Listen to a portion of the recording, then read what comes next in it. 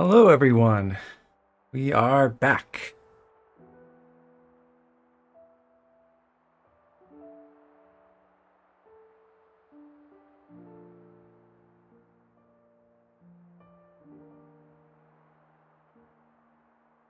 One second. Okay. Hi, Cactus Pear. Hi, Aisha Boy. Hi, Robert. Hi, Arhead. Welcome to the stream. Glad to see you guys. I'm gonna go ahead and load back in. On the last stream, we had just finished Noah's Ascension quest, which is the last real story quest before the final boss. We do, however, have several other Ascension quests and other quests to do before we go to the endgame area. We're going to end up doing a bunch of stuff here in Fort Overbus, which is the fort in front of Keves Castle, now that we've liberated the castle and we can meet all the residents here. But we're not going to do that. Well, we'll do a little bit of that right now, some of the non-combat quests, but we're not going to do the entire sequence of quests here at Fort Overbus for a little while yet. Because we're going to run around and do some of the other ascensions and fight several more unique monsters and do a handful of other quests around the world first. Hey, Spaghetti Monster. Hey, Chris. Welcome to the stream. I'm optimistic that on today's stream we can get through most of the pre-in-game stuff. Maybe all of it, but probably not all. I don't think we'll go all the way to endgame, but we'll see how it goes. Or had you just beat your first hard playthrough? Glad to hear it. And glad all the tips helped. Did you do like all the quests and everything, or did you go, more closer to the critical path? Huh? Hey, did you guys hear something? Let's see. Okay, I did set Fiona as my hero. Okay. Yeah. At the end of the last stream, I chose Fiona as a hero because she's needed for a quest here. We'll start some of the quests here at the fort, inside the pub, the tap dancing Napa. This is Ulrich. He's sort of the protagonist of the Fort Overbus quest chain. The castle inspector. Almost all the quests, right.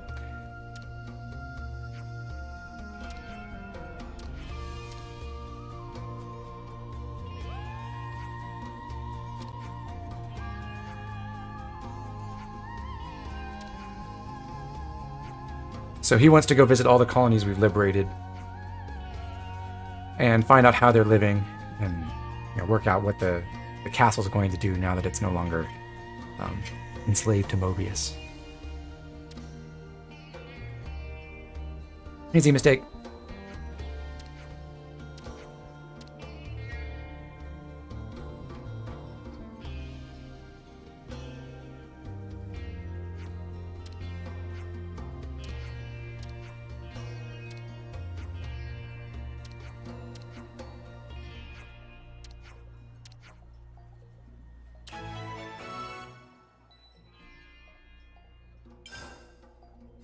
Good to add more names.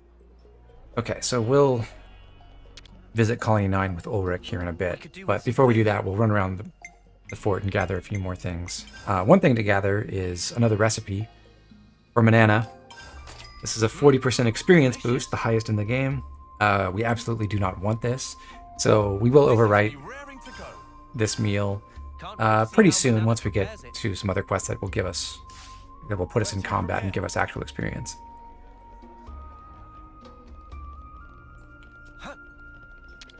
Wonder what's inside. This has got to be worth a bunch. We should take good care of that. You want me to lead?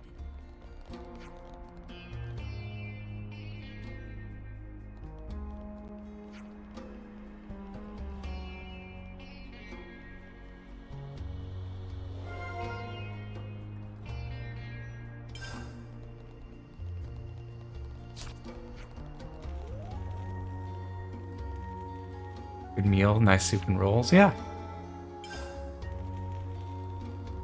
I would say by and large, the meals in Xenoblade 3 look a lot more appetizing than, say, the Fire Emblem Three Houses meals. Are we back at Keves Castle? Yes. We have just liberated it in the last stream.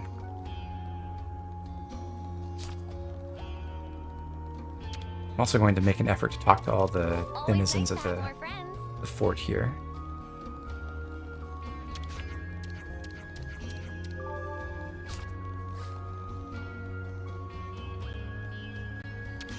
And there's a commissary where we can buy certain useful accessories. We already have shield belts, which are some of the more consequential accessories you can get here, but we can also buy platinum belts.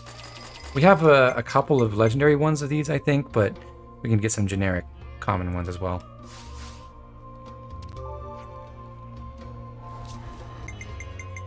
And I could be wrong about that. We may not have a platinum belt yet. Oh, we have one rare one. Okay. So we'll put a platinum belt on Mio instead of a black belt.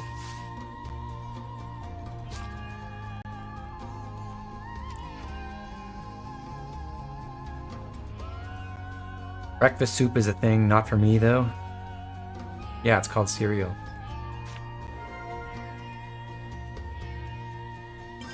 Sounds like a scoop. I did go in this alleyway, okay. Yeah, for whatever reason there's a location here. Helheim Sky Bridge, so if you never run down that alleyway, you won't get automatic map completion. Hello, Heath.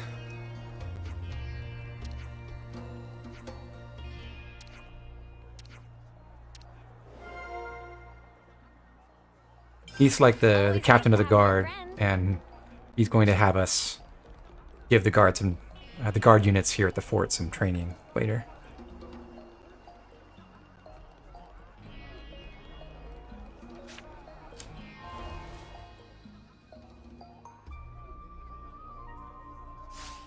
Okay.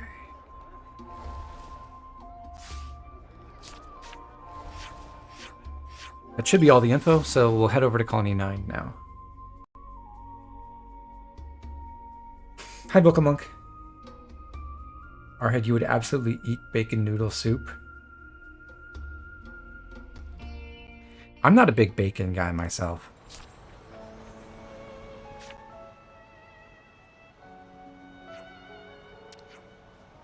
Especially not as a topping or an additive. Like bacon in a salad or something, I just find extremely overpowering.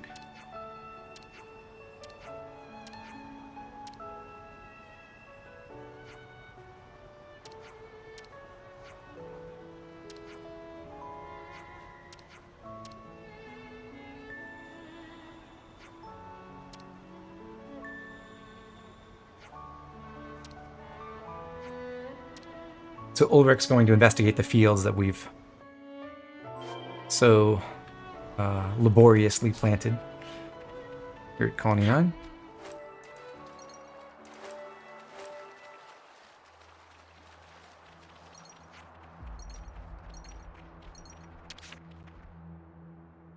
You must bear witness to the glory of the spuds. Yes.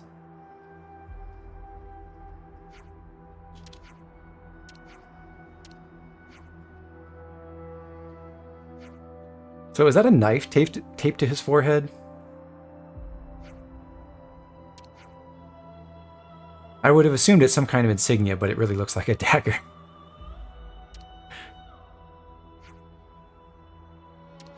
Like a box cutter.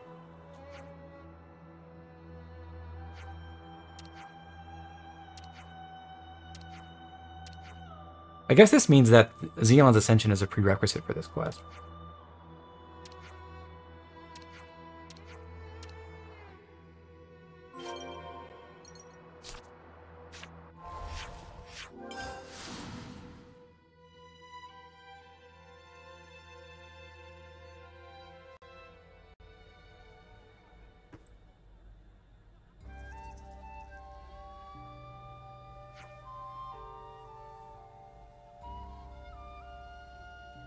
Favorite form of potato?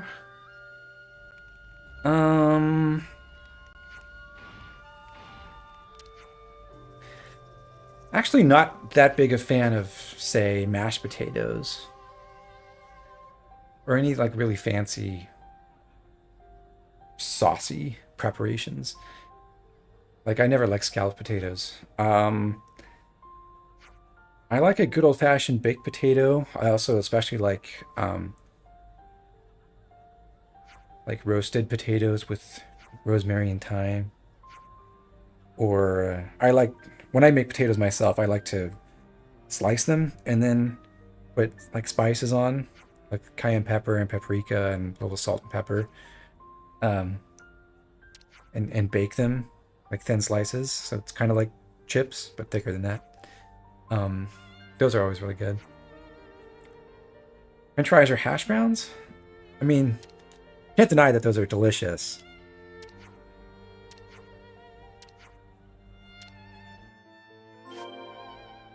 But I'm not, I mean, they're kind of especially bad for you.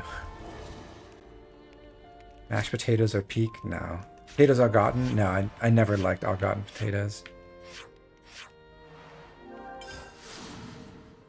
Also, I have the trauma of having to clean up the dish when we had potatoes au gratin as a kid. Never worth it.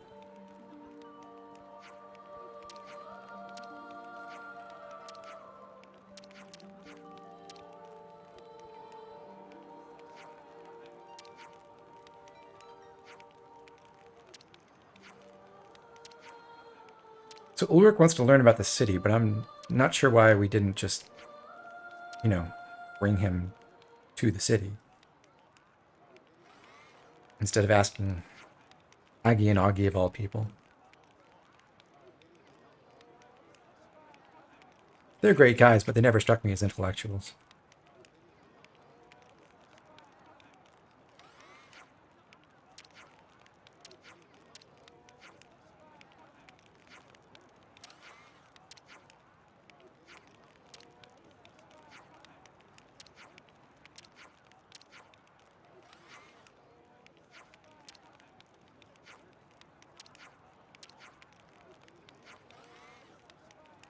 Ulrich's deciding that he wants to truly get to know the Agnians and live here at Agnes Castle for a while to develop greater understanding for all of Ionios. Good for him.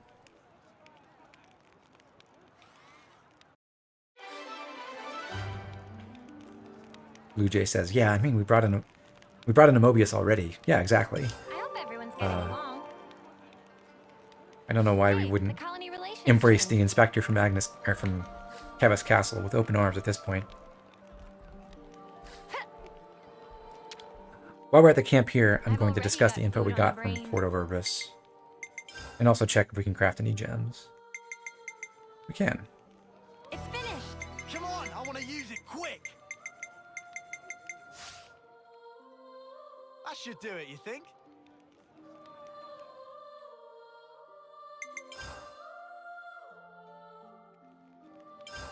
Group chat first, right?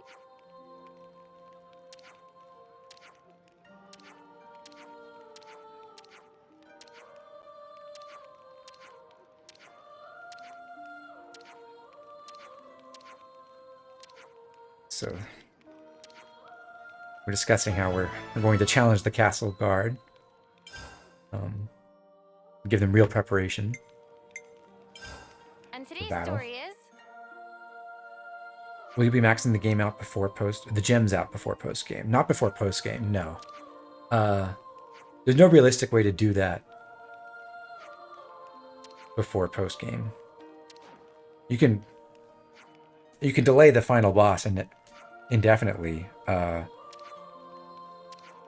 And yes, you could grind your way through it, but there's no real reason to.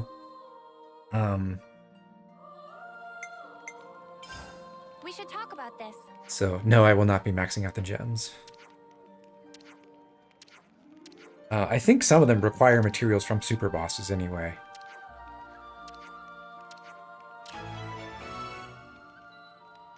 This will be our next quest. An artist. And today's story is...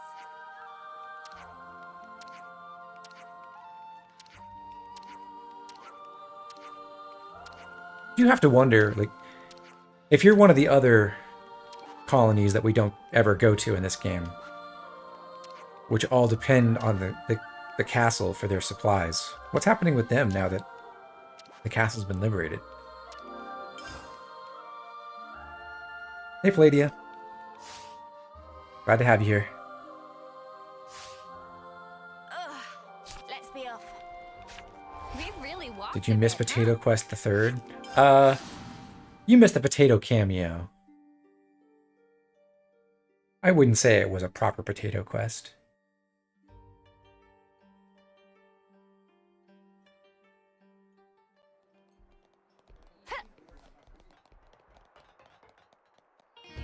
Hello, Stefan.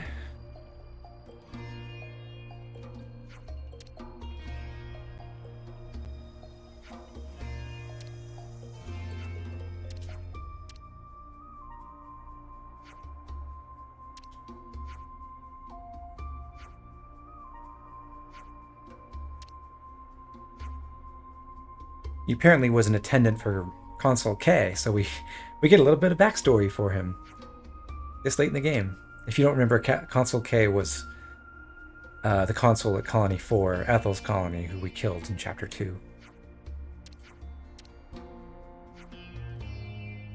The Strength Up gym is the only one I can think of that has stuff from a super boss. That may be true. Like, I think the only super boss materials are from the Arden one. Like Royal Arden horns or something like that.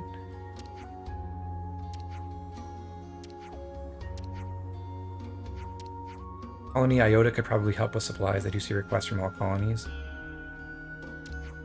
Yeah, but wouldn't Colony Iota have a direct incentive right now not to resupply the colonies that haven't been liberated? You know a character is an artist because they wear a beret. Yes.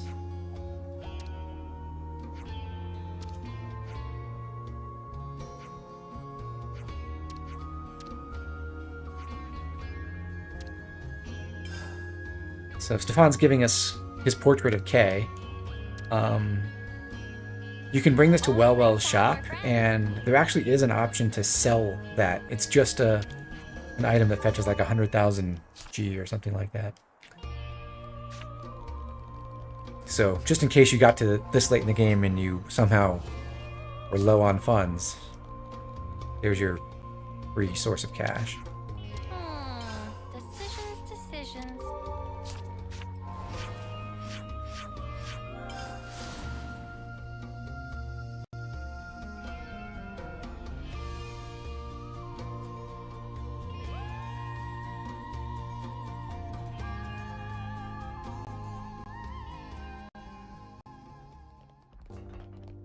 You didn't want Kay sneaking up my inventory? See, I don't like selling it. I think it's great. Although I wish you could like admire it in your inventory. Like if the inventory had pictures. Basically make it a FromSoft inventory.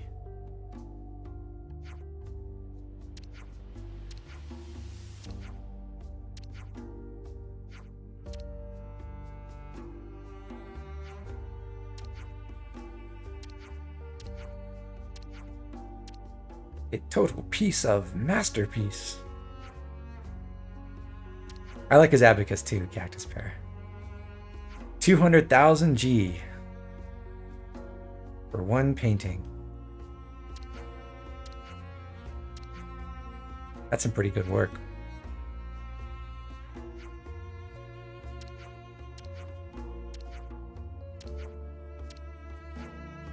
This game has no economy. It does have an economy, it's just... It has a Nopon coin economy.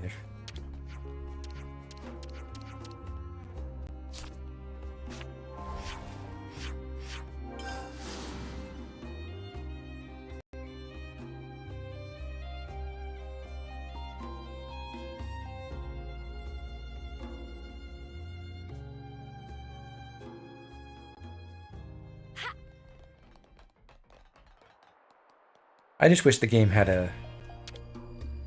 Well, specifically if the Nopon traders had a more extensive inventory and you could actually pay G to buy all the materials you needed for gem crafting at some point. Like maybe even if it was just in post-game they unlocked bigger inventories with all the stuff. That would be nice. Even if it was extortionate prices, that would make that process a lot simpler.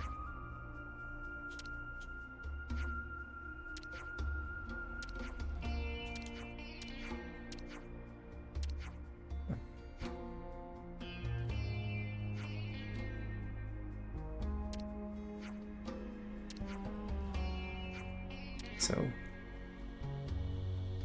Stefan needs a new model for another portrait to inspire him. And he's not satisfied with anyone in Ouroboros, so we have to find one of the heroes to bring and see if he approves, and it just so happens that Fiona is the one correct choice.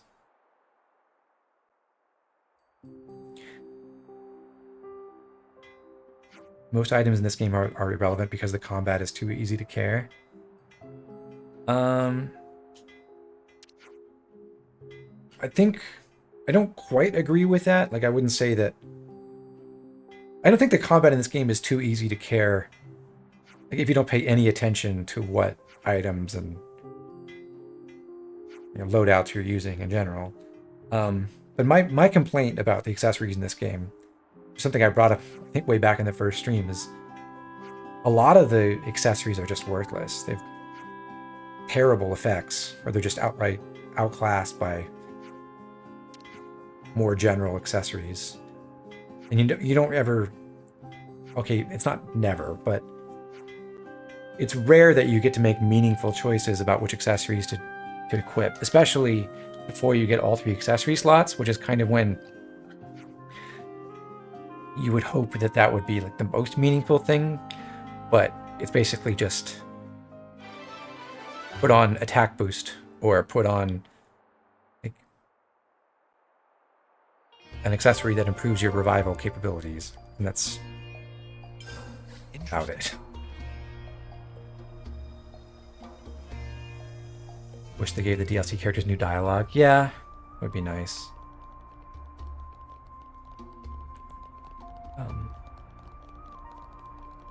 So yeah, I would say for most of the game, you just don't get to make interesting choices. Like there's a lot of work to do to put, a good build on, but accessories are not that interesting in the end.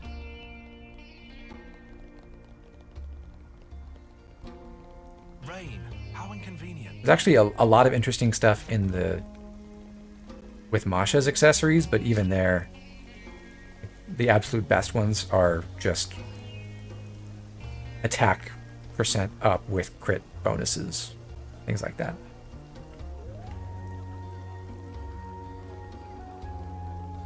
Okay. So we're going to leave the fort for now, and I'll put Valdi on the party for our next little excursion. I'm coming with you.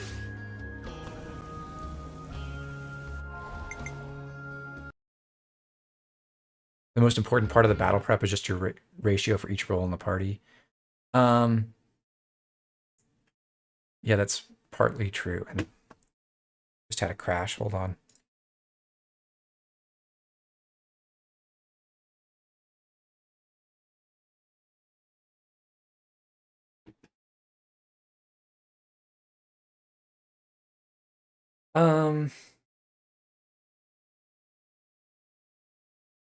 Yeah, that's partly true. Again, I don't really disagree, or I don't really agree. Like, big picture, that's an important consideration. I think if you do take the time to dive into, putting together proper builds and everything, that does become more interesting, because there are times when you can run a little leaner on, say, having healers if you have a well-built party, or you could have one or no defenders, or you could even be low on attackers, depending on what you're trying to do with your party. But that is very true for like the first 5 chapters of the game, at least.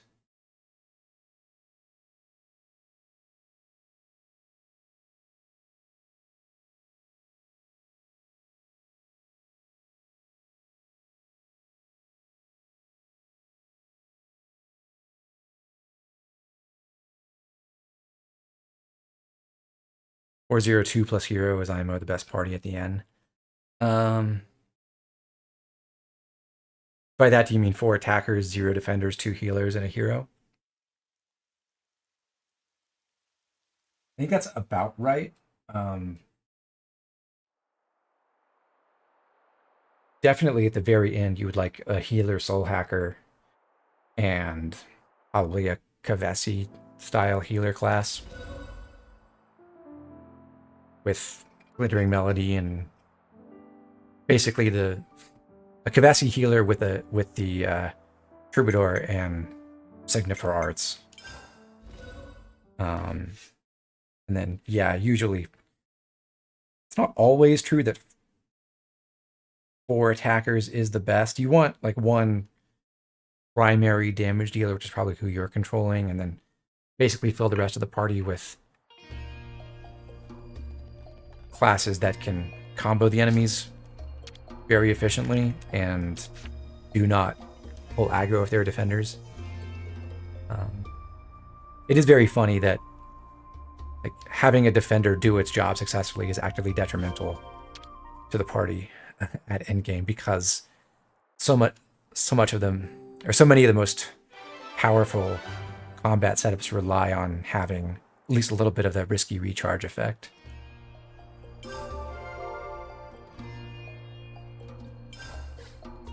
Caldeo, you always have at least 3 healers.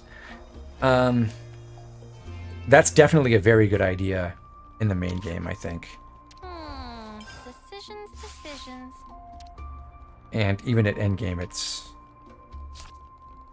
not bad. I would again probably have Soul Hacker and Kvesi healer, and then maybe just some other healer. Ideally, probably an Agnian one that can use a bunch of combo arts for help.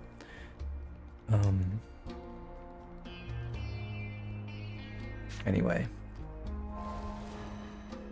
Okay, I think I've done everything. Caldi in the party. Can't forget our progress update. And let's not crash this time, please.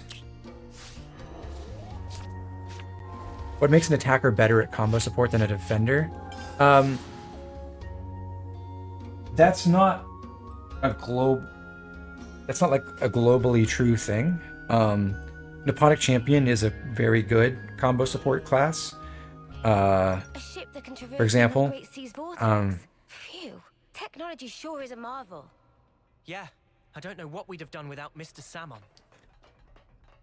And a lot of the defender classes have built-in combo arts that are useful, like Lone Exile, Guardian Commander, Heavy Guard. Their topples and launches. But the thing is, you don't...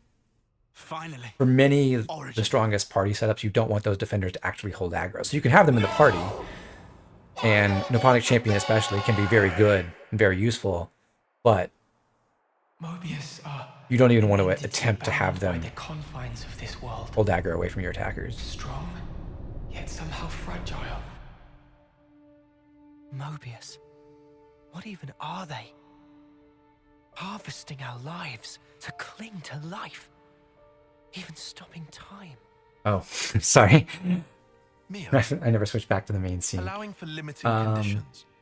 Is this... We are reborn Yeah, why is it after showing we've black died. screen now? A Mobius as well. Mobius, Gonna... They-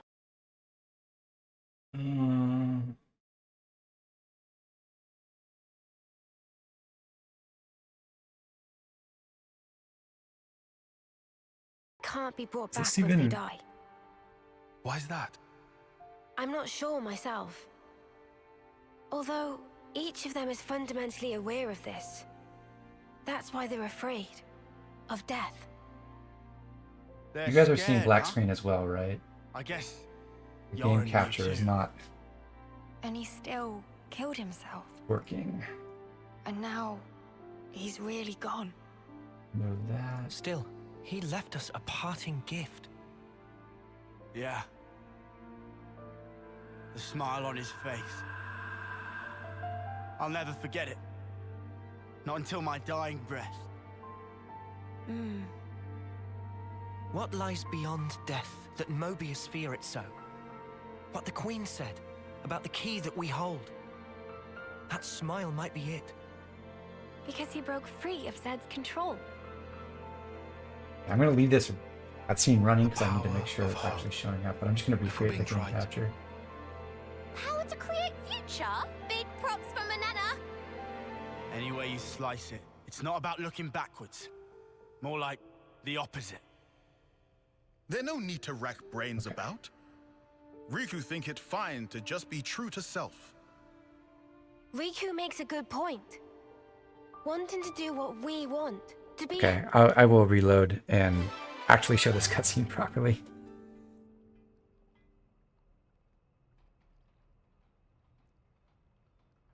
And I believe it's not. Portions are wrong. Oh.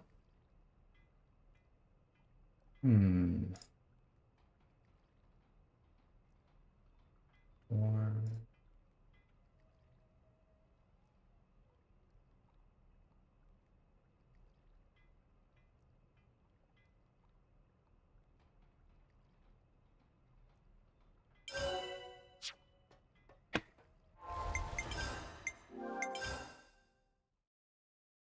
Okay. Everyone's seeing this correctly now, right? Sorry about that. I don't know why OBS acts up sometimes.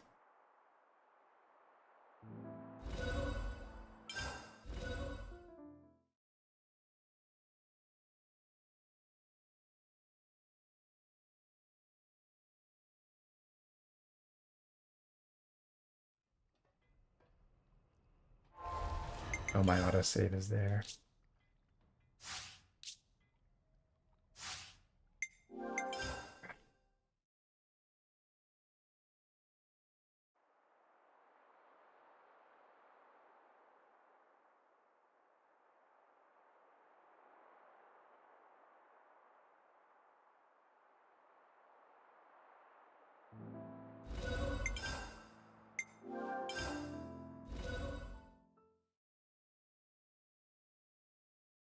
Luckily, I quick saved right before we crashed previously.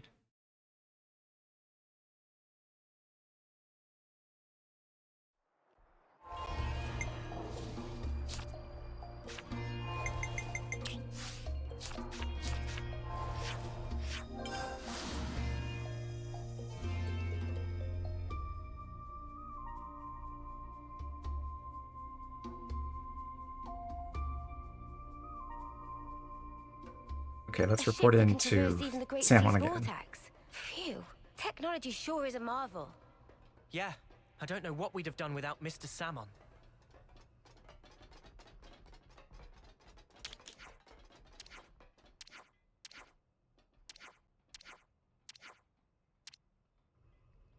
Have fun with it, Mr. Salmon. Finally. Origin.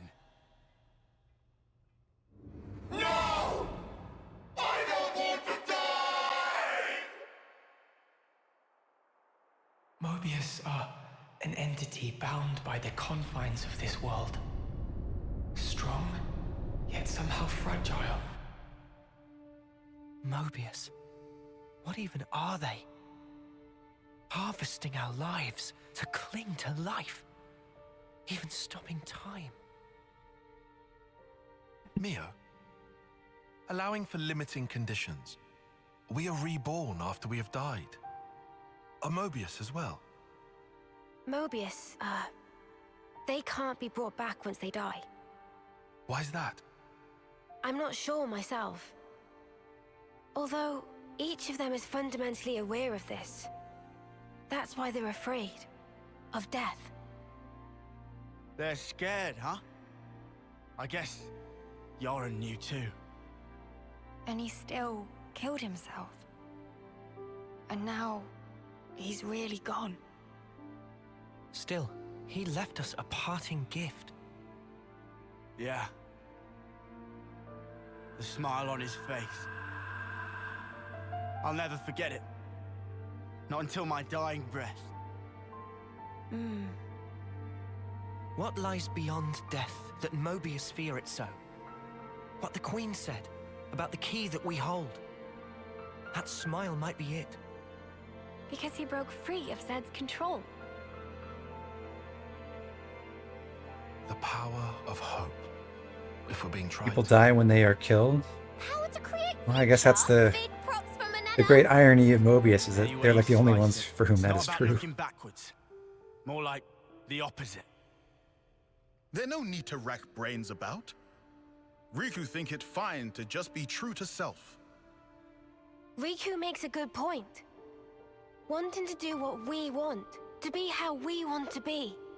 That's how we should carry on. In that case, I'll continue down the road of the future that was meant to be.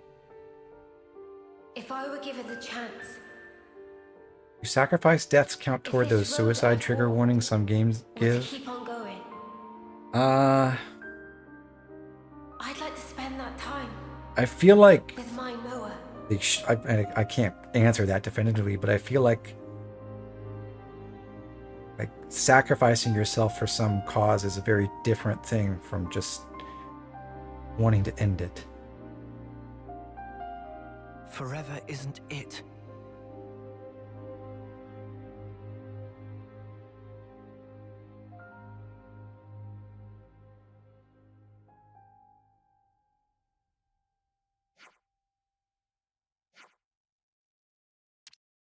Engine already installed.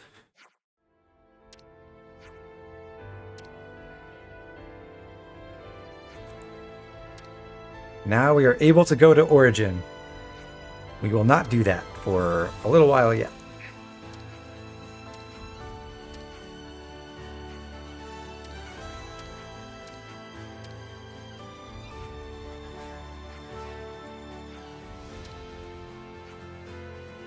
But if we wanted to, we could go straight to the final dungeon right now, and there would be like 15 enemies or so between us and the credits.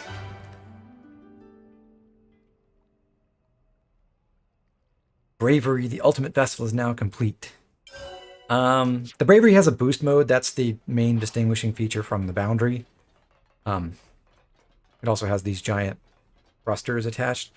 Otherwise, it's not too different from the original ship. I kind of wish it was a different color, just to distinguish it more, but it's a good little craft.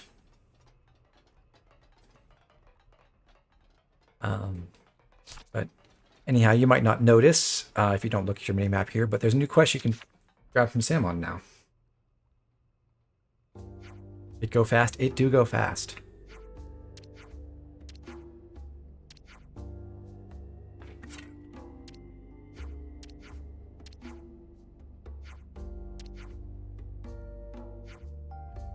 And this is where we finally get a name for all those mysterious metal shards we've been picking up all around the world for the entire game.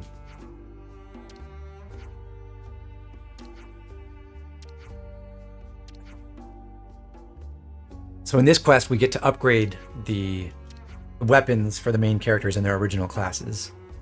If we bring together each of the 7 Nopon who have an ultimate hammer, there's Samon, and then there are 6 others to meet around the world. So this quest requires you to do a handful of other side quests along the way.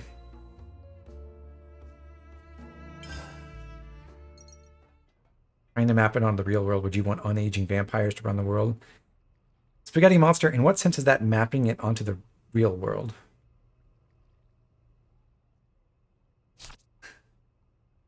But no, I would not want unaging vampires to run the world. I love how you just pick up random fragments, not knowing what they do because they look cool, I guess. Cactus Pear, isn't that the dream? Just Right.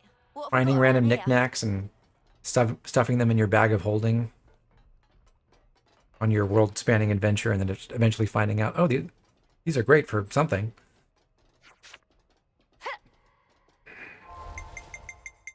Alright, so uniting the 7 Nopon is the quest. We have to search for Nopon that hold an ultimate hammer. You don't get any directions for this, you just have to basically remember who all these people are. One of them is here in Cadencia, back in the prison camp. And this is the one we need Valdi for.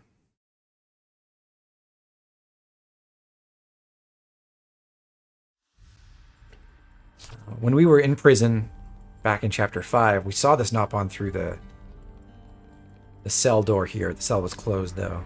Now we can talk to Fixie. And it turns out that he is Valdi's master pawn.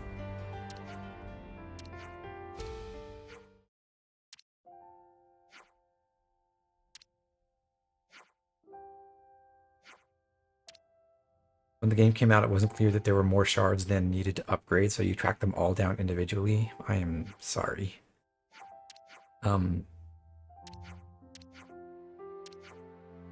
If I have gathered everything properly throughout my route through the game so far, I will not have enough origin shards to upgrade every weapon at the end of this quest, but I will be able to get the most important ones. And we will be able to upgrade all of them before we go to endgame.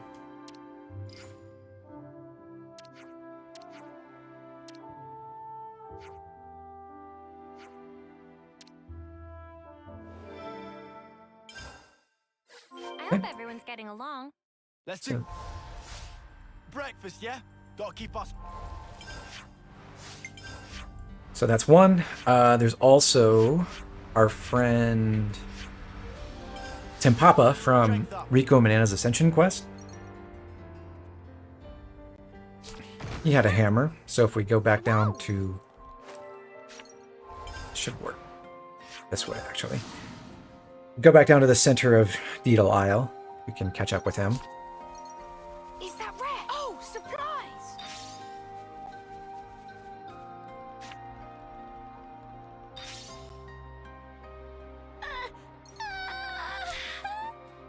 I hope we don't This get one's hurt gonna be too tough. badly.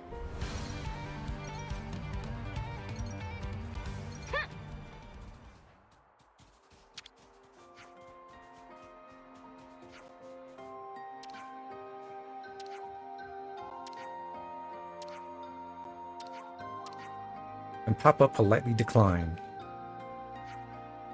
Except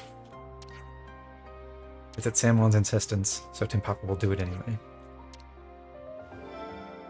Did that cutscene auto-equip Valdi? I hope everyone's getting along. No. I put him in the party before we went to see Samwon in the first place.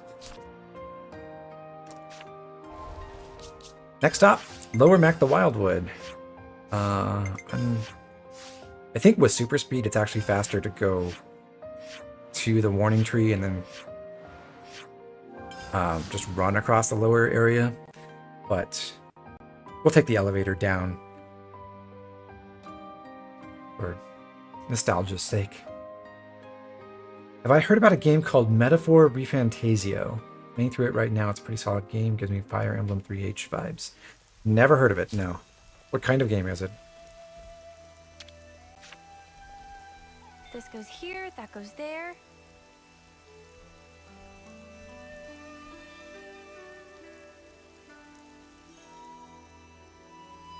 Quest that doesn't show you exactly where to go. Actually, that Arhead, that makes me curious. If I put the show quest route option back on, will it do anything? Nope.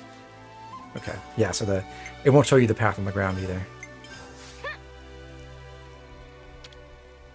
It's from Atlas. It's basically Persona Time for a 6. little rest. I've never played a Persona game either. But, okay. Sounds kind of interesting. I doubt I will get to that anytime soon. But cool. That's gonna be a tough fight. Whoa, got a rare doodah right here.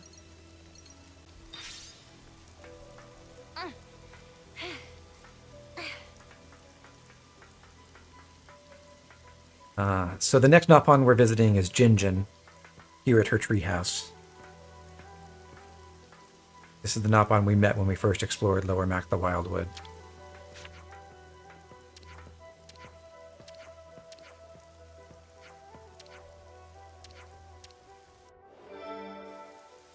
I hope everyone's getting along.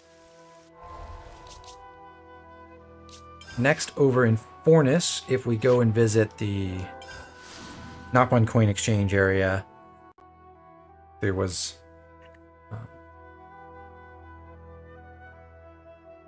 Berber here, who also had a hammer. I hope everyone's getting along.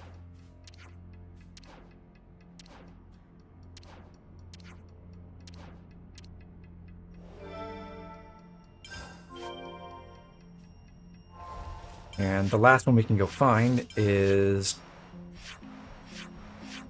Pain, the guy who was parched in the Aegis Wilderness when we first came through back in Chapter 2. I hope everyone's getting along. Shilshill's master.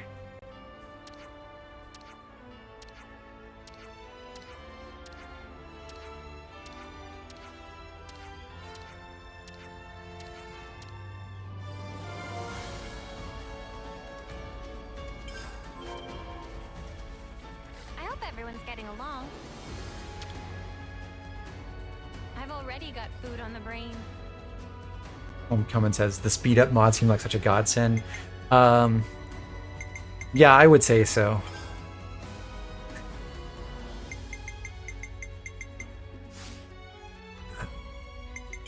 Right, so we found 5 of the 7 Nopon. We already had Samon, Story is, but that leaves 1 more. And Riku recommends that we go to Colony 9 because he's the last of the 7 Nopon. The 7 Master Pawns. But he left his hammer back in one of the supply tents in Colony 9, so we have to go and get it.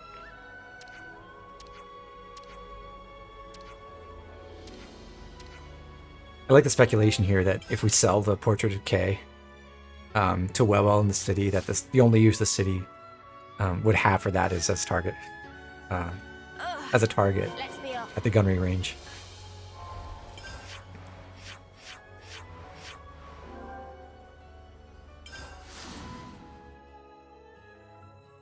So over at Colony 9, I'm going to stop by the canteen. I don't remember who like half these characters are.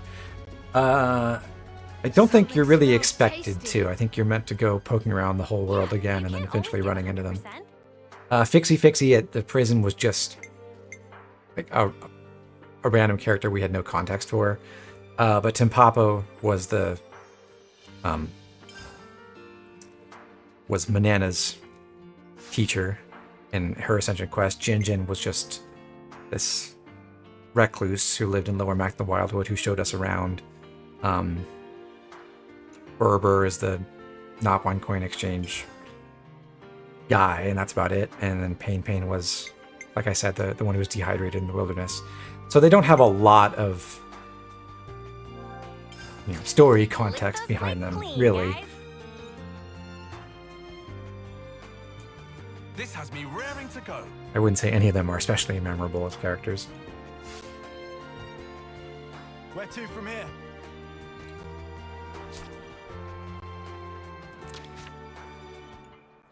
So I just ordered the Baked Spongy Spud meal to replace that experience boost meal we got from Porto Verbis.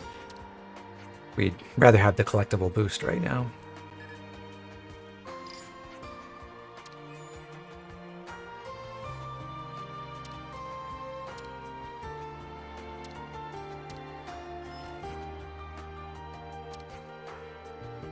Like it conceptually, you just wish you were forced to meet them all through doing all the hero quests. It is funny that only one of them is from a hero quest, and the rest are just... Well, I guess Fixie Fixie at the prison is not tied to any kind of quest. But the others are just, characters and random side quests that you may or may not have done. And you do have to do the quest before they can Something smells tasty. move to the city and go to the workshop.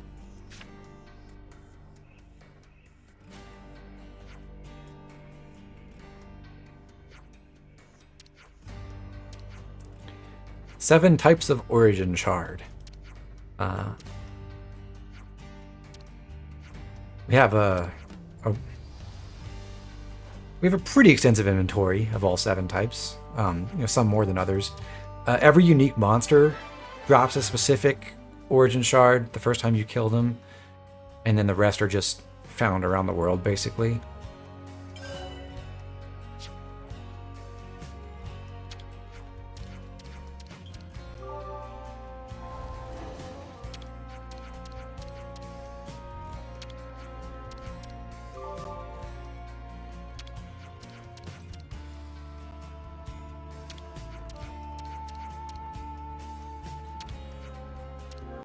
So, we get to choose whose blades to strengthen first. By far the least important are the healer blades.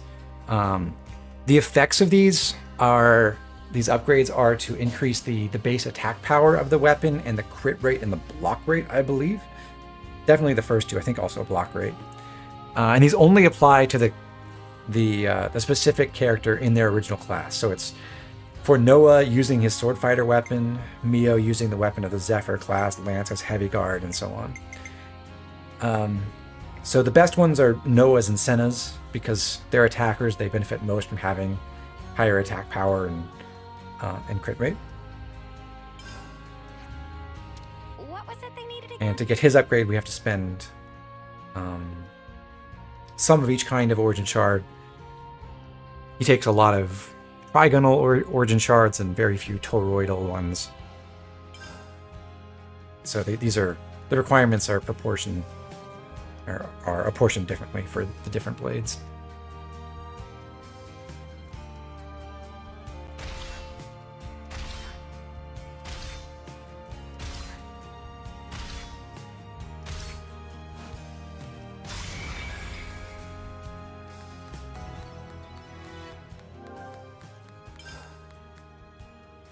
So this process does change the models for those weapons. By and large, I'm not a fan of the new models. They just add spikes and flaps and other random bits and bobs. And I don't think any... Well, some of them look alright, but I think a lot of them look kind of bad. But alas.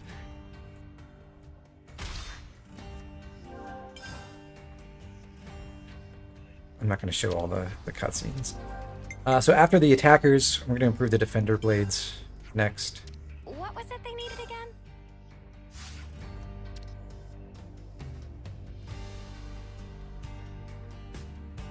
More spikes equals more cooler. Nah.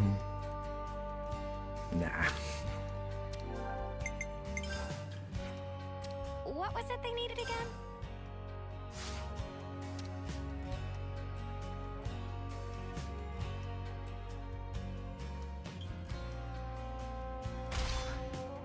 I do like the upgraded twin rings, though. Have to admit that, at least. I don't believe we're going to have enough for the 2 healer blades right now. So we'll save that for later. And we are about to get back into combat pretty soon. So let's go ahead and pull out some soul trees. Noah just got his second soul link slot.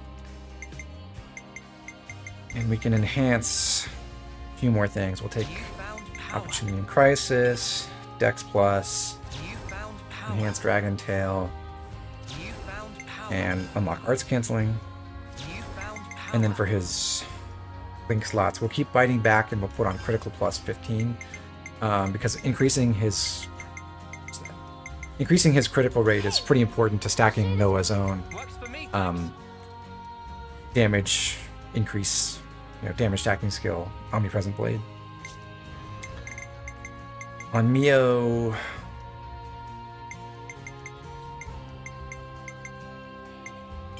will enhance her talent art and also Eyes on the Prize. I got a new trick up my sleeve.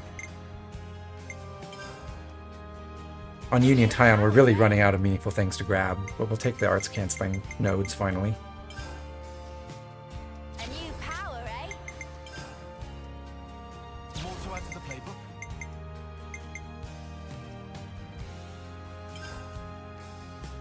More to add to the playbook? Check out this sick new skill! Lands, we can get some more block rate boosts. Check out this sick new skill! Check out this sick new skill! I feel like Noah L7 should have been powered up with the blade upgrade. I'm not totally sure, but I believe his, maybe not unlimited sword, but Infinity Blade, I believe, actually uses the stats from his sword fighter weapon and not Lucky 7. So that might actually be affected by the blade upgrade. Let's see. Senna. We'll just go out towards this heat control node. Whoa, new power. Whoa, new power. Take Dex up. Whoa, new power. Okay. So that's basically the end of our errands. Now it's time to put Gondor in the party, Not to blaze a trail for you, Dad. and we'll do her Ascension quest. That starts at Agnes Castle.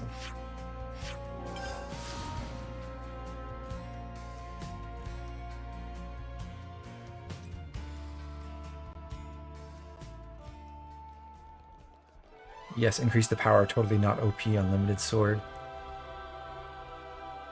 Honestly, why not? The disappointing thing about unlimited sword is there is level up data for the Lucky 7 classes, Gondor. Just who I wanted to see. but you never actually get to use anything but the level 1 Something wrong? stats, the rank 1 stats for the Sorta. class. But just the other day, one of our squads got chased by a ginormous monster. Yeah? How big are we talking here? Big. Really big.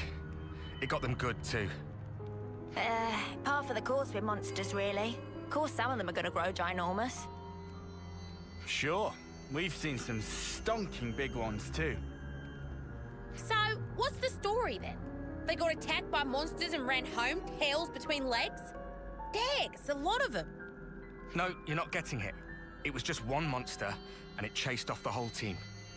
There was a scavenger team from engineering on a mission in the Fornis region. You don't say. I'm starting to respect this monster more than I respect you lot. If they got wrecked by a single enemy, they must have got careless, even if it is a big one. I wouldn't be too harsh. If a monster senses weakness, it can strike without warning. No, it's more like... Well, they say it let them go.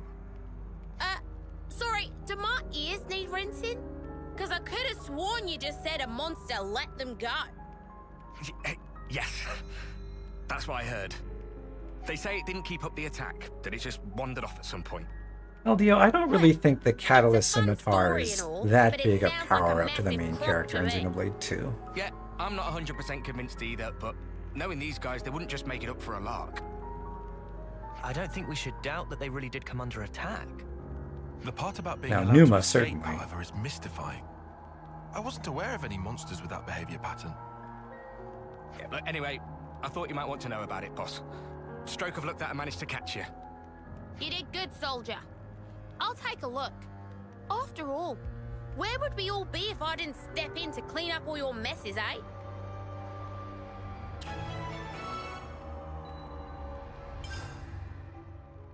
Hope I'm not too rusty. We can go a few rounds if you want.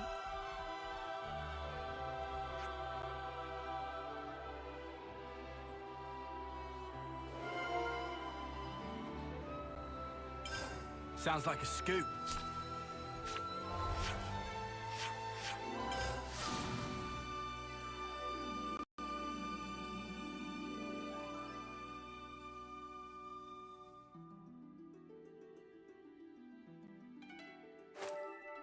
Hey, that's not your everyday chump.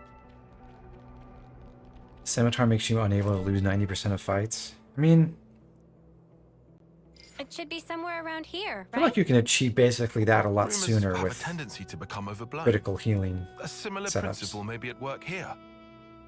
Well, duh.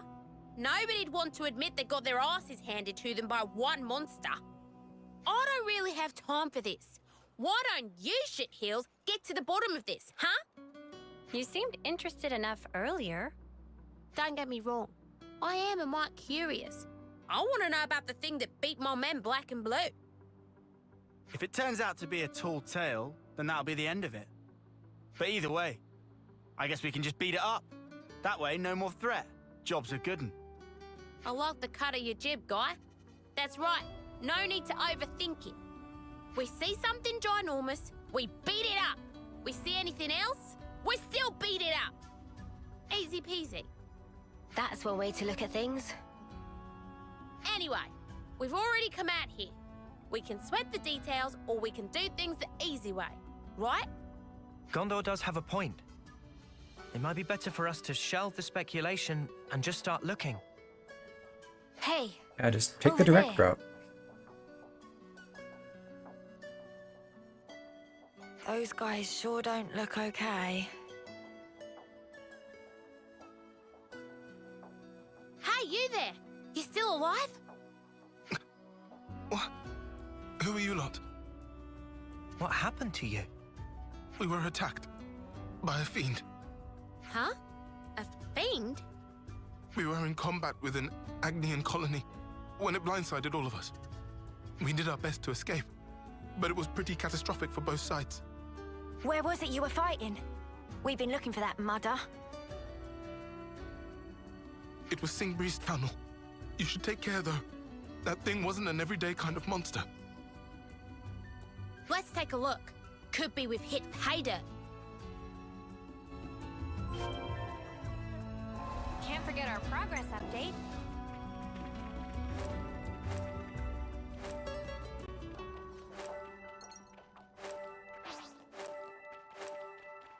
I really enjoy this upcoming fight, mainly because of the name of the enemy group. There they are! Is that who we've been looking for? They look to be surrounded. And are those the infamous... We can talk about it later. Those people need our help. Yeah.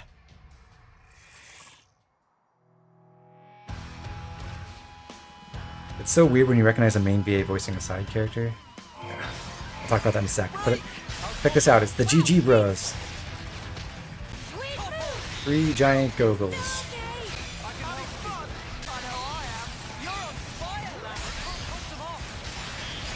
That was a really late launch, unfortunately.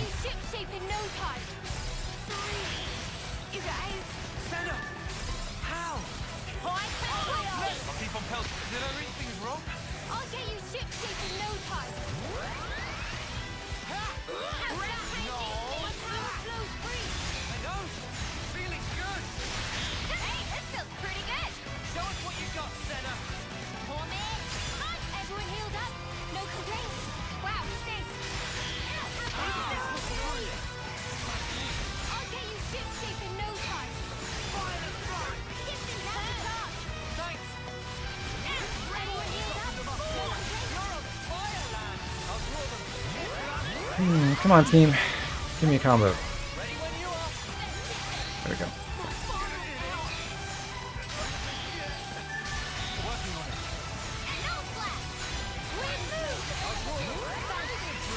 Nice. Yeah, I think I'm coming to your point. I think the weirdest case of that is the chapter 5 end of chapter flashback sequence where you have But we met some of your mates earlier, I think. the guy in the city who has the voice of Tyon. Made it out alive. You lot are pathetic. But you do see Getting done in by this small fry? other characters you who got it share the wrong. main character voices. Before we got ambushed by those And things yes, it you is just weird. took down, we were fighting a ginormous Turkin. Oh, wow. I'll take it all back then. Clearly, you're all valiant soldiers who got messed up by a Turkin. Admittedly, these monsters were pretty large. They were pretty strong, but was it really such a big deal? Spark it all! It was a huge one that did us in. Anyway, we'll go rendezvous with our friends. Sorry for dragging you out here. Well, that was a bloody waste of my time and talents. Ginormous Turkin, my shapely arse. It's difficult to believe that Turkins would even nest in this area. And it's not like we could just go and rustle them up. I think it's at They least did. implied that those Kevesi are Okay, so not what's from the one of our plan? liberated Go back? colonies. I Which just makes it a can't little get bit over weird how that they we just came kinda all the way out here, and we didn't walk even get off into a and don't decent scrap. oppose us in any It's way. the shit that really roils my guts. Whoa. Wow. Now we're talking. Honestly, That's this what I want to sink my teeth into. this Turkin is not even that ginormous. What? Get after him, you lily-livered dags! They said they were in combat with Agnes before the Turkin showed up. Yes, they did say that. Gondor, no running off. Something so valuable here. What do you mean, no running off? She's right there.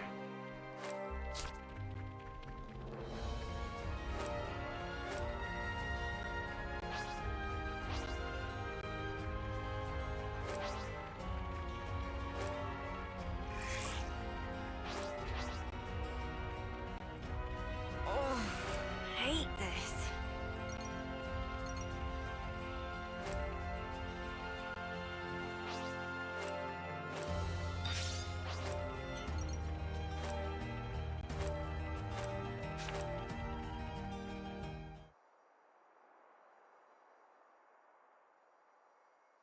Why were you running? He's got big energy. Anybody run away when scared? Big Turk energy. Yeah, I suppose. But you're a ginormous Turkin. The Gondor is just really small, more than anything. When she puts it like that. It's definitely more ginormous than a normal Turkin. What is big idea, huh? Barging into roost. What is the with muddy biggest books enemy in and the don't series? fall reading. I don't know. Don't act innocent, beak freak. You're the one who messed up my guys. Huh? And what problem with that? You want to know the problem? There are some How awfully about big I ones. explain it to you with my Who's the biggest in fists, Xenoblade you 3, I shit-crusted wonder? featherbrain? I not know where humans came from, but they attacked me, so I chased them away. It's That's the end of story. probably Colony Lot of Lambda? ruckus in neighbour brood recent. Turkin just want peace and quiet. Quiet! That too much to ask? Well, we did hear it let the soldiers get away. You humans think we special. Keep coming to capture and attack us. When Turkins get attacked, we return claw for claw. But we never attack humans if humans not attack us. What? So you weigh up whether or not you want to pick a fight? Humans not any different. Ah. Violence only breed more violence. Therefore, when hit Turkins, expect it. How does a Turkin say some of those words Did you without just any threaten lips? me? Wow, you got guts, blockhead. Beats I me. think I'll grill him for supper. Hold on, let's not get heated, Gondor. It does make a lot of sense what he's saying. They all have voice synthesizer implants. So tell us, why are you here? They're no big mystery. Had argue over territory, so now Turkins just look for easy living place. Somewhere comfy? Comfy, yes. Turkins is not island, just like humans. Not an island? What, you gonna build some kind of bird confederacy and then attack us? No confederates. I'm not attacking flock like you. When fighting, I alone. So, what do you mean? Confederates you're is a not good an one. island? I enjoy that. Good writing. It has kids. These are my Turklets. I search for easy living place for them. Huh? Hello, little Turklets. Oh. That This quest mostly exists to make us feel bad about all the Turkins we've killed over the course of the game. Only flock with birds of same feather. I try talk sometime, but they only run away. Can't really speak for you personally, Bud, but it sounds like you've had it rough. Very rough. Like trouble with neighbours wasn't bad enough. They're also little food to eat. He thinks soon time for move again. New place with no humans. Better grazing. What? You don't get enough grub here? That right. I Turkin gourmet. I don't think you get to be picky in your case, mate. Was little Turkin joke.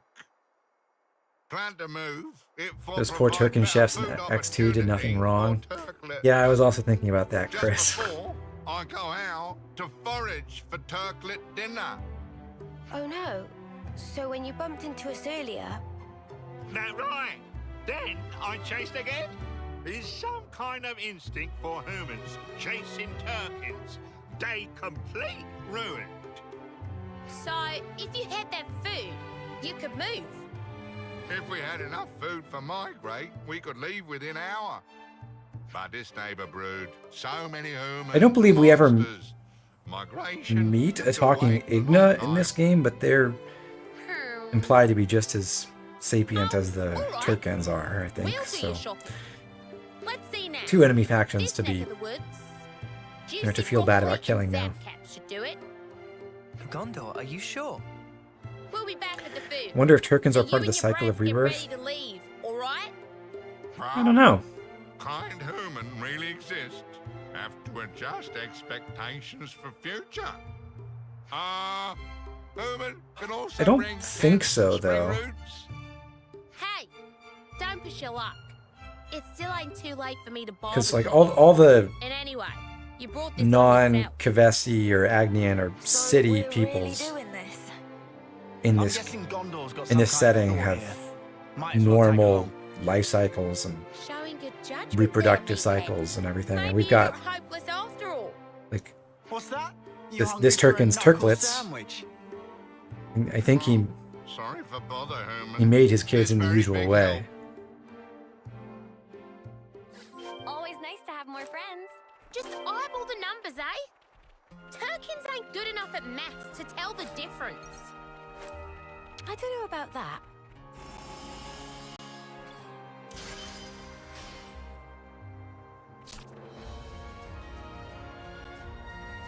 I hope everyone's getting along.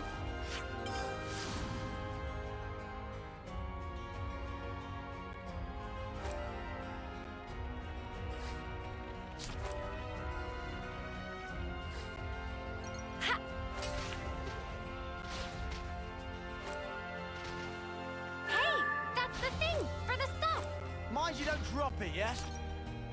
There's a bunch of spring root, and I think the others are over in the west here.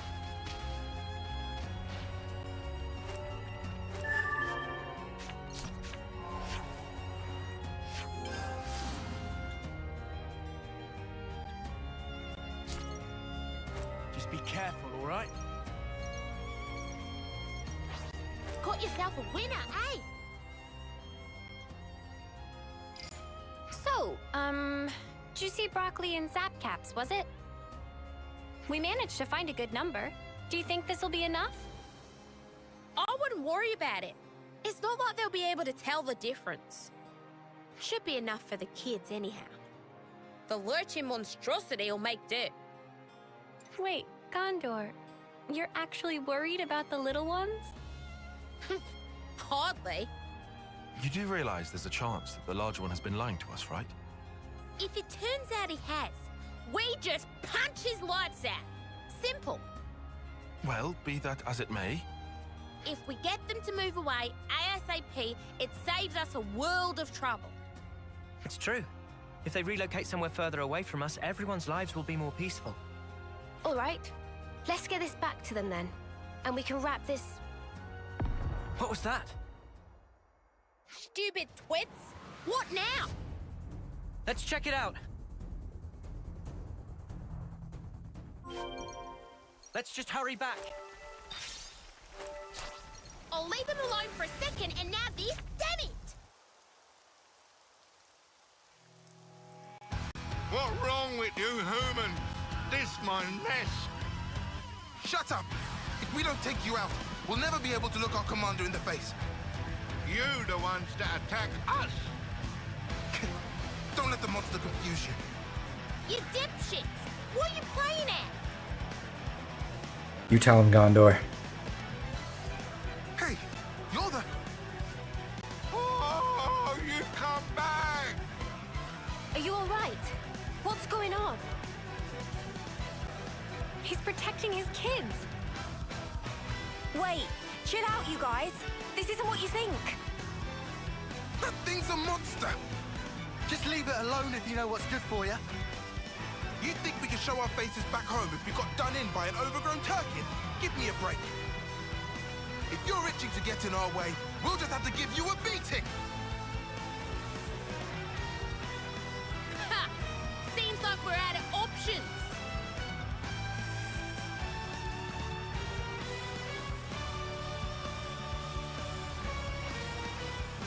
Oh, Colony 29 raiders, so it is explicit that these are not from a colony we know.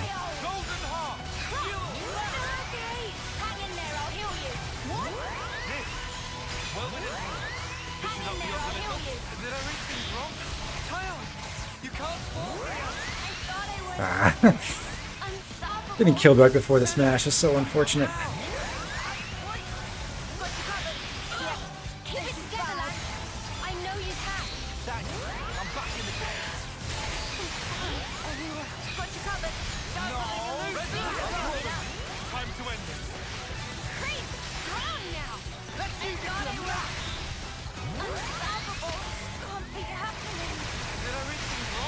I'll get you shipshape in no time.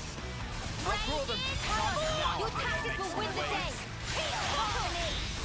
I want to die. Really? This can't be happening. No! Hold them off. Does that hurt? Well, suck it up. Noah, I've got another notch on my belt. Let's do this the usual way. Or the old-fashioned way. How many colonies are seen in 3? I would say ballpark, like 40 of them, 45? Probably something like that. There's a good number of random ones that just show up in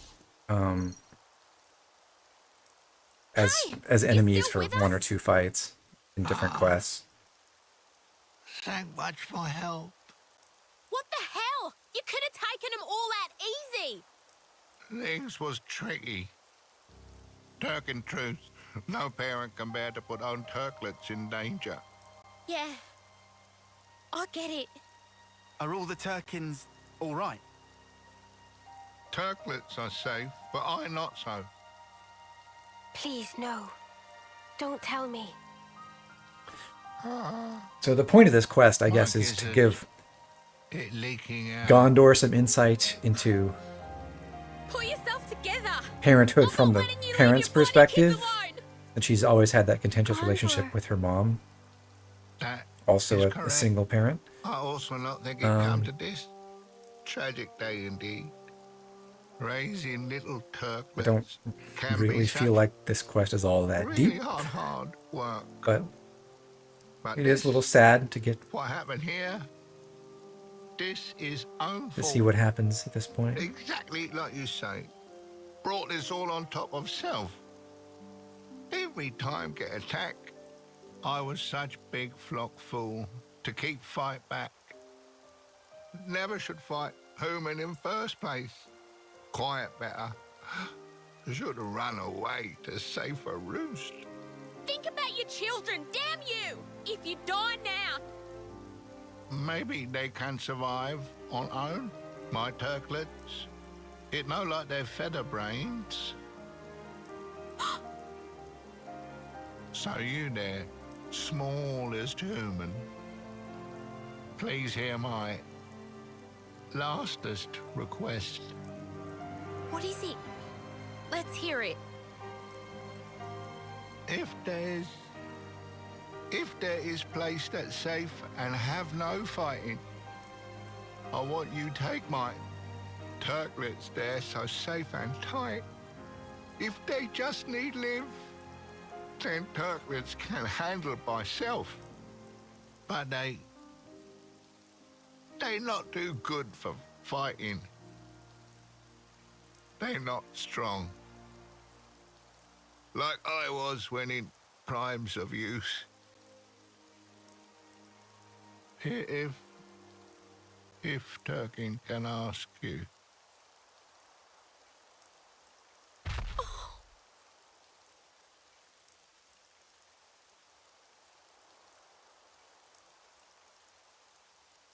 He's gone.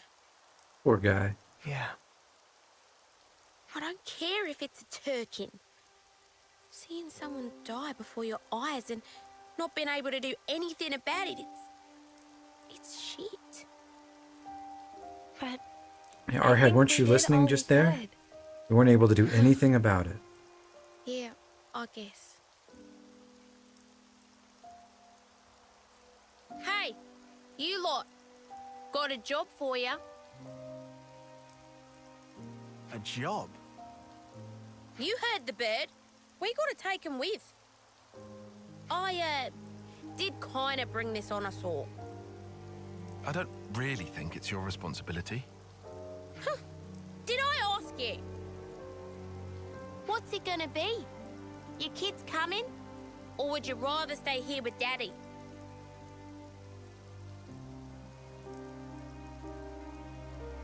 Alright. Go say your farewells. Say your farewells to whom? It's not safe here anymore. So don't take any longer than you have to. I guess say your farewells to your father. Now that I think about it. Gondor, are you sure about this? Life I was puts it in thinking front like, of me. oh, is there So I wanted to do what I could. what, their friends and to family that make don't their exist? lot But, bearable. alright. And there's just the little ones left. If they say they want to live, I can at least give them that much. You're right. I think that's the best way. No voices for Turklets? Life can be a bitch sometimes. what's The the Jumbo Turkin, I alternative? think, is the only voiced None of us Turkin in this planned it. game. But we're family now. And family has to stick together, right? Right? I don't think there are any like Makes sense. main I'll tell quests you right now, the work will be hard. You'll have to or scratch for hero your own quests that grave. have other Turkin You sure you characters still who want it? talk. Your dad was a tough I don't remember. Maybe when customer. they steal the food at the Don't camp you in ever Mac the forget Wildwood. that. Do they like Ah, scream and she squawk and always stuff? I don't comes at you remember. sideways. Are you okay, Gondor? Mind your damn business. You're not the ones who's gonna have to teach stuff to non-verbal bird things. True. Let's get going. There's plenty to do and daylight's wasted. Congratulations on becoming a parent, Gondor.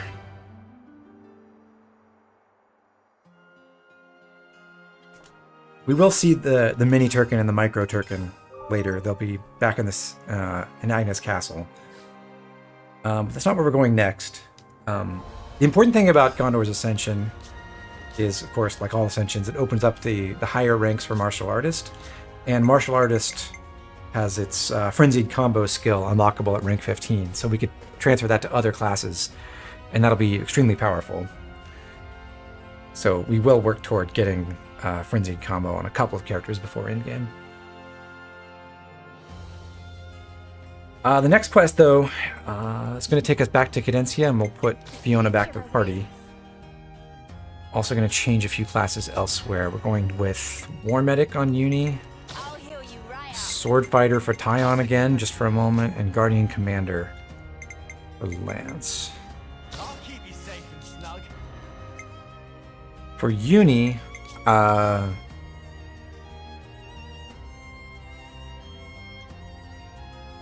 yeah, sorry. We can take Glittering Melody as our talent art. And now that we've done that, we also want Capable Hands. So we'll take that instead of Vector's Pride.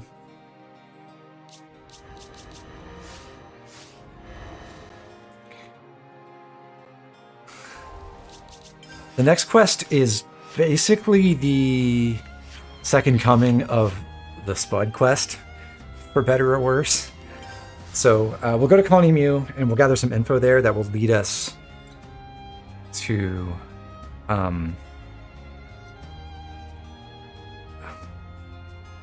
well, it'll lead us to a quest where we have to raise some Armus.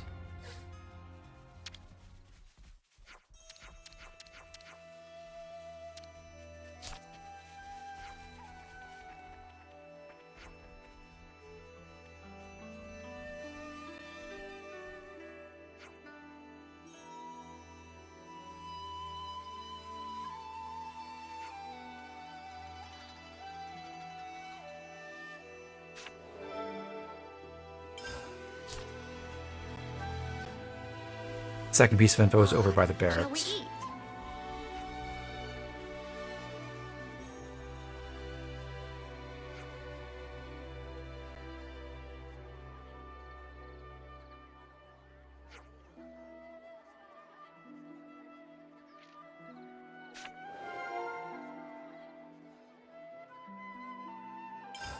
Got it all memorized. I'll draw up the rota for guard duty. This might get complicated.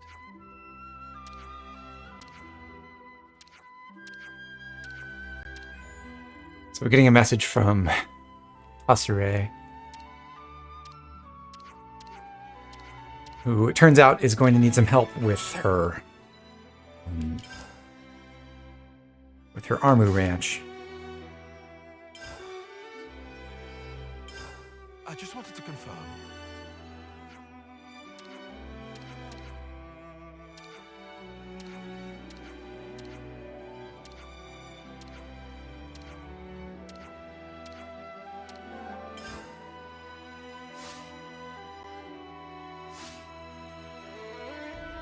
Everyone got their strength back?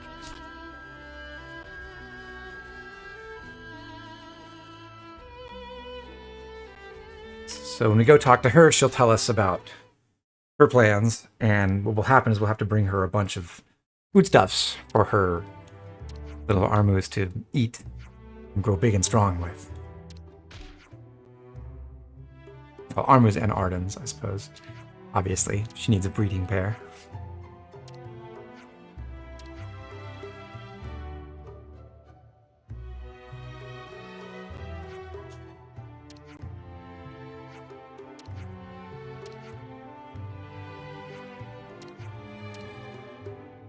And what's insanely frustrating about this quest in particular is you're given a set of different options about which Arden and Armu to pair together.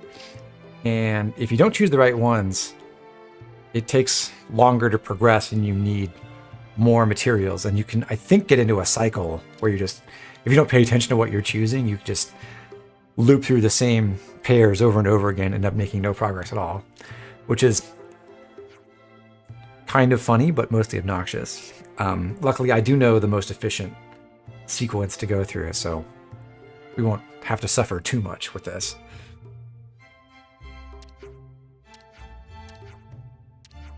First step in the quest is actually not to deliver the materials and get to the breeding. It's So that's the state of affairs. getting a manual about how to raise these livestock. And we get that from Well, our favorite bookseller over in the city.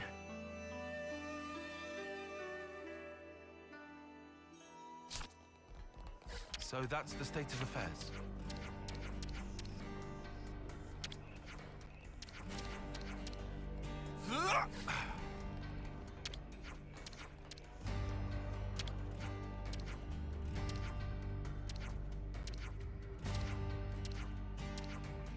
Let's see what you have. Armu psychology and Arden psychology. So that's the state of affairs. We can also talk to him about the painting we've gotten. But we want to hold on to that So that's the beautiful portrait of Kay forever, don't we? So we'll keep it. We can go back and sell it at any time.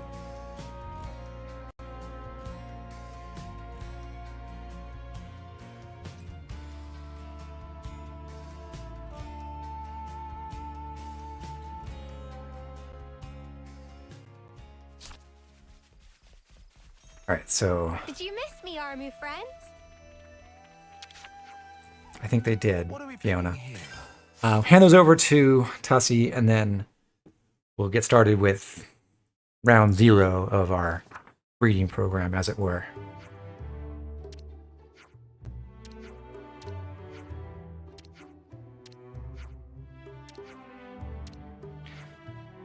And we get the reminder that none of these soldiers know anything about reproduction at all, so they're learning in a hands-on fashion, I suppose.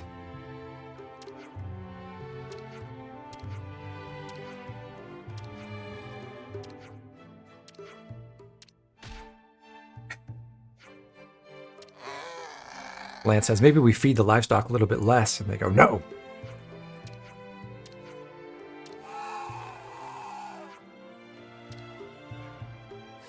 So that's the state of affairs. The items that they require. What's especially annoying about this is that the values of the different materials you can bring in each round changes. The values change in each cycle. So an item that might be especially useful, give you a lot of progress in one round, may not be the best in future rounds. For this one, heart peaches actually give you 20%. They're the best ones, but I'm going to use khaki kernels because I have a lot more of those.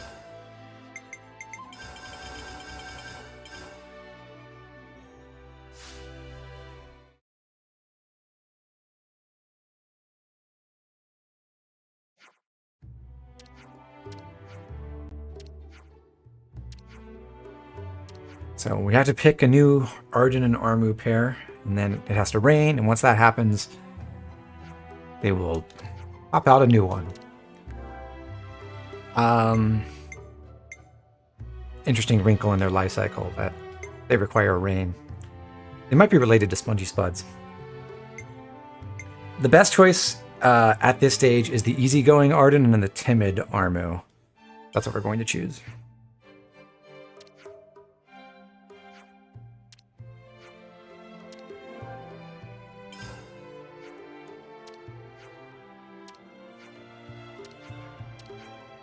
And once again, there's a powerful Nopon out there who can summon rain clouds. So thankfully we don't have to actually wait, but we do have to run an errand. We can summon the rain by going over to Sea Spray Lookout.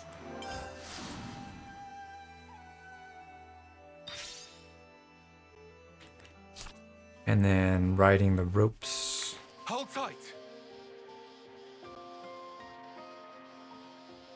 Down to where we fought the Nopon Eater. And then here we can deploy another rope to get to I think this is how it goes. the upper level of the island to the south.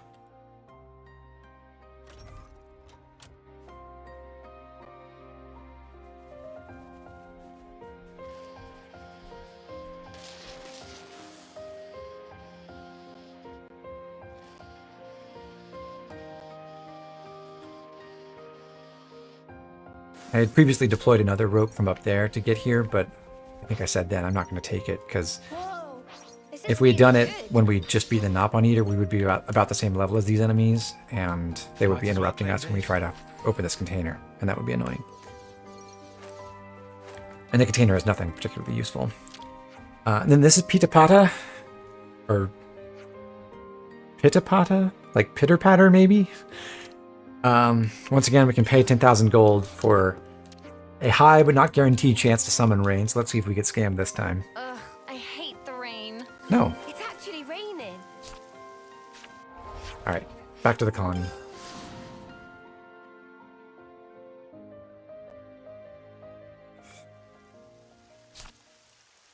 And over to the Armu Ranch again. What do you know? We got some baby Armus.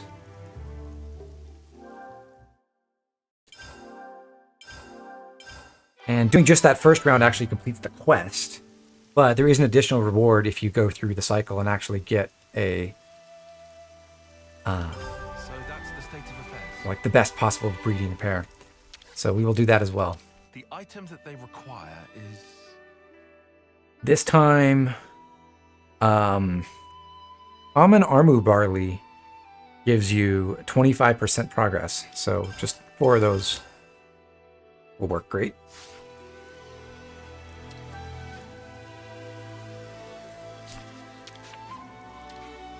What are we picking here?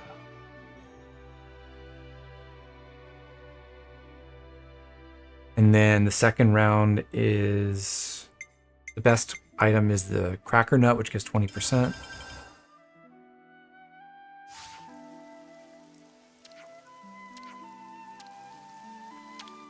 And then the third round, What are we picking here? the highest value is heart peaches, which are worth 10%. We don't have a lot of those though. So other than that, you can use armu barley for 5%, or plumage peach for 5%, or khaki kernels also for 5%. I'll use some armu barley this time.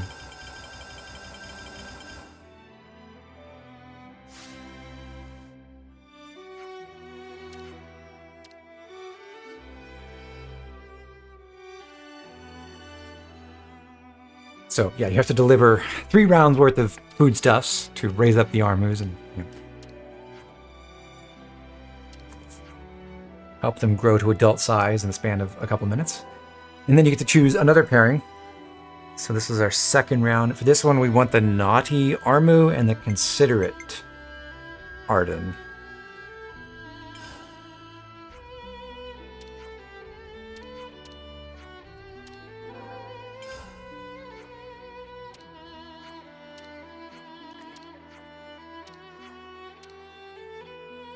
And you guessed it, we have to do all of that again.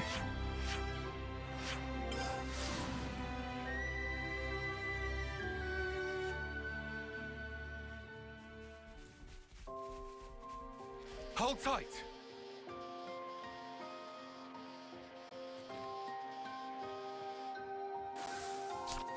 Quite a rare Check out the sight. view late in the evening here in Cadencia. Isn't that great?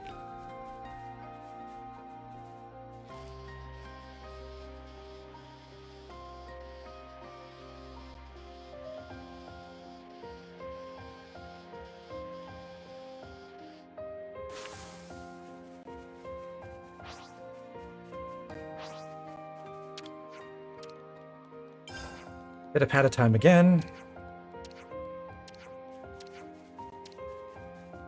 Ugh, I hate the rain.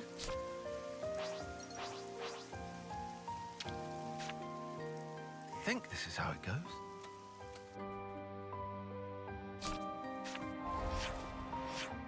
And then back to the colony.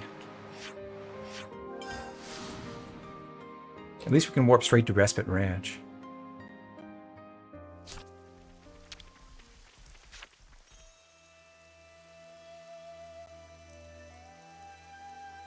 More food.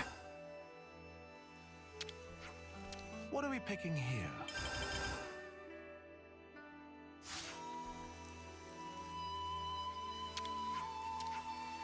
What are we picking here?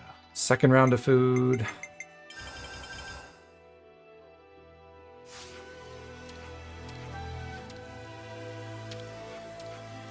What are we picking here? Third round of food. I'll go with the plumage peaches this time.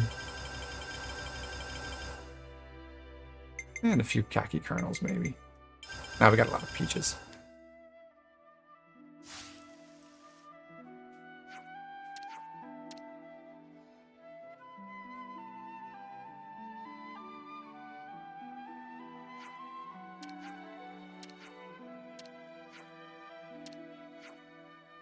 So they're all grown up again.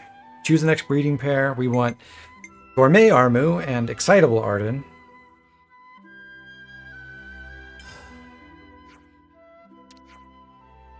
And no, I don't think there's any obvious logic to any of this. It's just this is the path that happens to spit out the best breeding pair the fastest.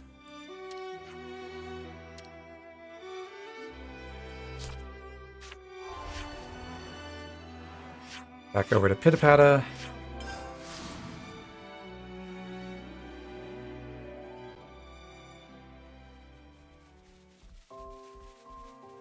Hold tight.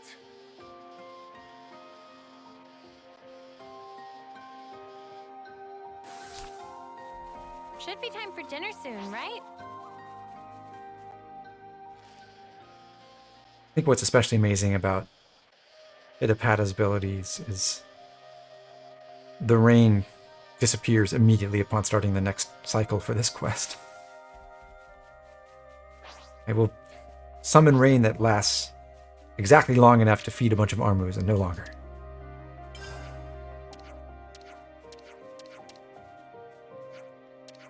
Scammed.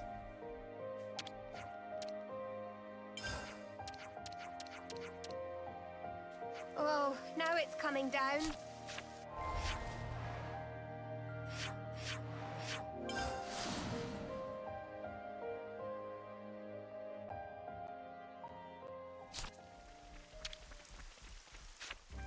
Okay, and we go again.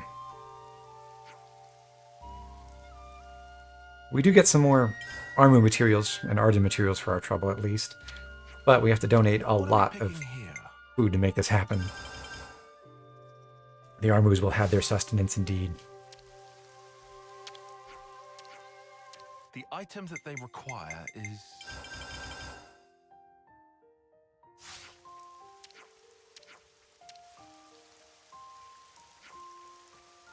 You get to see them grow up, which is kind of a neat touch at least. What are we picking here?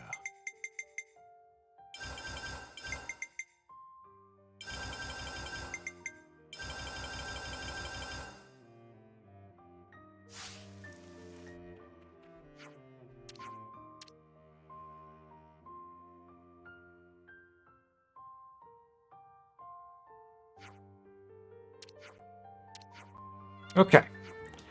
One more choice of breeding pairs. And this time we can get the Naughty Armu and the Brawny Arden, which is the correct pair.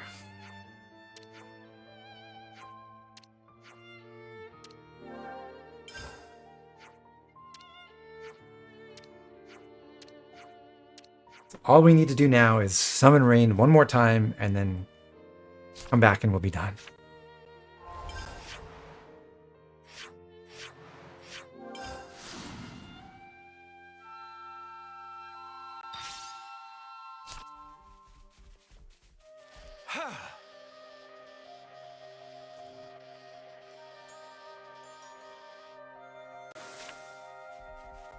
Whoa, got a rare doodah right Almost here. done. Geez, this quest sucks. Agreed. I think the developers just think it's funny to have one really obnoxious fetch quest like this. It's one of the big reasons why we use the fabricator so many times is to ensure that we have all the materials we need for this kind of thing. But yeah, I think it's way overboard and not even funny in the way that like I hope it won't slow us down too much. the counterpoint quest with Boomer is.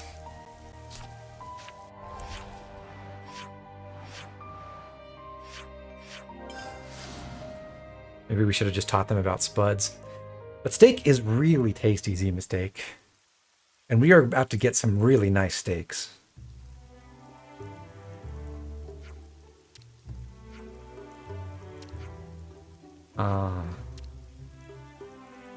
Some of the Armus have been escaping the farm, but Gugu rounded them up.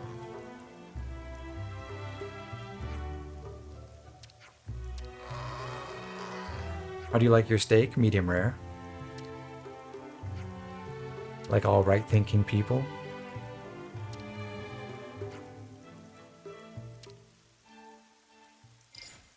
And look at Nandon, he's so shiny. Golden rare.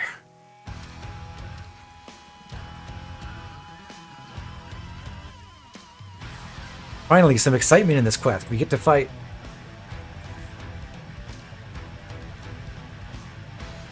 one single Mora Mora. Not even a really big one.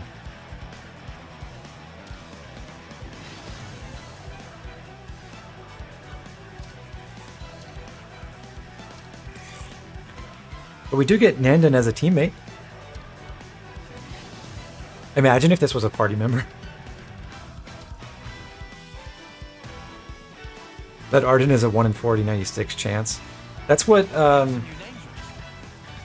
Tussie was really doing. Was just sending us on errands so we wouldn't know that she was shiny farming, shiny hunting.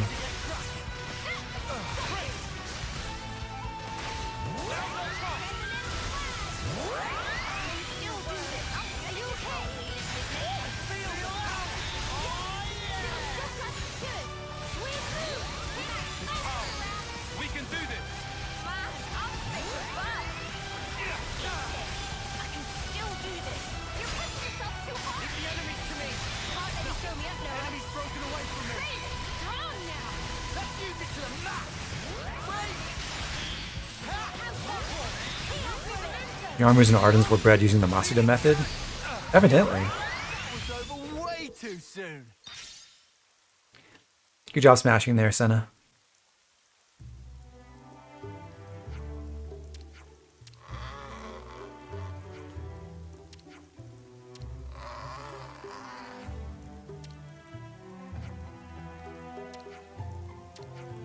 Nandon's going to be the permanent protector of this farm. Which is good enough for me, I think.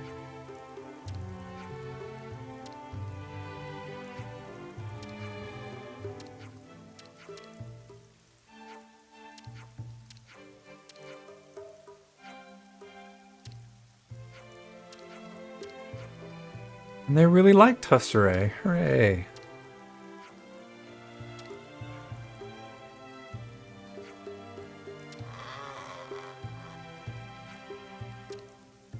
So for all that effort, what is our reward? It's some really, really nice steaks, like I was saying. And legendary cured Armu sirloins. And some fresh army milk and two gold Nopon coins. So that's the state of affairs. Good job, everybody.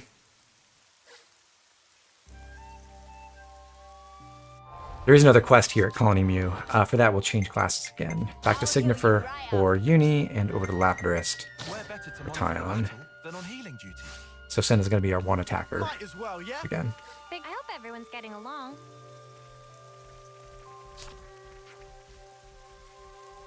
Yes, it was legendary milk. Arhead, you're right.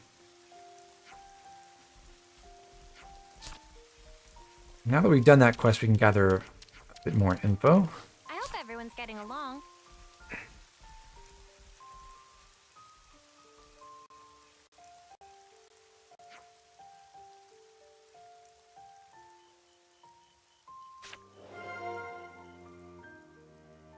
Ranch. This is some story. Versus blue cheese.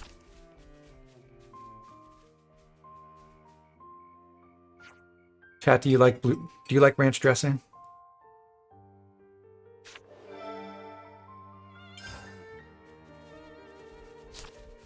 Because I don't very much. Oh, that smells gorgeous.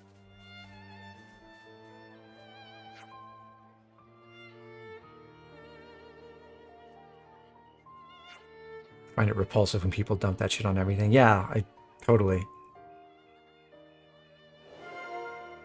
That I find really gross. And also, That should be when people have pancakes or waffles and they just drown it in syrup, like the whole plate is a little lake of syrup. Gross. Can we maybe train? Group chat first, right?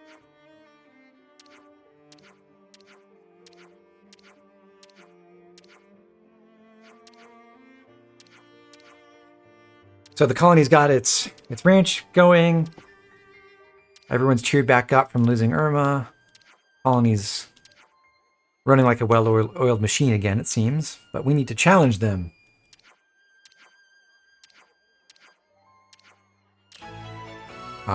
Which is a proposal we will hear from Ayase here when we go talk to her.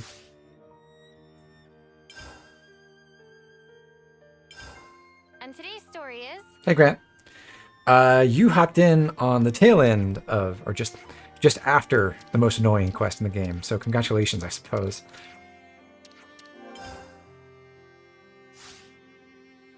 Drenching in syrup you can get behind, the sweeter the better. Ew. Where to from here?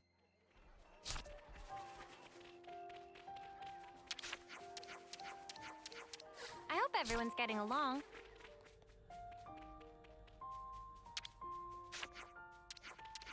Hello, Kanata. You related to Maz?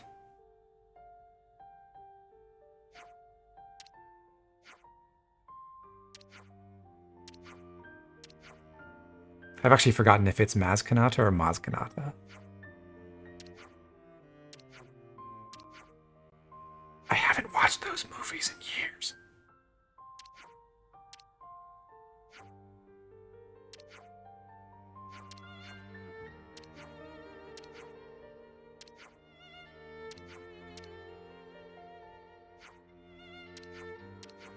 We are on the attack, apparently. And all the different lieutenants of Colony Mu are going to lead their squads against us. This is going to be pretty easy, because we are beating up little children. And we outlevel them. But we will get to have fun smashing a bunch of 13-year-olds, so to speak.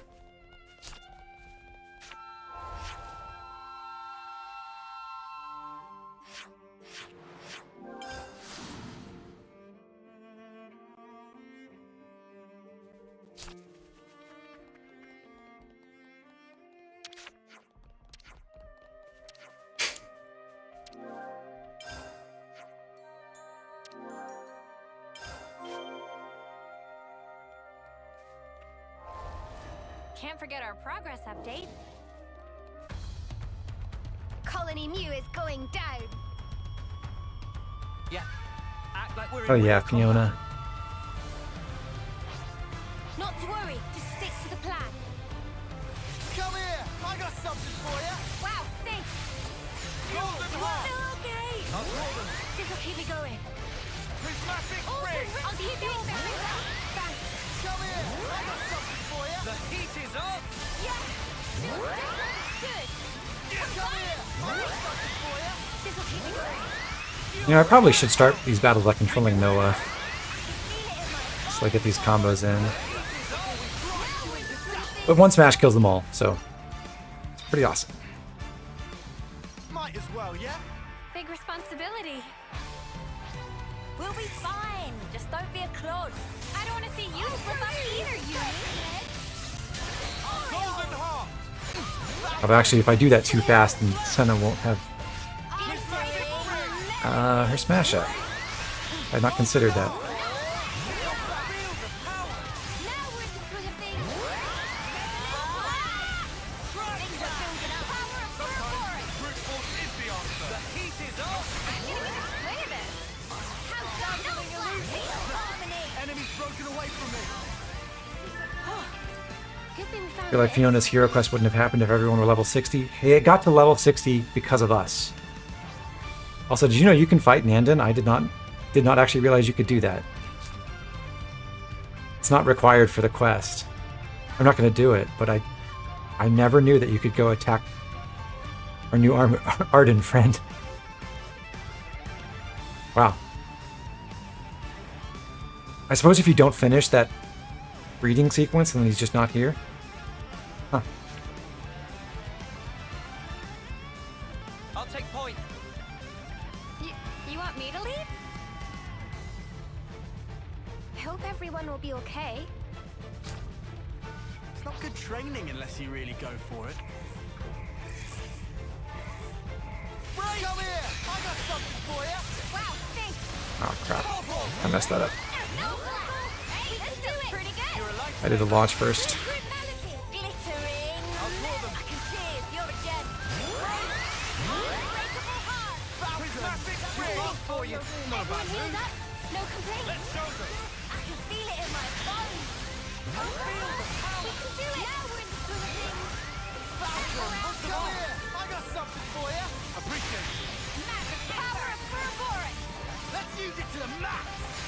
No feel more! Torn! Good thing we found this. take point. Okay, so control Senna, get a couple of attacks in, charge up Mighty Beat, go to Noah, break topple, launch, then smash. Does he drop meat when defeated? Probably. They're on us. Order team. I can do this. I can't hold them off. With my big rig. I'll draw them. Thanks. Staying power. This. Well within hand. I can't hold them off. Come here. I got Another notch on my belt. Whoa, got a rare doodah right here. I'll take point. They're coming right for us. Time to bring your best, everyone. Come here. I got something for you. You didn't disappoint. Here and now. Enemy's broken away from me. I'll draw them. You didn't disappoint. Golden heart. Show us what you got. Falcon. Before we drive you into let's show them. It's amazing! All under control. You are beating up middle schoolers. It's an excellent pastime. I feel very confident that I could, in real life, I could take 3, like, 12-year-olds in a fight. Hey, this feels pretty good! Let's see it! All figured out. Whoa, visitors!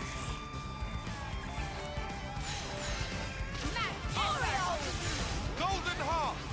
I'm still okay! I can help you. I thought I was unstoppable! Santa! Santa, wake up! Staying power. Entering medicine. I feel the power.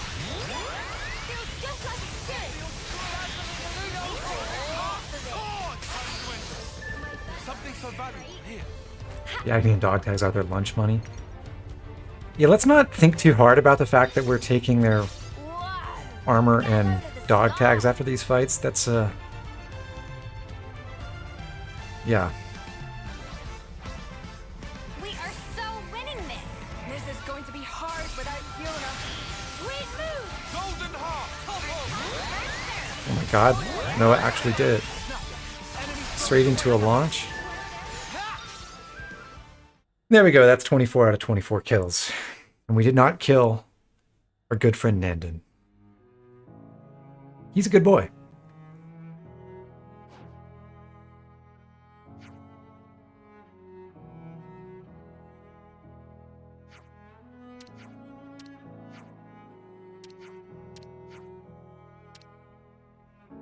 So Iase says they didn't even use the Ouroboros power. I don't actually know if you're restricted from using it during the quest, or if that's just a contextual piece of dialogue that tracks whether you used it or not.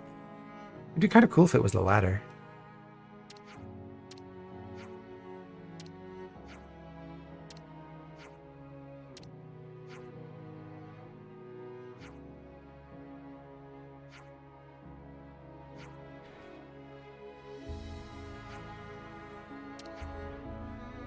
So the conclusion is, we better build up the walls of the colony because we suck.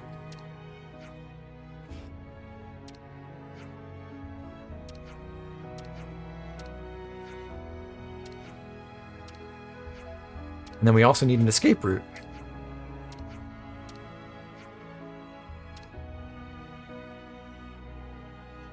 So they need to have a ship.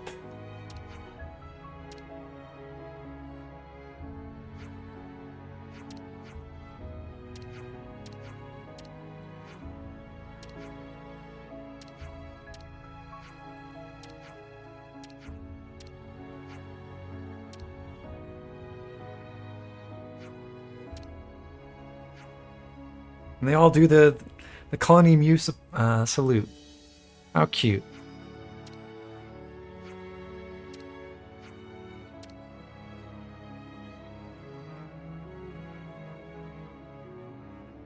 This is a place with way too many lieutenants.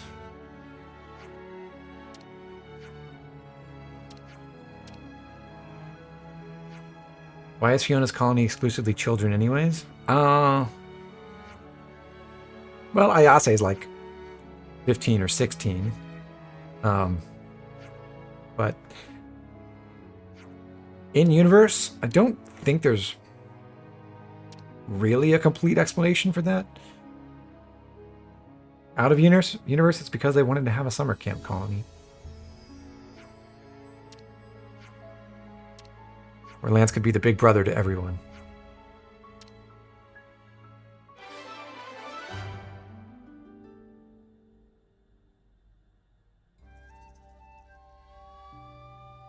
I hope everyone's getting along.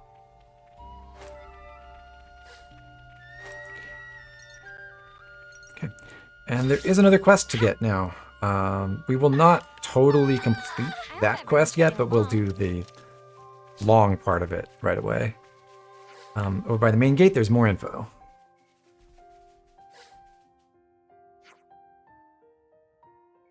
I hope everyone's getting along.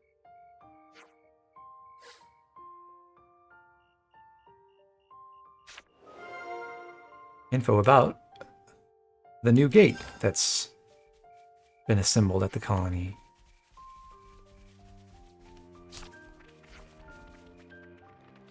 Oh, that smells gorgeous. Yeah, you can't always give 100%. Group chat first, right?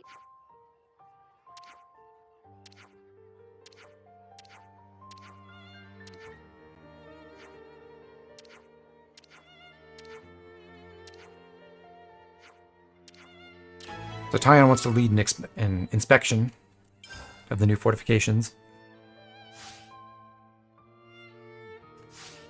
Yeah, raring to go. Start that, we go and talk to Michaela.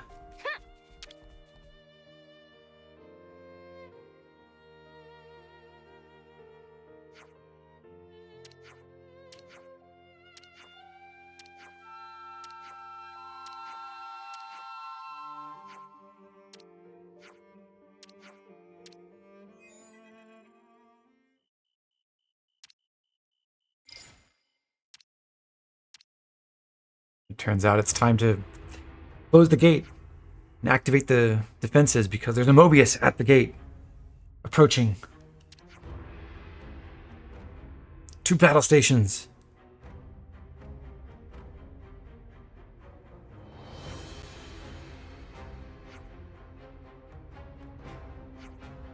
How many more streams do you think it'll take to beat the game? I think one more after this.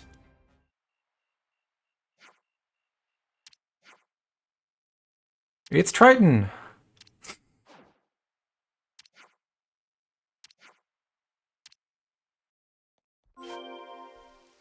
Let's go out and talk to him. Is that Triton? Yes, it must be. Triton?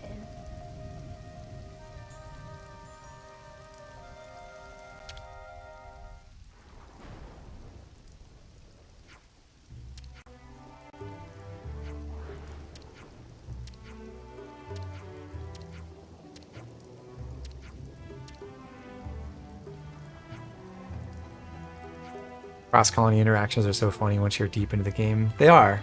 I think this is one of the ones I enjoy most just because Triton's a funny guy. But it's also very much in the vein of the Boomer quest. Though not quite to the extent, to the same degree. I wish this was voiced. This scene I think would be very fun to have Triton and Fiona actually talk to each other.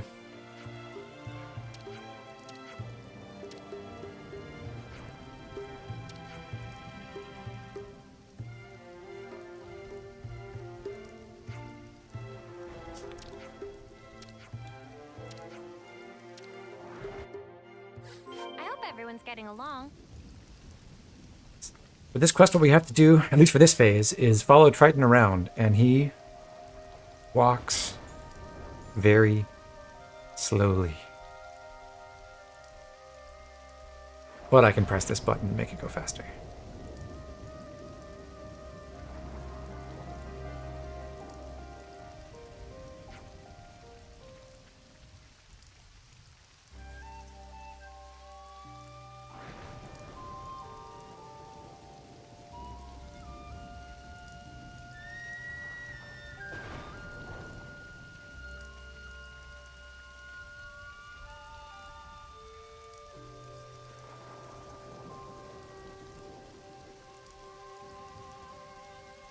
This is triple speed, by the way.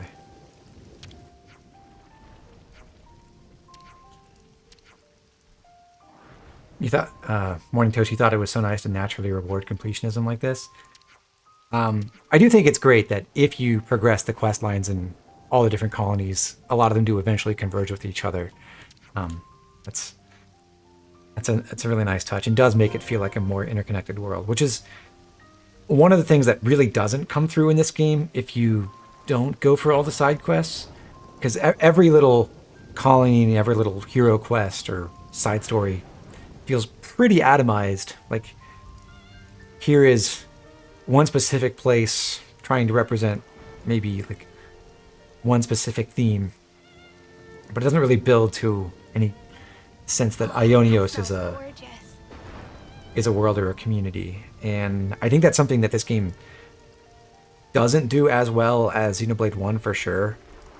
I actually feel sort of the same way about Xenoblade 2, that there's not that much of a sense that all the different titans are really connected and part of the same world. But even that's, I think, overall feels more cohesive than Xenoblade 3. But this game finally does make some strides in that department if you do get to these really late game crossover quests.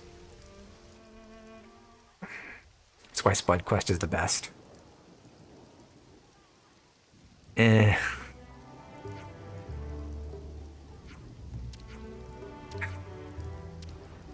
For as much as we meme about it, I really don't think the Spud Quest is very good.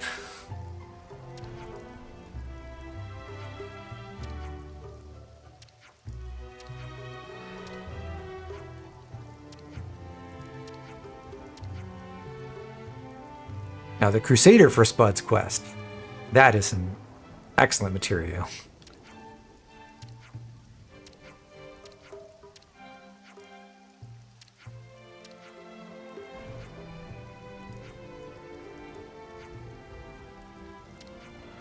So this started as a quest about testing Colony Muse defenses, but it ends up being a quest about finding more of Triton's half-remembered treasures.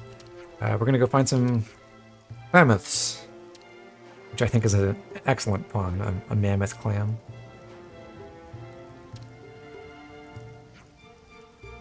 Xenoblade has a double-edged sword of missable quests for better world building and worst completionism. By that, do you mean that, like, the completionism is bad? Like, it's unfun or annoying? I don't necessarily disagree with that. Xenoblade 1.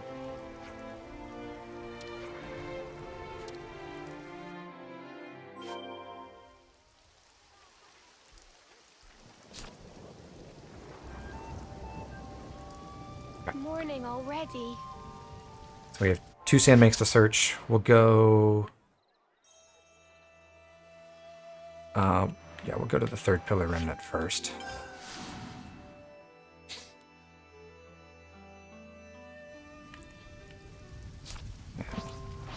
Finally hop on our new boat. Here's the bravery. Here's the new feature. It goes fast. It's all new. This is the 4th pillar remnant. I believe that's all of them now. We've gotten the 1st, 2nd, 3rd, 4th, and 5th. There's a unique monster over this way. We'll go fight that later. For now, we're just going to go dig up this sandbank.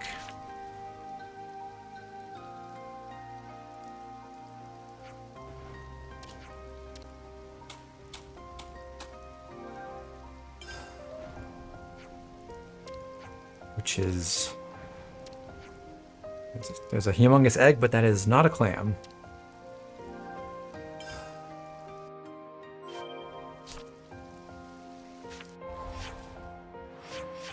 LDO says it's annoying to have to kill a lot of the unique monsters while under level because they want it to be a surprise. In Xenoblade 1. Yeah, I definitely don't think the side quests are all that good in Xenoblade 1 in general. Is that what I think Okay, it is? let's try somewhere else. Yes!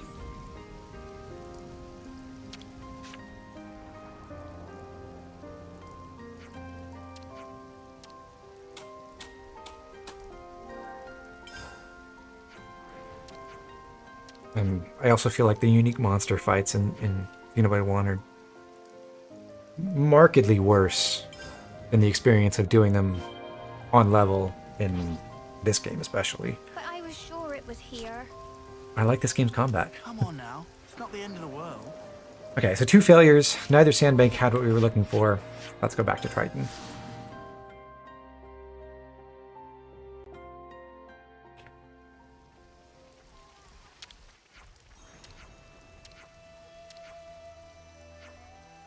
Now he says he would have seen, or he remembers that there was sand falling from above, and that leads us to Lavi Sandbar. That is the site of 2 other quests that we could go do. We will do them soon-ish, but not just yet.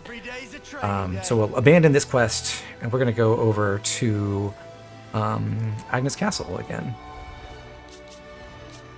Putting Senna into Martial Artist. We're finally taking that up after doing the Gondor Ascension quest, because we are trying to get Frenzied Combo on Senna. And now we want to run Soaring Tempest instead of Myopic Screen. Soaring Tempest! We also don't want Detonating Hit. We'll go with Jackal Claw here. Impulse Wave here. We don't want a front positional art because we want her to be at the side for flashback.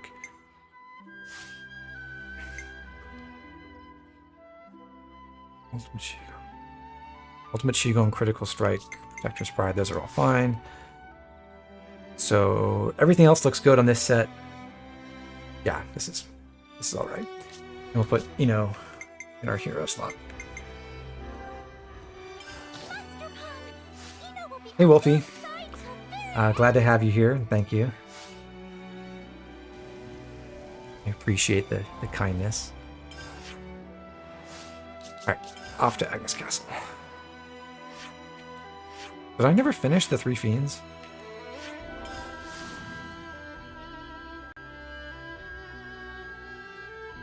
Really?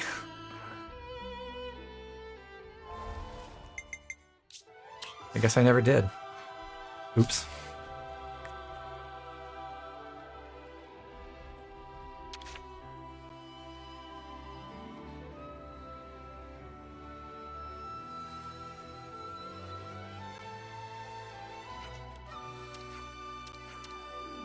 Okay, so to wrap up that quest that we intended to do back at the beginning of Chapter 6, we've released all 3 of the people who were accused of crimes by the previous consul who commanded the castle.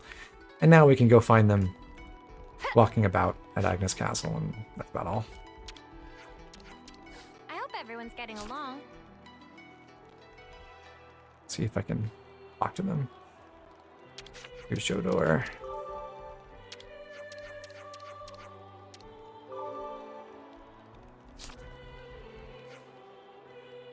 Here's the mini Turkin. I hope everyone's getting along. And the micro Turkin. The 2 little Turklets.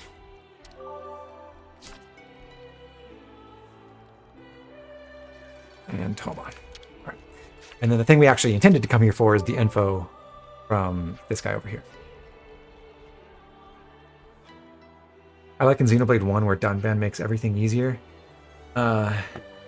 Yeah, it was a bit of a revelation for me when I first unlocked Dunban, and that felt like a major improvement in the strength of the party. Gondor didn't even give them names? Of course not, because their father gave them names. Mini Turkin and Micro Turkin. Duh.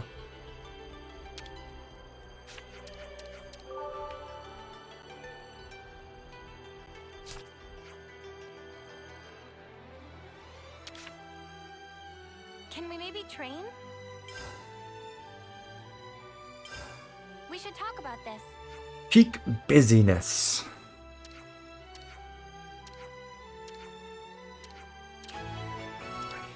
Time for another quest with Seeker.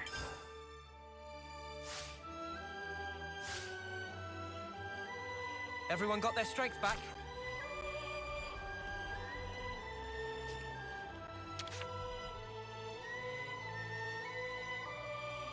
I wonder when Micro can get along by having goofy names. Would you rather be named Mini or Micro?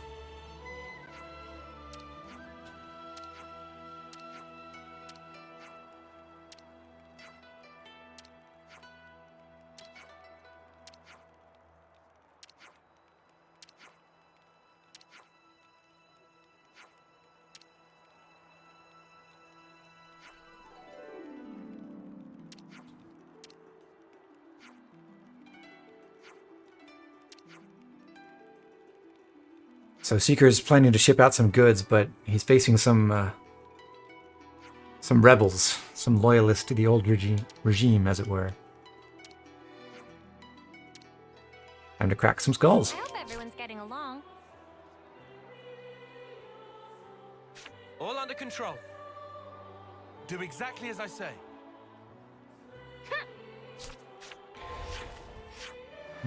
For the first stop, we'll go down to Mullis Depot and talk to Grover.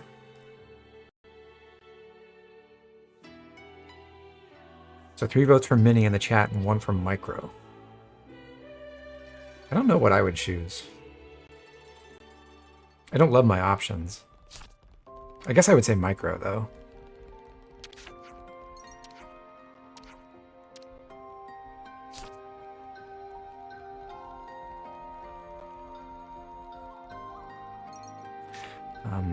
So Grover's sending us over here to the east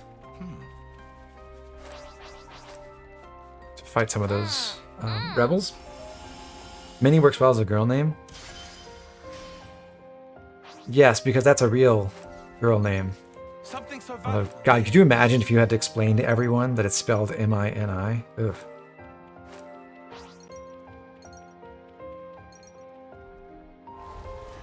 Can't forget our progress update.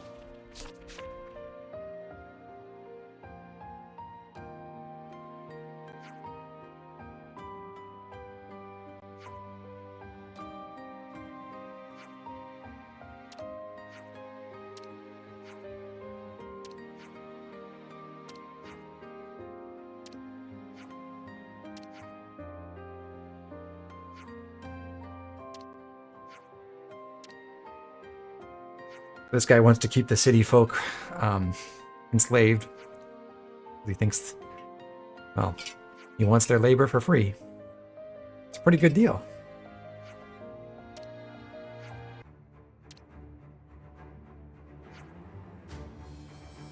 You already have to tell Eric is with a K, so not much difference. My sympathies. Always nice to have more friends.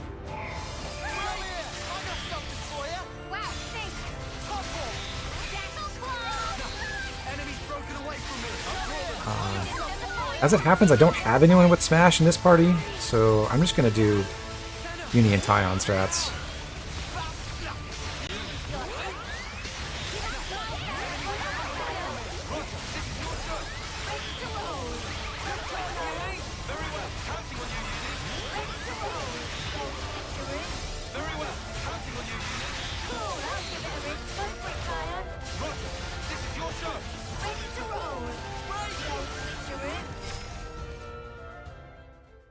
Eric is one of those names that's just kind of unfortunate because there are multiple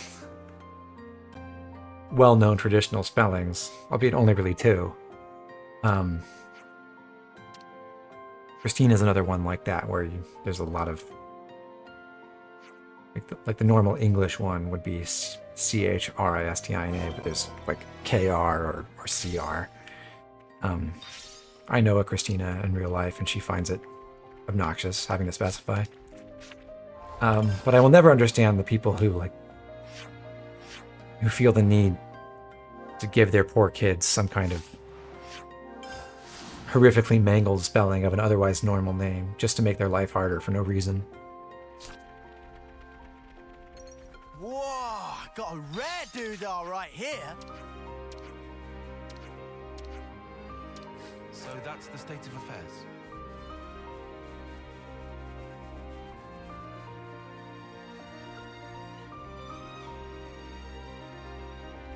To help Kay, we have to fight the supply thieves over this way. This would be There's our a target. Mind you don't drop a it, sequence yeah? of goods for the city to pick up off the ground, and then there's a fight at the end of the chain. Good thing we found this.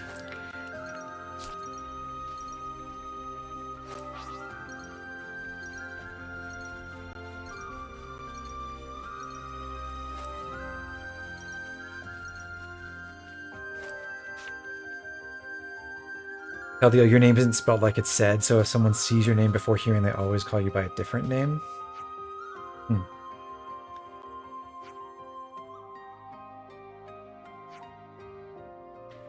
So it's not spelled like it's said, and the way it is spelled looks like another kind of name that people would think they could pronounce.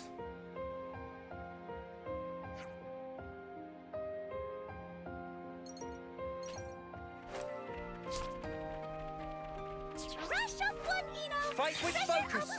Stay on your toes. New enemy. Be careful.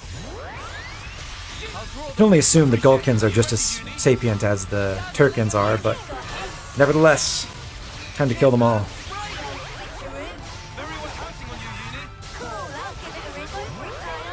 And I think I've mentioned before, but when Noah draws Lucky 7 against human enemies, he will use the flat edge and not the sharp edge of his blade. He'll turn his sword around.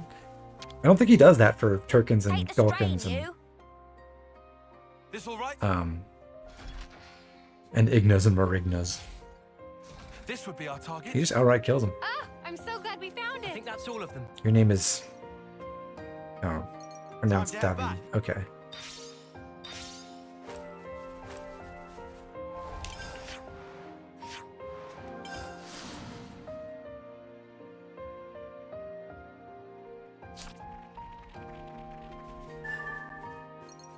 This was a nice find. Slowly finding more of those heavy pomegranates.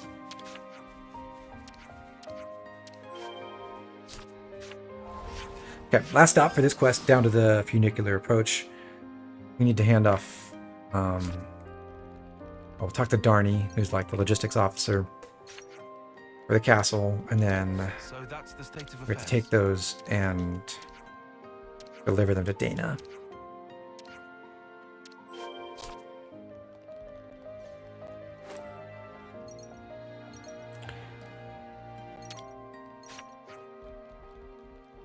Cactus Pear, your real name also gets slightly misspelled a lot.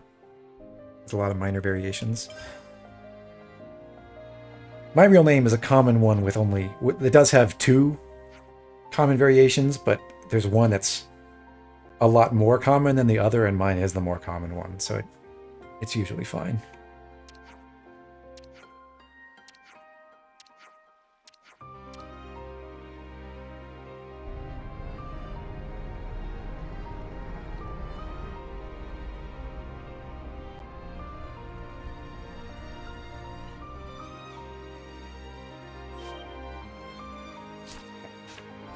So Dana set sail, and it's time to report back to Seeker to finish the quest.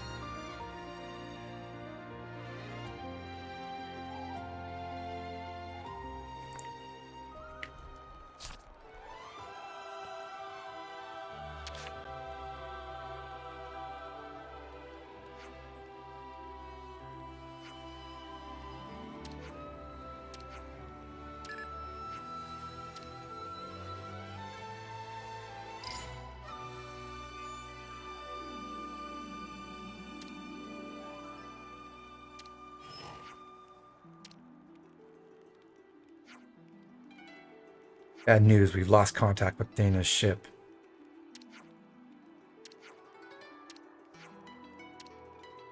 So that quest ends, but we get a new one, missing in action.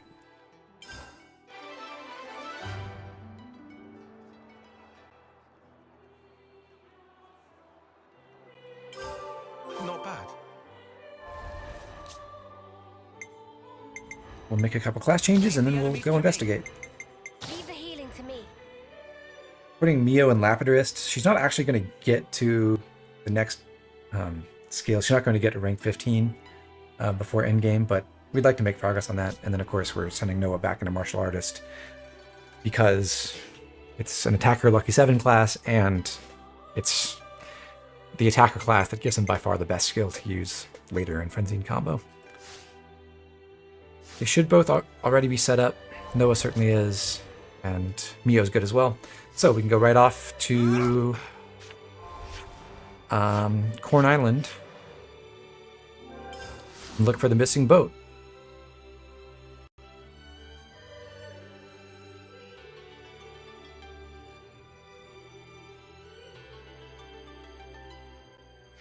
Might as well, yeah?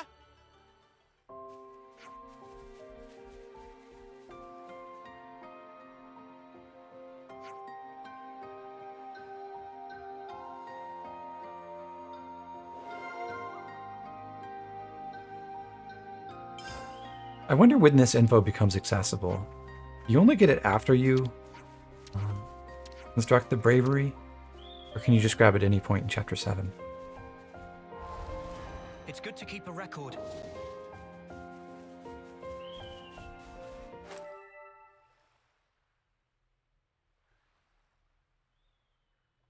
You may have spotted the body on the ground over there. It's Dana. She's hurt. Mortally so.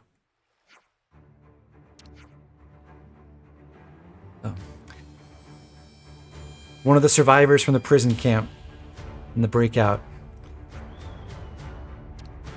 But unfortunately, this is her end.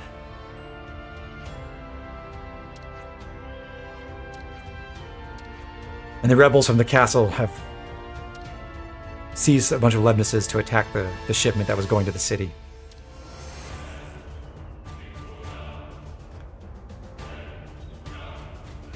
So we have to put them down. Fortunately, with Lucky 7, that's very easy.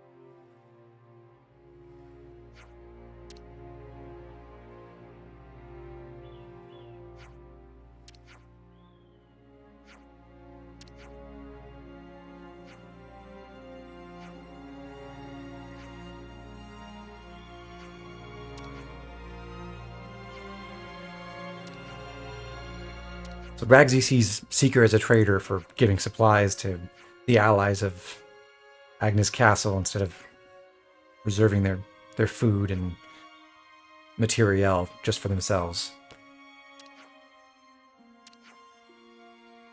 And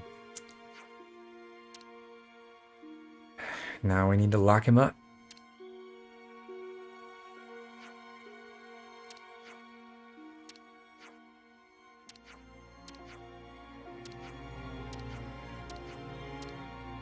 What a waste.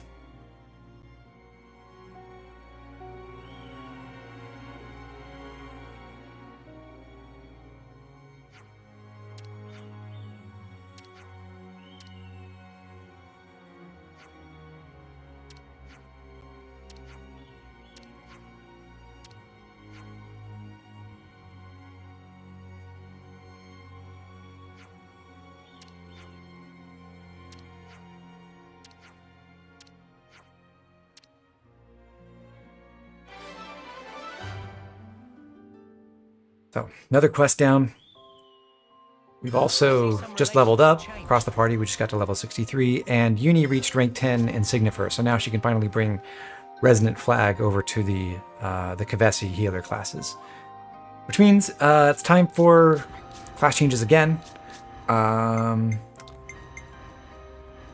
Mio goes back to Troubadour. We'll put Uni in War Medic, but now with Resonant Flag.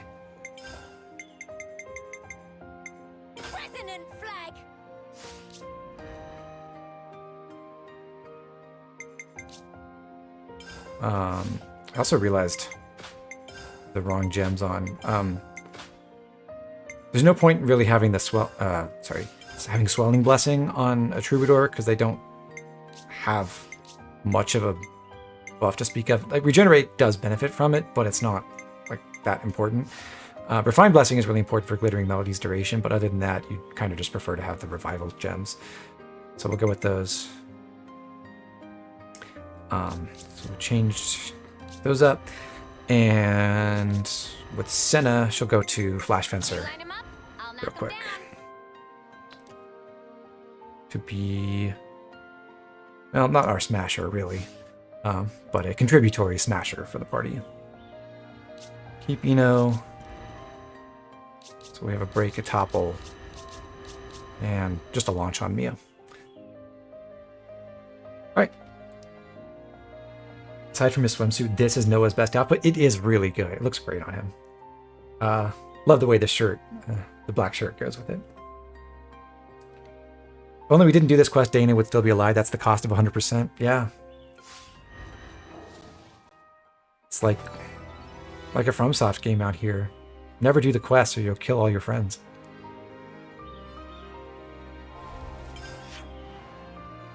Okay. Time to do some unique monster fights.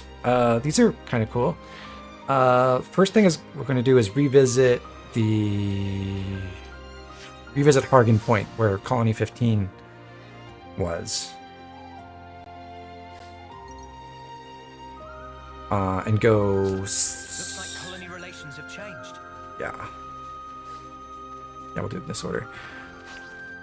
We sail southwest from there into this this reef.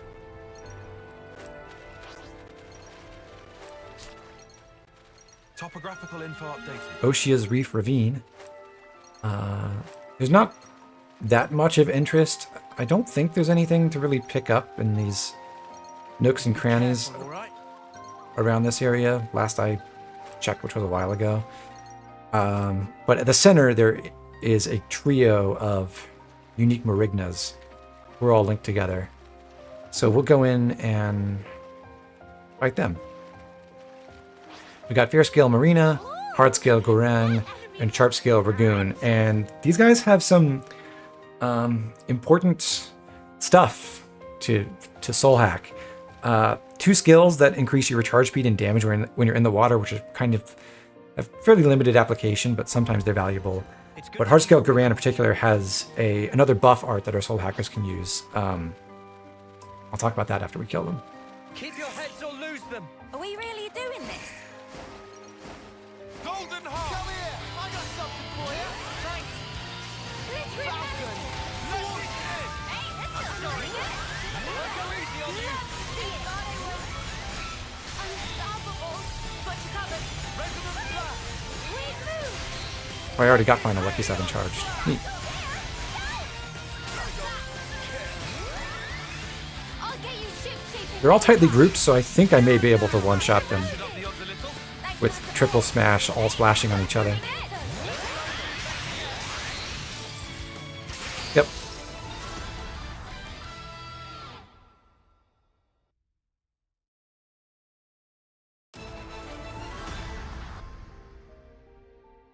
So we got Breath Venera, we got Aquatic Warrior, and then Dragon Decree is the art. Dragon Decree is a diamond art, the left side arts for Soul Hacker, and that gives AoE power charge. So we got Battle Pheromone from the level 50 Arachno Queen unique monster, which I believe was attack up and crit rate up, and we have the defense up buff from the level 13 Flyer monster, and now we've got a third buff art on the left side of the Soul Hacker palette. And so with just those 3 equipped, you get 4 really powerful buffs that you can spread to the party with your Soul Hackers, and that's just further enhances their utility. We're not going to use Soul Hacker, like the buff style of Soul Hacker anyway, very much in this chapter, but we will see that just a little bit.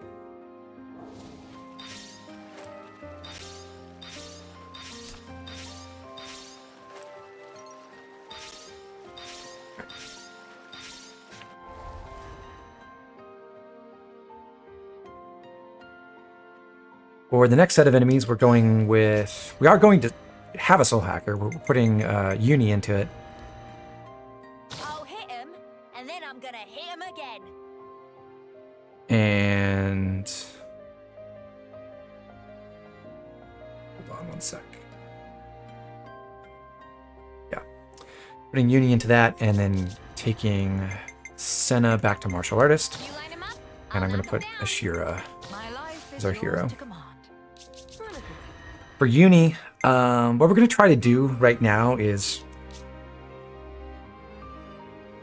build a more or less legitimate offensive soul hacker build.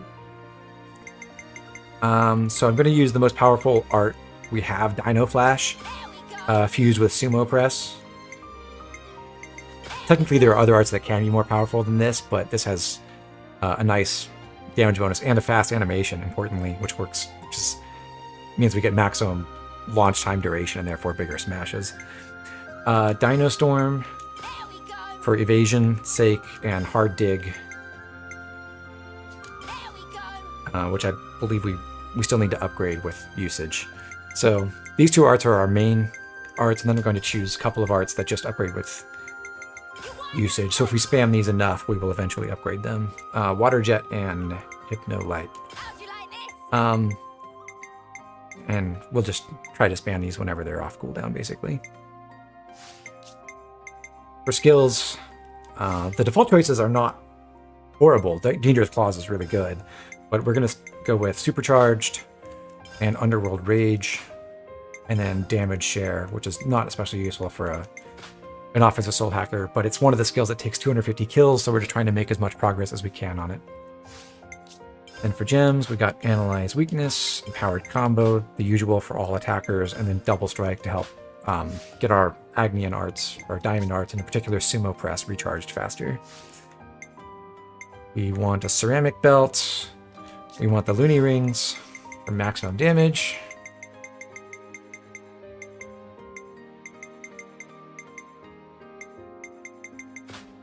And we want a Gust Bracelet so that we get our smash art up pretty quickly.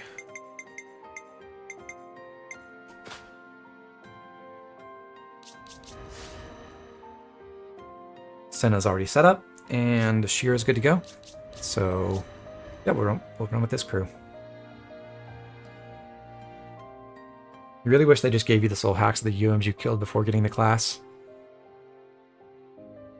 I would say, yeah, that would be a nice quality of life thing.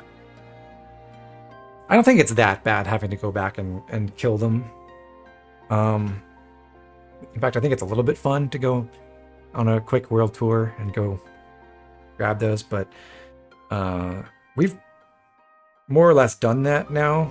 That was a lot of what we did in Chapter 6 was run around and pick up some of those unique monsters we hadn't yet re-killed, or hadn't even killed at all in the first place, because we avoided a lot of unique monsters after like the midpoint of Chapter 3. So for us, it was kind of a first-time experience, which was nice. Okay. Anyway, the next pair of unique monsters we're going for is over in Pentelos, in the uppermost part of Great Cot Falls, where we haven't been before. To get there, we have to come from the Magna Wildwood side. You got Soul Hacker as one of the last classes in your playthrough, so you didn't bother with that at all. Totally understandable. There was a reason why I tried to outline, okay. Once we got Soul Hacker, we killed like 11 or 12 unique monsters. And I think I tried to outline like 7 or 8 of these are We're sliding down. Pretty important to make a good Soul Hacker build right away. And then it becomes a nice class to use for the rest of the game. But if you don't get all that on time, Is that what I think it then yes, it's kind of an overwhelming set of tasks to do. Look at that. And a huge detour.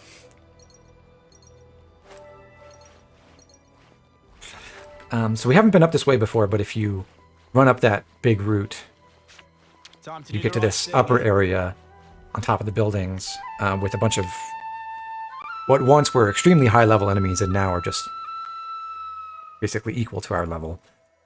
So this is finally a safe place to go. Hey, we should be able to climb up with that. Watch your footing, guys. We can use a rope slide from a lower area to reach a container, but before we do that, I'm going to run up this way and go reach a landmark that we can warp to so that we don't have to do this whole climb twice.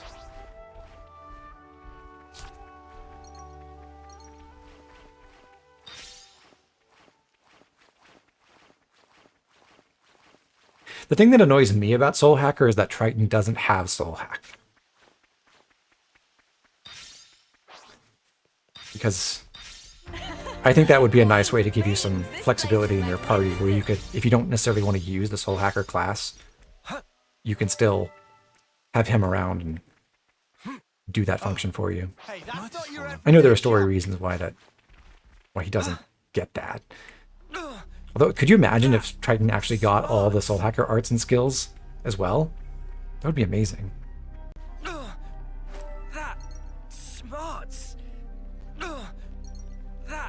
What I wish, though, is if, like, you know how Triton has a topple art? It's like, I forget what it's called. I hope we can make use of this. Captain something or pirate. No, pirate lariat. Maybe it's pirate lariat. Anyway, he has a topple art, and it's a Kevesi style circle art, time recharge. And if Soul Hackers had that, that would be so good.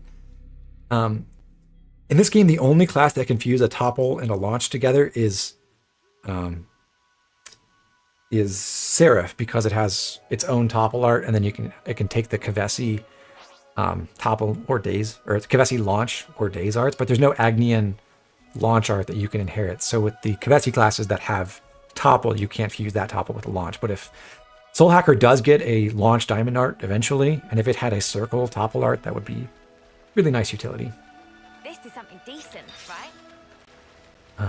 Regardless, here's the top of Great Cot Falls, Cot Fountainhead. And there we meet a unique Quorden and Cormu, which we will now kill. It's good to keep a record. This will be a challenge. Don't lose focus. None of us plan on losing, right? There we go! Come here! I got something for you! Thanks. I'm sorry. I can't go easy on you. Yeah. Let's go. Golden hole! Awesome race! Tachyon! Things are building up. Upgrade Gold Net for Sumo Press, so that'll recharge just ever so slightly faster, which is nice, and will be a little bit more powerful.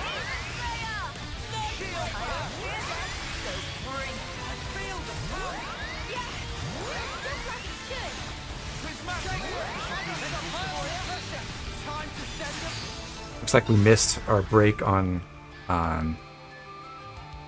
Saberly Durampe, the Quorden, so we'll have to get that smashed in separately.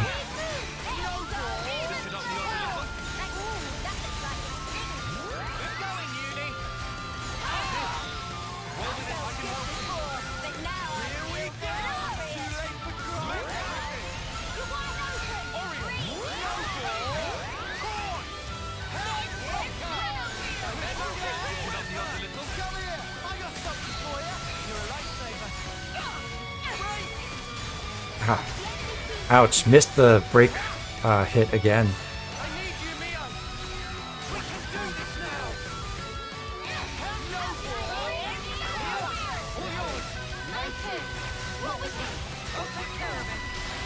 We probably don't have perfect accuracy, but that still should be north of 90% chance to hit those.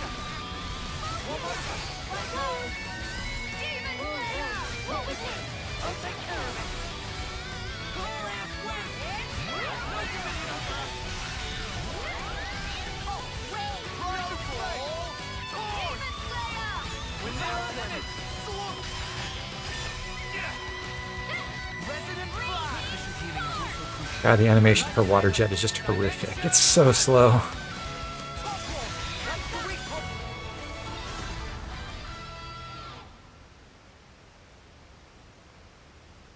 You also thought Soul Hack was character dependent, so you had it on all your characters? That sounds like no fun. I'll do my best. We did get another upgrade for the Radiant Arts art. That was one we got from Shimmering Marco, the unique torpedo, and the Orion tunnels, and that upgrades when you learn a certain number of arts from Soul Hacks. So, Saber Leader Rampe giving us double slap got us to the threshold to upgrade that. And Radiant Arts is a good art too. It's just an evasion art. We're not going to use it right now though.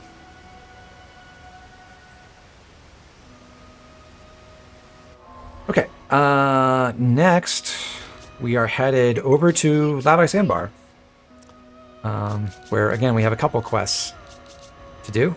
And while we go there, I'm going to swap out damage share for defense time. Another skill that upgrades with kills, and basically I have this planned out and I'm trying to juggle these to get them all lined up to be upgraded on time. Defense time needs something like 90-ish more kills, and we're trying to finish that before we finish the game.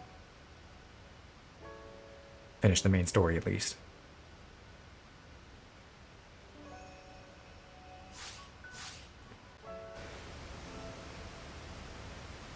Right. I'm going to make a quick stop over at Agnes Castle because we are about to do a broken down Hulk quest, the last one of the game, and as a tradition, we're going to order a CP boost meal for that. I'll start, shall I?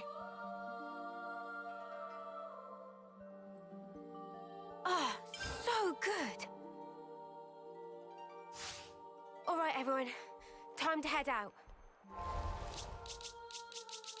And now that we've stuffed ourselves, we will visit the second pillar remnant.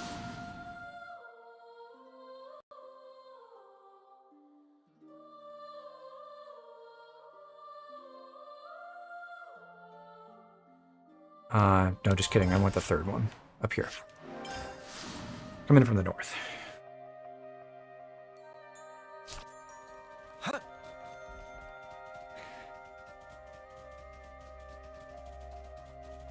So you may not remember, but we ran into Nira, the guy who had sent out those messages in the bottle, on the slopes here, and then he ran up towards this direction. And we did not pursue him. We fought Mechapod Carthagia for that Colony 4 quest. And then we left.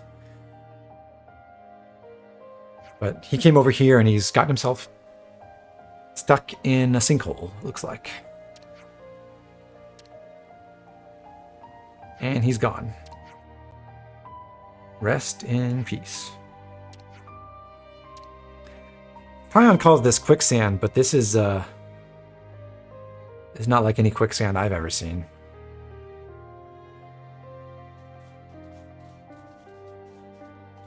So if we go closer, we get the quest for the Sandbar Hull. And what's funny about this quest is Monolith Soft made yet another tiny little mistake. The levels on the enemies for all other quests in the game are fixed. So when they in the essentially the big enemy data tables that the game uses, there's a parameter that says how much levels can vary by, and for all the quest enemies in the game, that value is 0. And that's also true for most of the enemies in this quest, but the Aspars, and only the Aspars, can be either level 62 or level 63. In our case, the two regular ones happen to be level 63, and the elite one is level 62. So yeah, they just screwed up in a very minor way, and when I was planning this, it caused me a little bit of grief because I didn't realize what was going on here, and then I came back and replayed this and got different numbers, and was very, very confused. But yeah, they just screwed it up a little. Brute force is my Anyway, we have the Doom Sword. This is not going to be hard at all.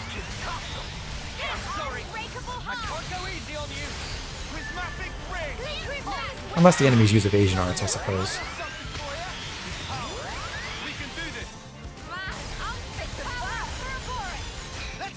Monolith saw screwed up in a very minor ways, like 90% of Xeno trivia. They're, in my opinion, absolute wizards at getting their games to look reasonably good given their scope on the platforms they exist on. But they are not always very good at the little details. Yeah.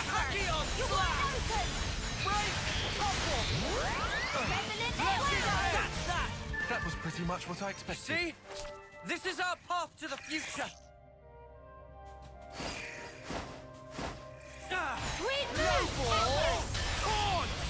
I'll go ahead and attack the Hoxes along with this Aspar.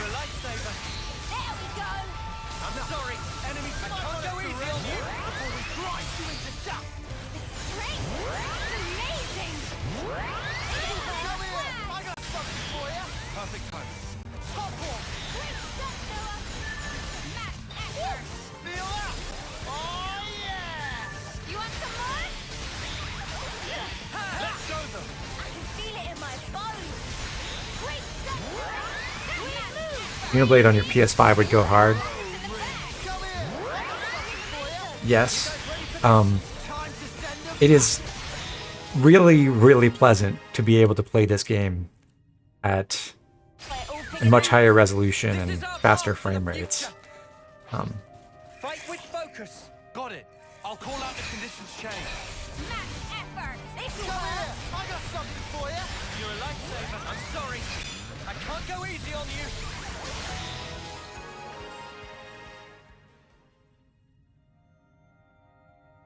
I'm getting the hang of this. Whoa, We're unstoppable with you around. You see? Right here. This is our path to the future. Oppose us and we will show no mercy. I'm liking this energy, Mio. Need a buddy? I'll tear it all down. You hit first wins. Nice Come one, here. Yumi. I got something for you. Thanks. Sweet move. I'll deal with you all at once. This should up the odds a little. Now I'm ready to make some waves. That's the heart. Sometimes Just noticed you putting up a stance before pulling out the sword. this is our path to the future. It's a very minor thing, but yes, the stances that you like, stances do carry over if you use them before drawing Lucky 7. So We need to time this right. it's not really that important in these fights where you can just doom the enemies, but against quest and unique monsters who can't be doomed, it does make your Lucky 7 class perform a little bit better.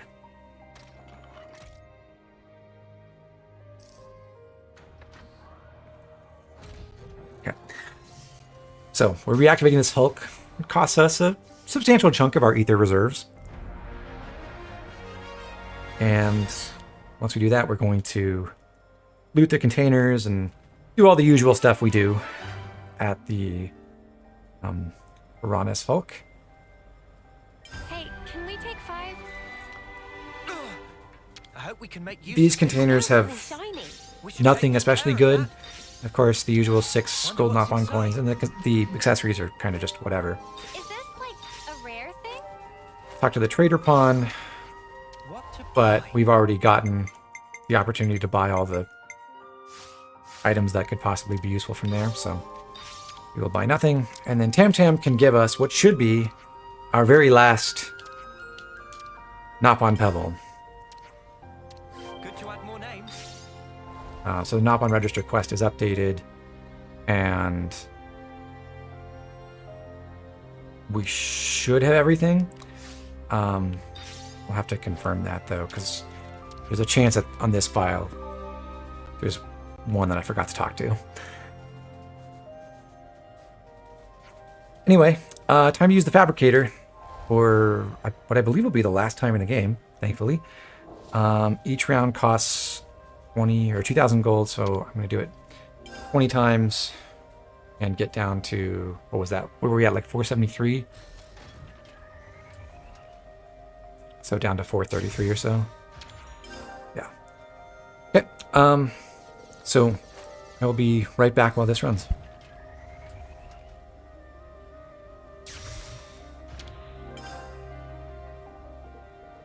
Whoa, got a rare doodah right here.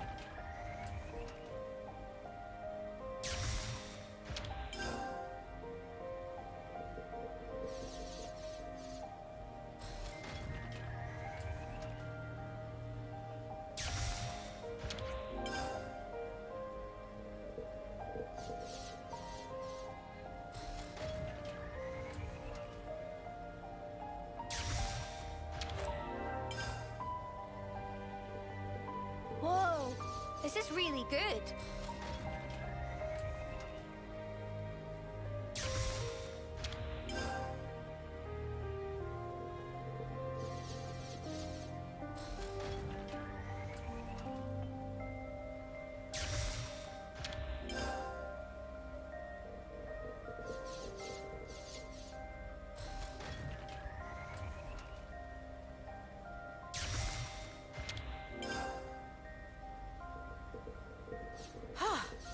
Good thing we found this.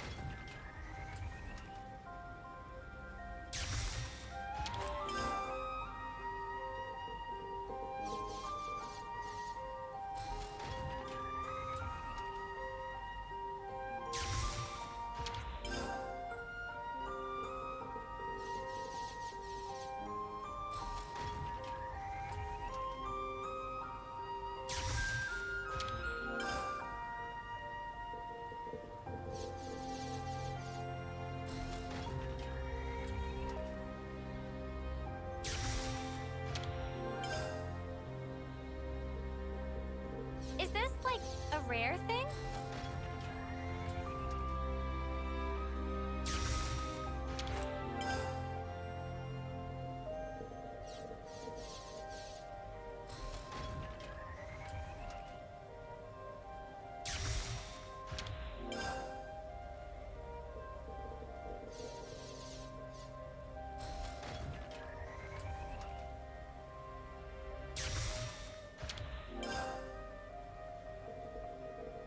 Whoa, got a rare doodah right here.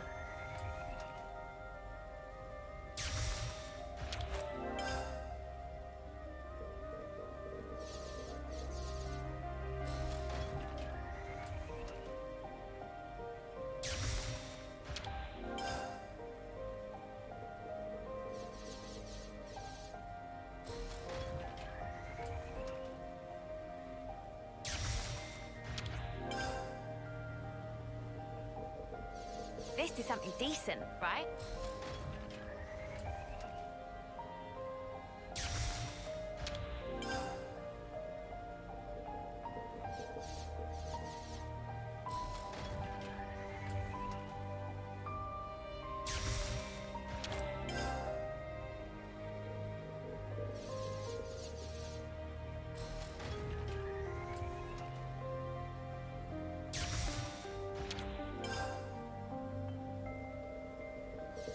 This is something decent, right?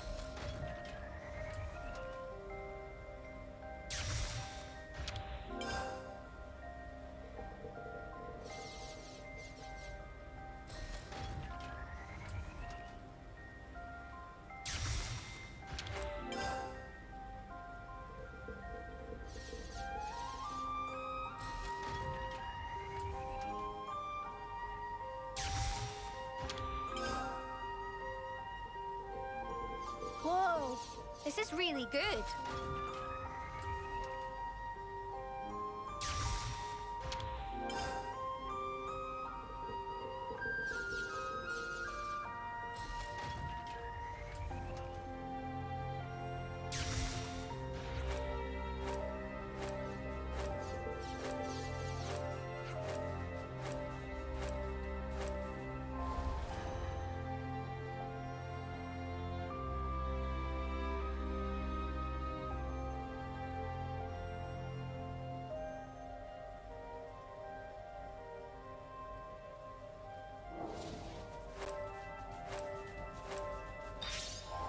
It's good to keep a record.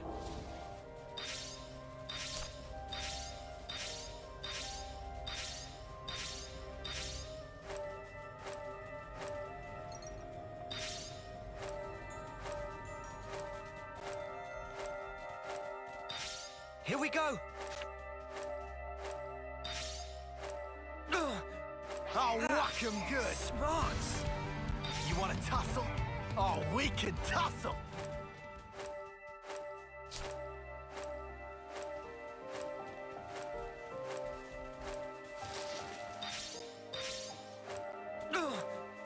That smarts. I hope we can make use of this. This is something decent, right? It's good to keep a record. Huh. This could be dicey. Oof. Up to you. This looks serious. Time is now! Come here! I got something for you! You're a lifesaver. I'm sorry. I'll go in. Enemies broken away from me.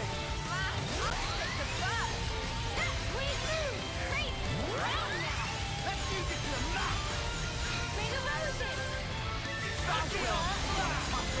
Oh, we can stop the odds a little.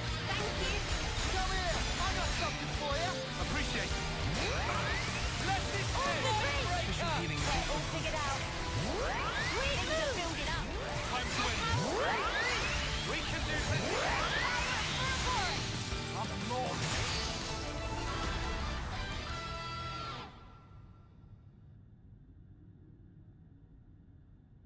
Hang of this. Punch your lights out. See? That was This is our spectacular. path to the future.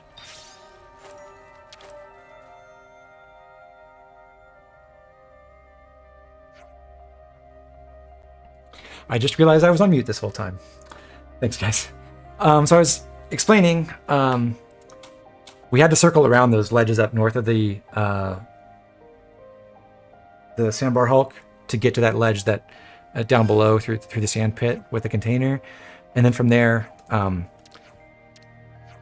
we obviously just fought that Arachno Queen, second unique Arachno Queen of the game, and she summons a couple of, like with that Battle Pheromone Arch, he summons 3 other Arachnos who have variable levels as well. So we killed all of them with one final Lucky 7, and now we've just found the Klamath that we were looking for the Treasured Memory quest. Now, after all those fights, we could have as much as 21,309 experience. We do not have that. We have 21,165, so we're short by 144. We'll have to make that up by farming some creatures real quick. But before we do, we'll do a little bit more exploration. Reporting for duty. Stop playing with the shellfish. So we've got the item for that quest with Fiona. There's also a husk over here. We can't just leave this be.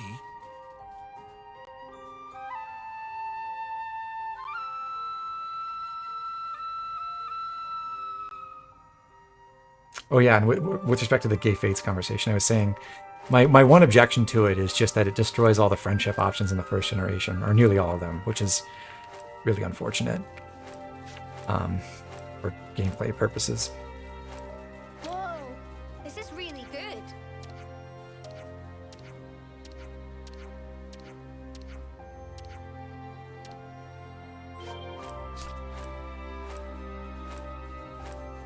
All right, we found Nira as well. And then the western tunnel takes us out to an ether channel. I'll claim the ether here.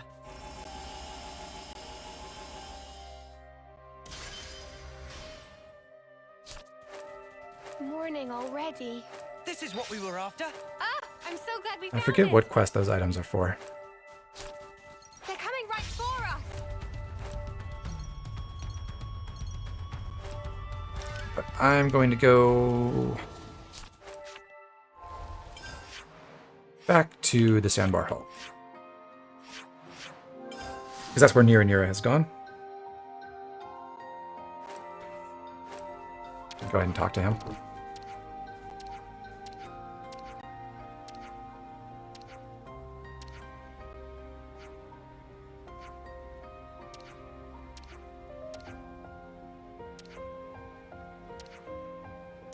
Nira wants to preserve a Pharaonis forever, but unfortunately it's under threat from annihilation events, so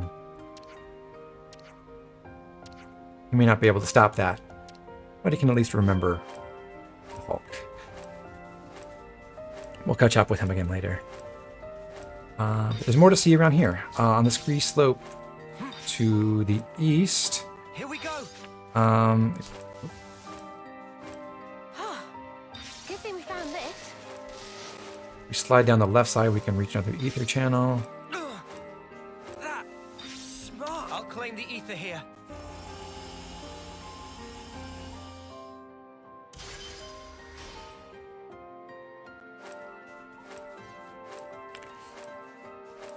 And there's another unique monster over here, but we will not fight that for a while. Smarts. Over this way, there's a Hulk we can send, or a Husk Oh. we can send off. I'd better send them off.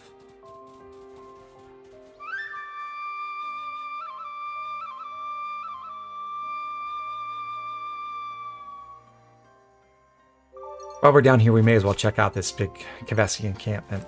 There are no unique monsters or really that much of interest over here, but there is one container in the encampment. Guys, get ready to No, fight. I don't want to kill you, Velites.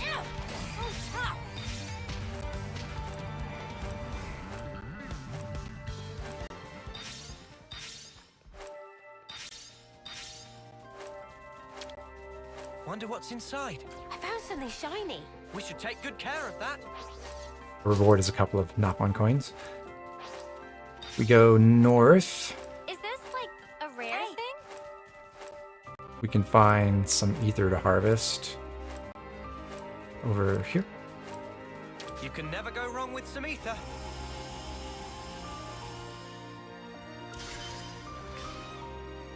And if we go up on this ledge over here and then follow it up to the north, there's going to be a sand pit with a Volgull that swoops down on us right up here.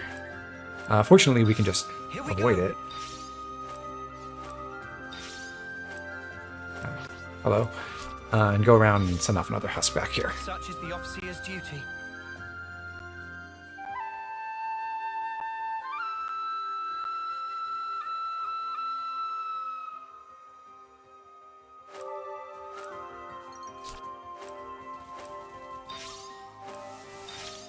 I hope we can make use of this. Whoa, got a And there's a rare container dude, with alright. a ghillie mask, which I believe is damage up when attacking from behind the enemy. Here? Basically worthless. As for the rest of the island, if we go south from the Hulk, then Opportunity's too good to pass up. I turn say we retrieve it. southwest. There's another pit with a container. Gonna avoid that Serprond. Wonder what's inside. Can open that up Shiny. for should more take good Slither care of Nopon that. coins. And over this way.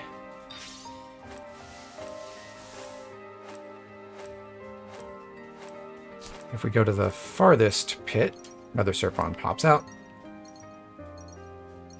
If we go inside this one, we will get taken to another ledge, or another little tunnel Smarts. in the lower cave, where we can now reach that, well, another Husk and Such is an the Overseer's ether duty. channel.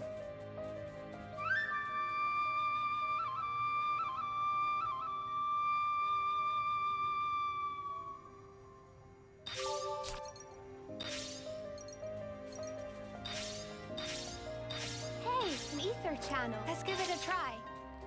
That's going to be just about everything for Lavi Sandbar. There's of course that extra unique monster we didn't kill, which we'll come back to, and there's also a secret area on this island that you can't even access until after you go to the final dungeon. So we will be back for that in the post game.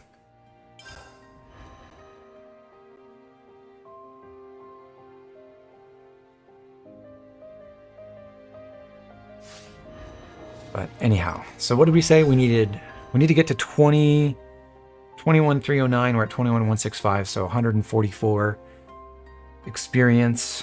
Do I have a good way to get that?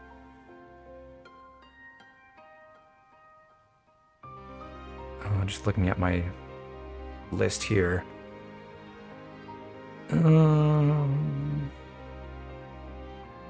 Terrorbird Zeger gives you exactly 144 experience, so that should do it. Let's go fight them.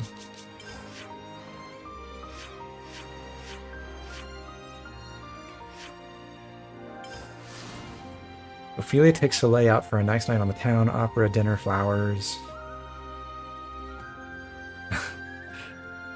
That's fun.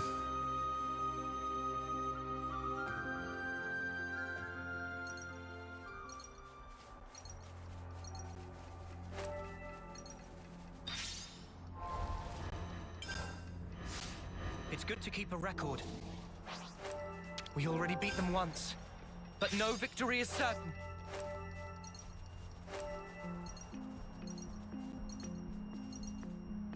Okay, Terrorbird Zeger, please do not summon anything when we fight you this time. I'll lure them in. The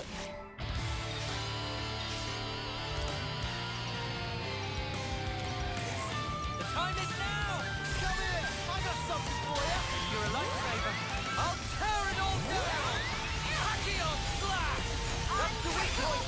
Enemy's broken away from me. You might want to surrender. Things are building up to into dust. Golden Heart! Tachyon slash! Reach that sword! Come here! I got something for you! Thanks for the support. Smooth as always, Noah. The enemy's annoyed. Got him. Okay. All figured out. 144 I'd EXP. say we were moving in. You see? This is our path to the future. That should be good enough. All right. 21,309. Very good.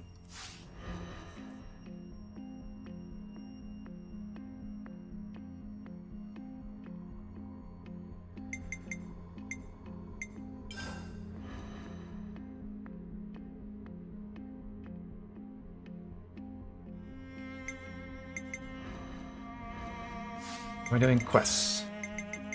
Back to Treasured Memory. And also on Uni, I'm going to change out defense time for damage share again. Damage share. Back to Colony Mew, and we'll hand over the Klamath to Triton finally. And that should end the quest.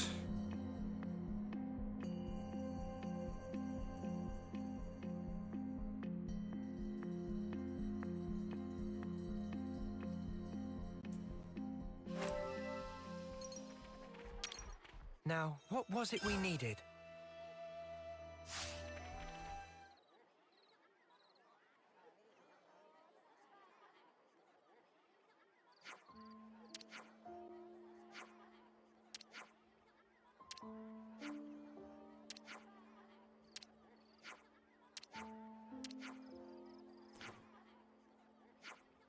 So Triton has a memory of Irma, apparently.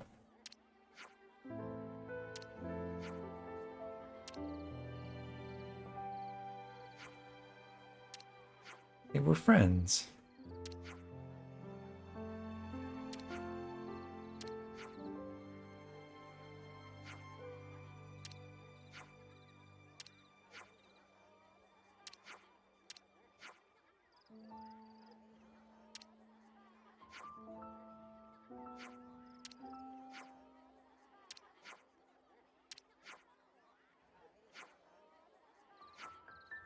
And Fiona learns that the real treasure is her memories.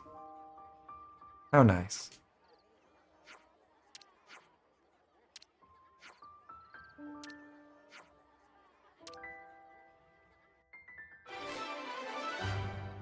That's the end of Triton's visit to Colony Mew. Sadly, he will not be back, but it was fun. Oh, that smells gorgeous. I see some relations have changed. Let's check. We can finish Distress Signal as well. If we go down to the Hidden Coast. Supposed to meet Lotus there, but she's right here. Go figure. I see some relations have changed.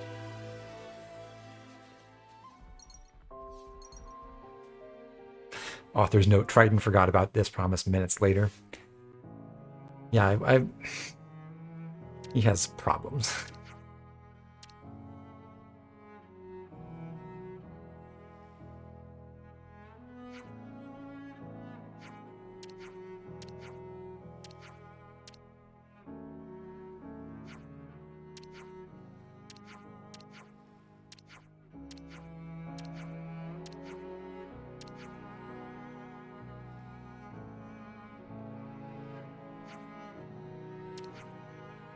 Nira's job is to make a proper world map.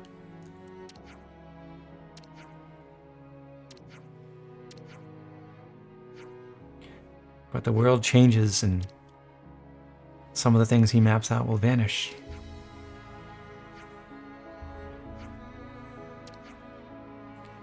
It's a long battle against the annihilation events.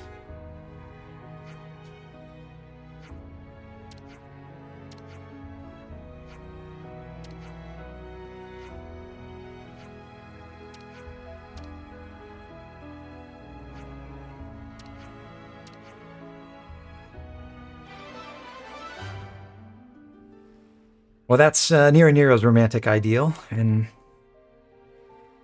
well, good for him.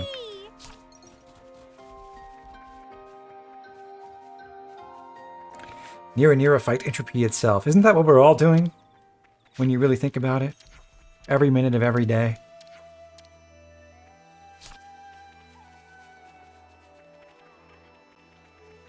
Oh, that smells gorgeous. I see some relations have changed.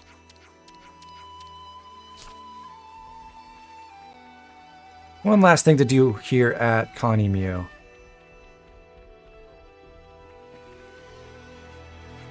Do you have to fight entropy or can you opt out of this one? Sorry, Alex, you have to do it. You are literally eating and breathing and drinking in a never-ending struggle to fight entropy. That smarts. We could do with some food.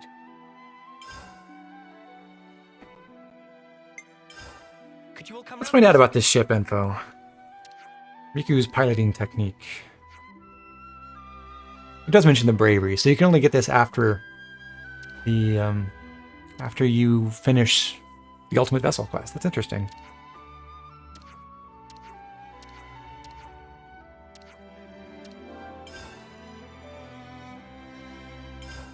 Let's lay out the facts.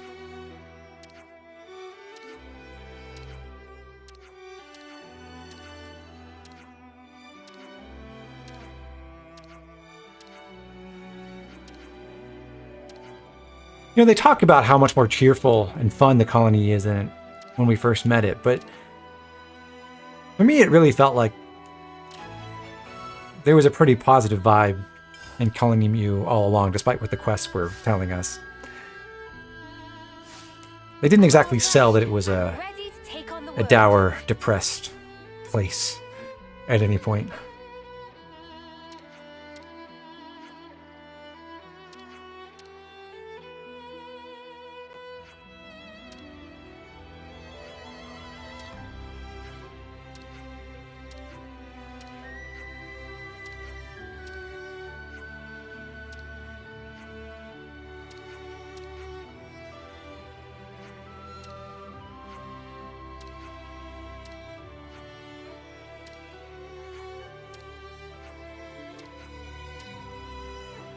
We're going to do some patrol duty around the colony.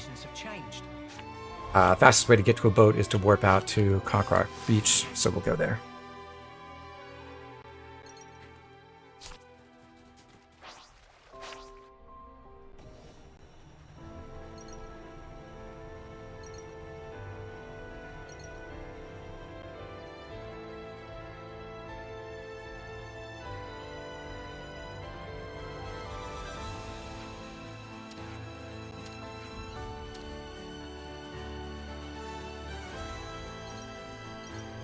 Very nice that the cutscene turns us around, points us right at our next target, more or less.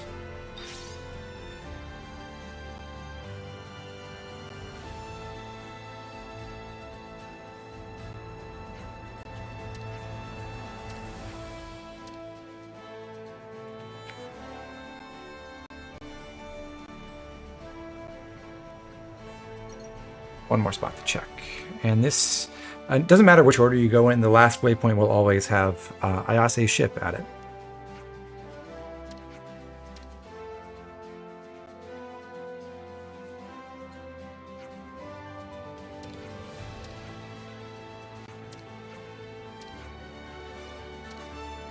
Apparently we got a duplicate patrol duty.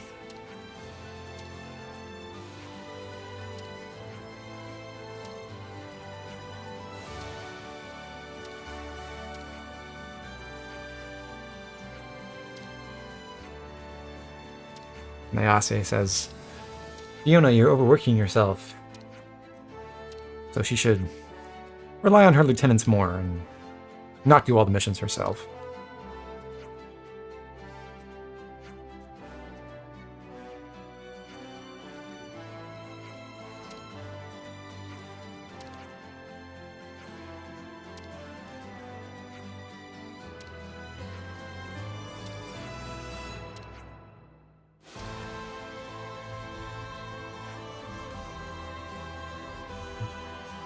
Gotta say, the epic seafaring music doesn't really match what's going on in this scene.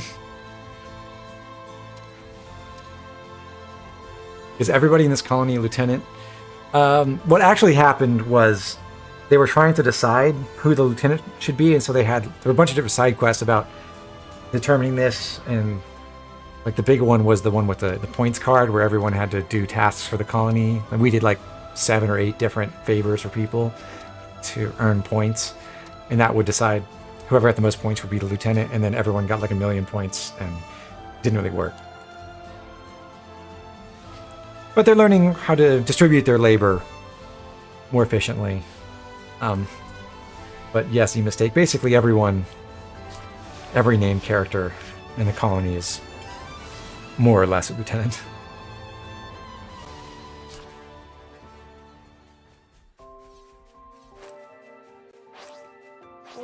What's with that one? Someone's tidied up. So the next step in the quest is to go The other ones too. Across the island chain in front of the colony and clean up debris. This will lead us into an encounter with some more of colony Mew. So you don't actually have to go to all the debris spots. You can just go to this one. There'll be a wrecked Lebnis with Shu and Kana working on it.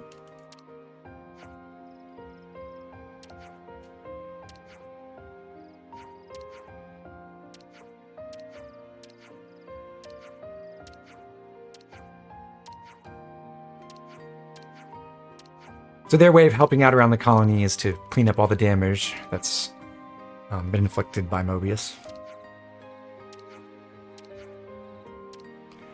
While Ayase was doing the patrol.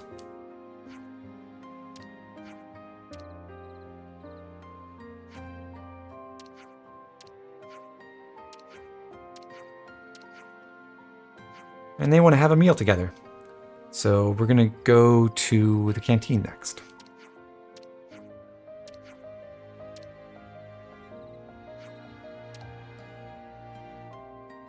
I see some relations have changed.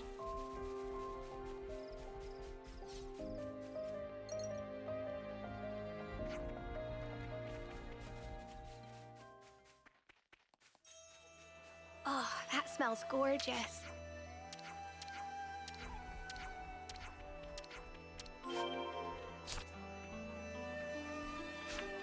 We need to get the pies. Apparently Hildy has them, so we have to go retrieve her, and then we can have our little colony-wide feast. Found you, Hildy.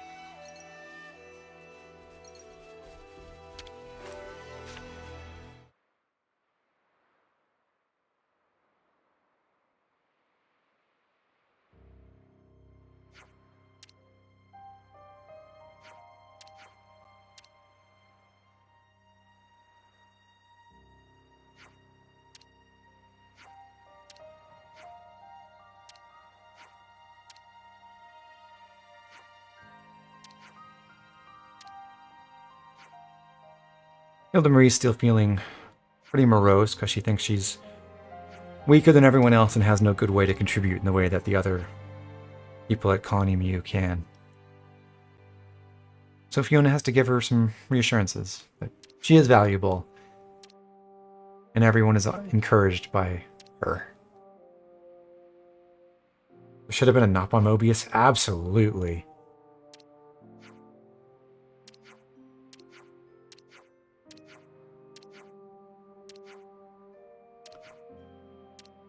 That should have been Mobius A.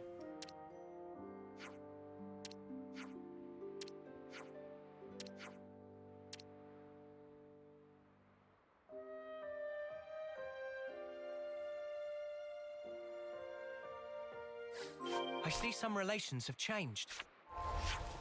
Console Arcsage? Yes.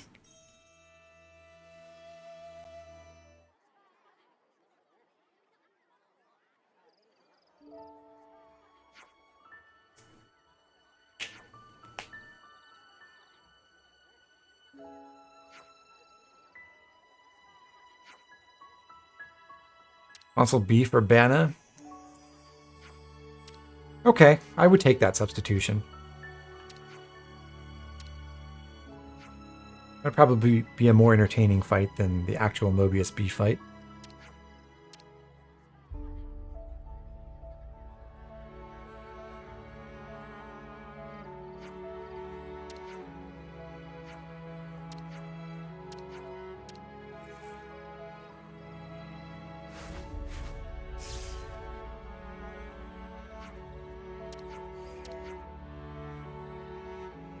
I believe that was the animation for Fiona's talent art. 2 buffs for everyone.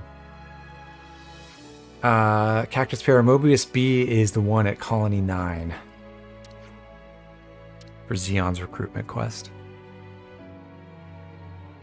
One of the hardest bosses in the game for the time you fight him.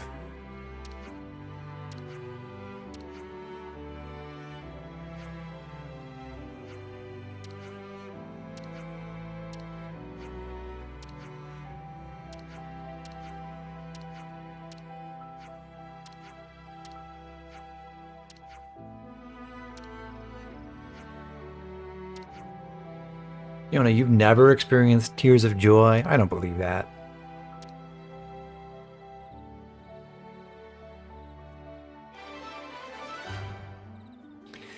Well, she's got him now, at least. Fiona felt hope and how its light will never fade within her no matter what. Beautiful. That is the last quest for Colony Mu, I believe. So we will leave Fiona behind in a moment. I want to check the Collectopedia. Got a couple of requests we can fulfill. That's all of them. Oh, Ulrich has multiple things. It's looking complete. Okay. Now, let's put Eno in our hero slot. After that, cool, we got to rank 5. Let's visit the Hillside Hope and go talk to Shilshil. We should be done with the Nopon Register. If not, I believe I know who we missed. Did you do the one where Banana makes all the food? The quest? You mean her Ascension quest or Miyabi's Ascension quest? Oh, what did I say?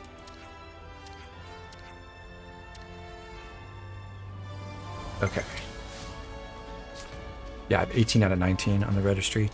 And I believe that's because I did not forget this on stream, but if you remember back in chapter 5, I swapped out for a backup save, and on the backup save, I neglected to talk to Mimo here.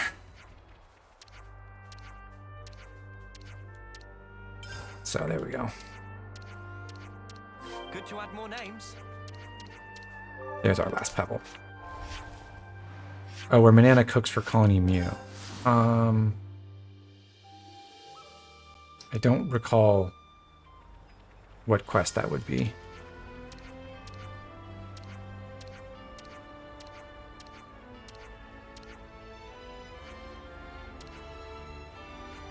So Shilshil explains what each of the colors of the pebbles represent.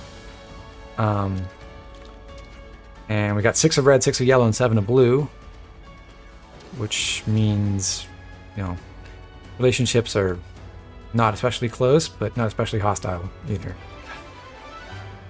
All right.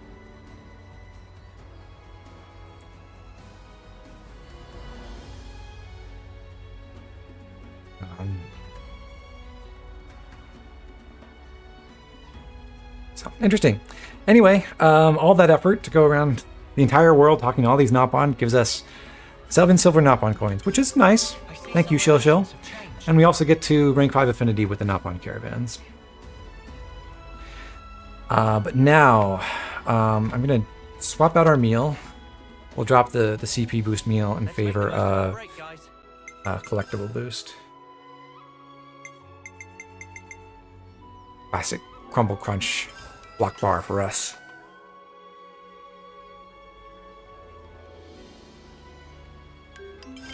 I'm feeling energized already. All right, everyone. And just double checking. Yeah, we did change out Uni's 3rd skill. We do want damage share here.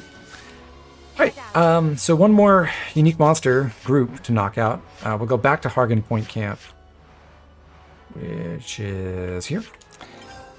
And this time we'll revisit the former site of Colony 15, which now hosts a quartet of Agnian soldiers, whom we shall kill. Whoa, got a rare doodah right here. It's good to keep a record. There's a bunch of husks near them, which seems like a bad sign. Keep your heads or lose them. None of us plan on losing. Wonder which poor person from Colony 15 got killed. Although the Kvesi corpses don't have the red marking, so maybe they weren't from Colony 15.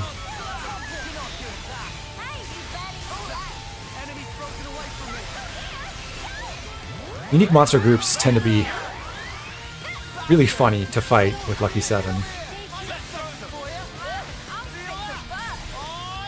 Because when you charge it up with the Shackle Ring sequence and you press A, they all die.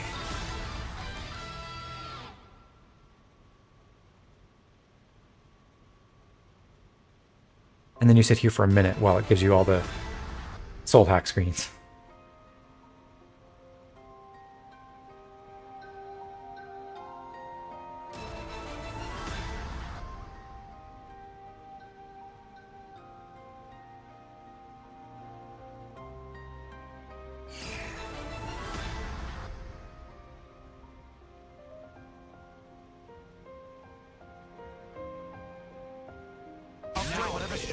Protect my friends. You see? That takes us to level 64.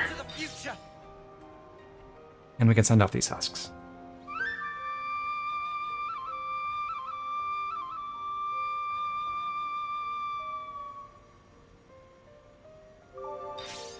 Huh?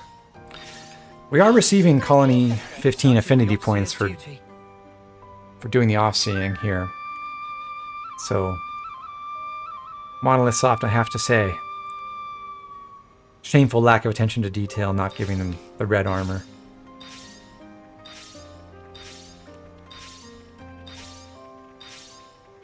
Did FL7 on the group UMs in Origin and it was very satisfying? Yes. We will end up seeing that at some point. I should have 937 XP. We're going to change up the party a little bit. We're going to send Noah back over to Nipponic Champion. Uni into War Medic. And Tyon back into Sword Fighter. I'll take the offensive then. For him, we're going to spend... We want to raise his rank in Martial Artist to 15 to go ahead and get Frenzied Combo. Now, Tyon does not have D aptitude, so this is not the most efficient way to spend the Silver Nopon coins, like in terms of saving like the amount of time or number of kills you would need to get to that that rank. They'd be better spent on uni in that respect. However, for some of the stuff we want to do in the gauntlet mode in post-game, Tyon's really the character who's best positioned to do well for that, because he has the highest TP in the party, and importantly, he's an Agnian character. And in my experience, generally it's easier to build a good Agnian party with all the Agnian Zeal and Agnian Prosperity and other stuff in the Gauntlet. So it's really nice and helpful to give him some of the best skills and arts and things to bring to the Gauntlet as soon as possible. So we'll go ahead and do this right now.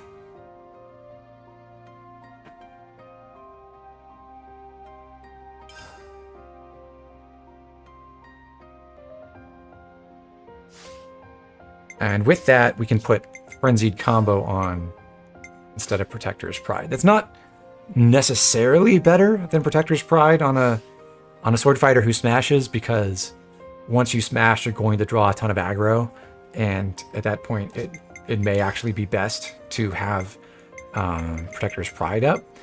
But it is nice for general utility, because while you're not smashing, you can potentially, if you get crits, you can potentially get some of your arts back a lot faster than you otherwise could, and you get that benefit even if your defenders are holding aggro at the moment.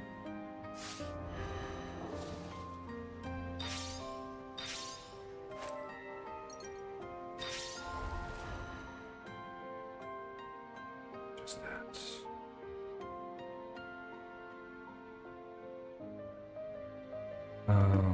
1 second.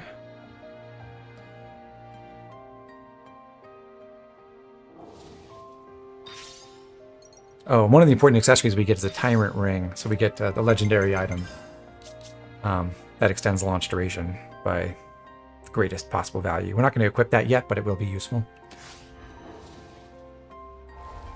Okay, time for another quest here in Erythia. This is one we've had access to for a while, but we've ignored it up to now. If you sail to the eastern side of the sea, east of Anu Shoals,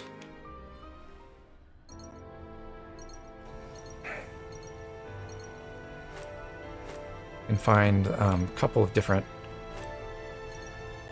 beaches to land on. Over here is one of them, and that just has some ether. You can never go wrong with some ether. Is that what I think it is? I'll handle this.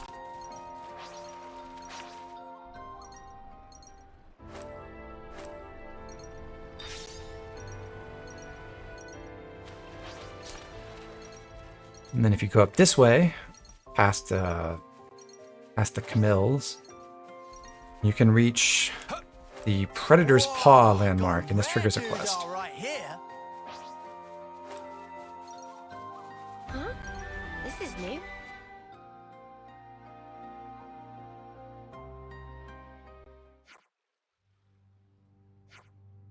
There's a monument or a shrine, and it says, Rico and Manana think it's very dangerous. There's a scary monster, and that's why we shouldn't make an offering.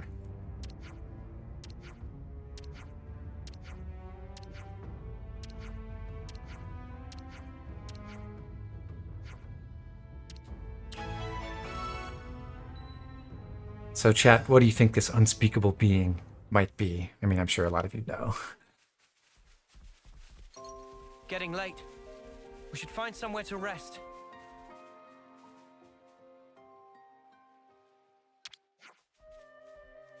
The items that they Just want to. I love that line. I just want to find out what it is for science. A couple different things we can offer up. Demon marbles will give you 25%. We don't have a lot of those though. So the other one that gives you a bonus amount is Bloody Doom Caps, which are worth 15, and then any other rare items are worth 10, and commons are 5. We'll hand over a handful of these. and let's say, oh sorry, I was choosing the wrong one. The rares are 10. The Bloody Doom cap is 15. So the legendaries are worth higher amounts.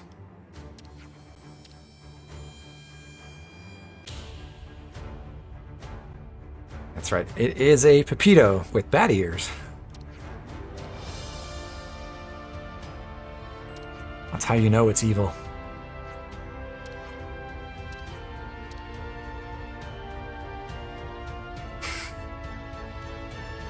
Can I pet it?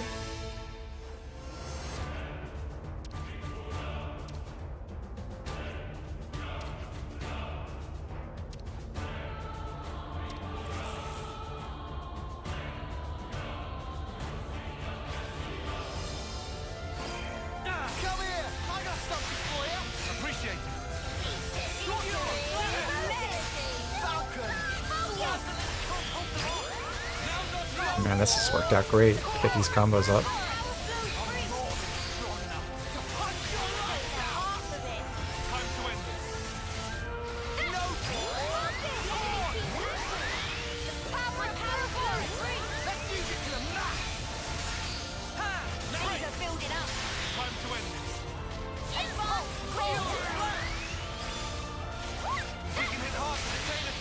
Anytime you want.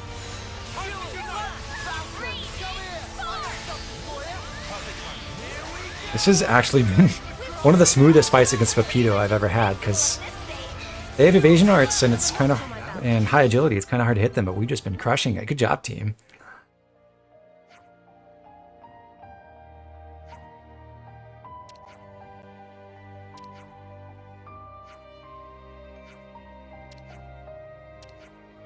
The danger was in the cuteness all along.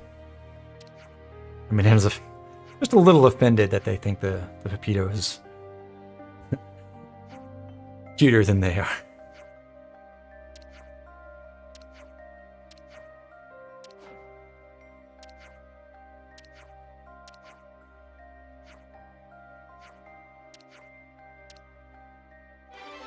Well,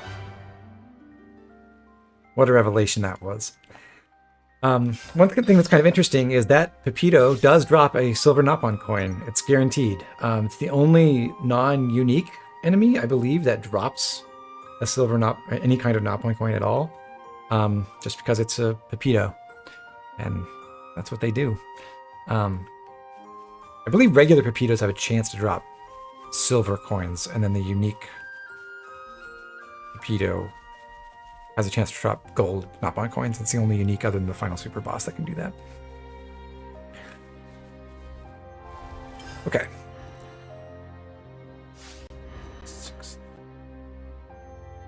A couple more class changes to do. We'll put Noah back into martial artist. Fly on over to Lapidus. We are trying to finish that on him. And Senna into Flash Fencer. It should all be set up already. Looks good. So we'll fight another unique monster on our way back to Keves Castle. I'll do my best.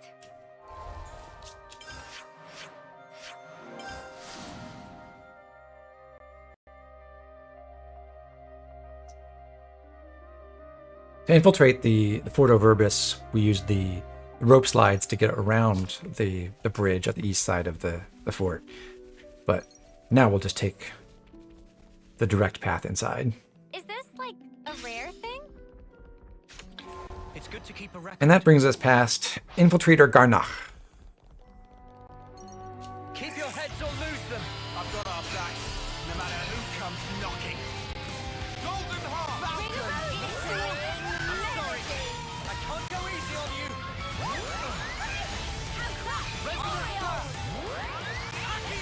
That's the weak point.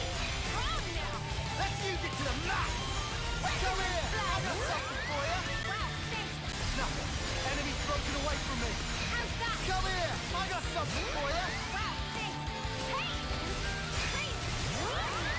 Let's use it to the max. Resonant blast. Enemy's broken away from me. I thought I was unstoppable.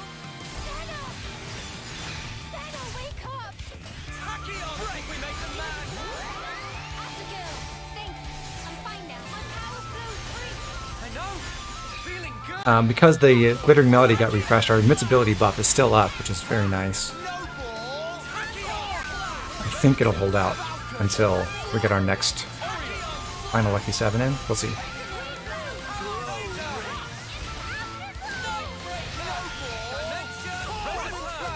Ooh, great timing for a topple.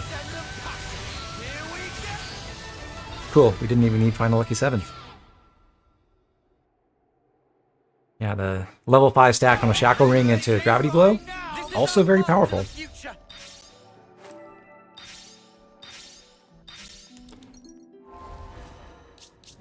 Okay, next quest. We'll do the Fordo Verbis quest now. Senna's almost done with Flash Fencer. She's not going to need that much more work to get it done. In fact, it'll be, I believe, the very next unique monster we fight that will take her to rank 20. So for right now, she can go back to Martial Artist. I'll knock him down. And we'll take Ashira as our hero, just because it's more or less on theme. She's appropriate for the location. Alright. So let's activate our Leaders in Training quest and go visit Farod at the Guards Training Yard.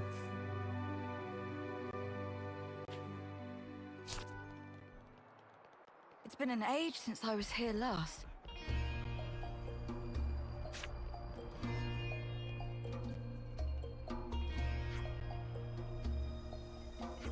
Has my cursor been there for all that time?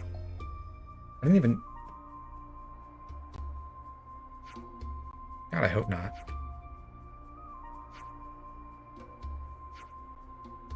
I didn't even think the game capture was showing it. Oh, yeah, it has capture cursor checked. Wow. Oops.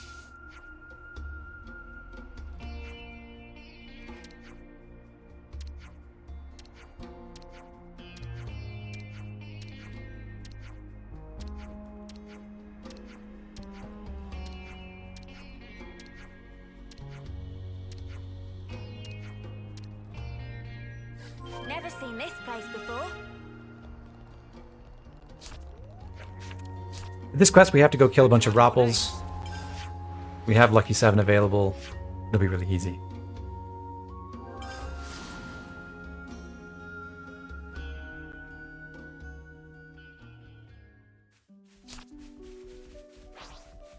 As these are not boss enemies. They are not immune to Doom.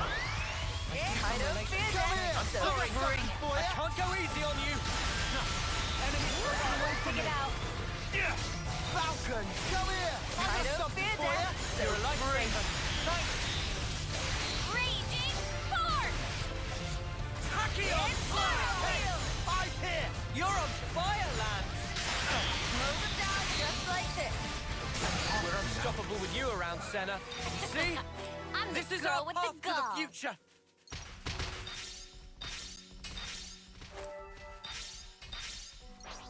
Brute force is my jam.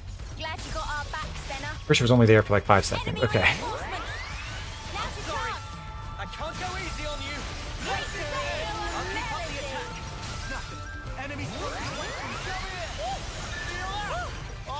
That's a relief. You see? Spectacular. This is our path to the future.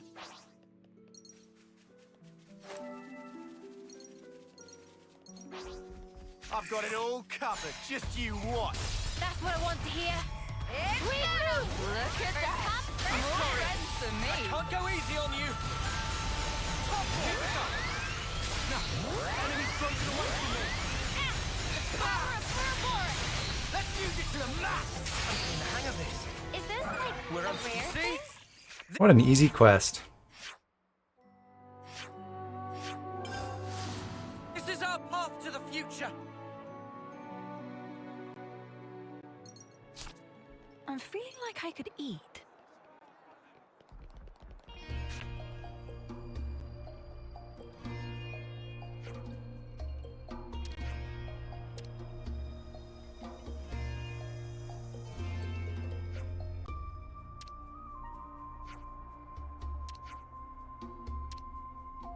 We have won the contest, apparently.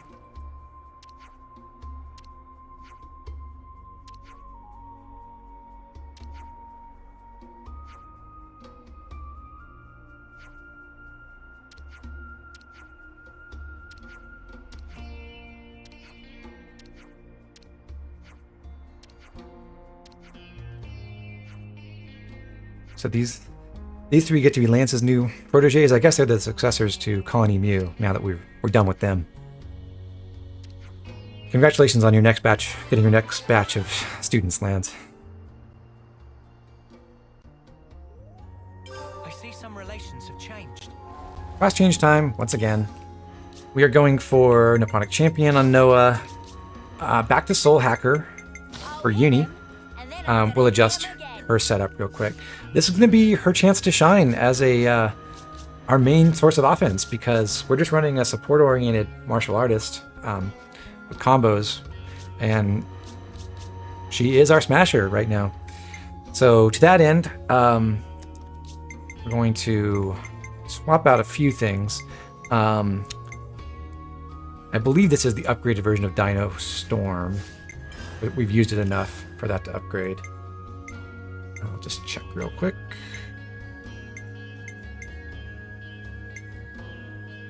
Dino Storm, yeah.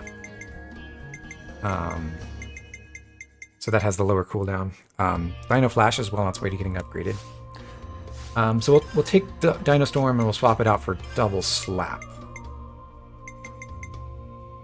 Double Slap, which also upgrades with the number of times you use it. And for skills, we don't want damage share, we want defense time again.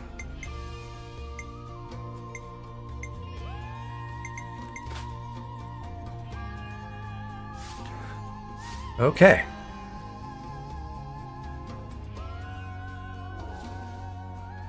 Leave it to me. Just part of the protocol, innit? Huh. Would you believe If we go to the intersection here at Fordo Verbis, the southwest corner, we can get some more info now that we've done the first quest with the Castle Guard.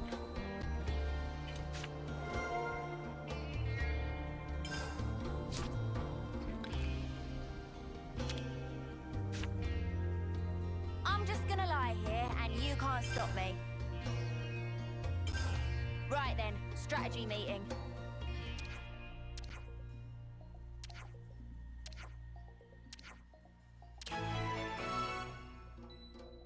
And what do you know? The quest is called the Castle Guard.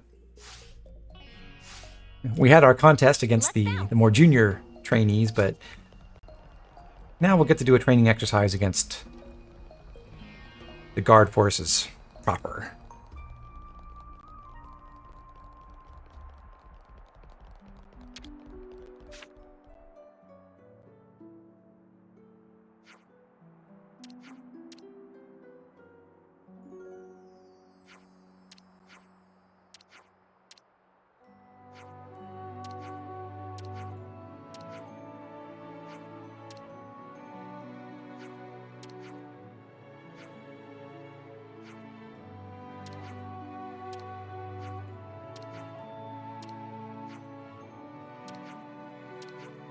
So we're going to help Sigrun out. We're going to give the Castle Guard some proper training, and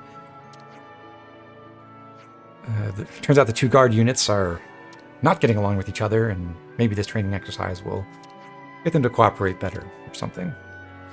Always nice to see a new face.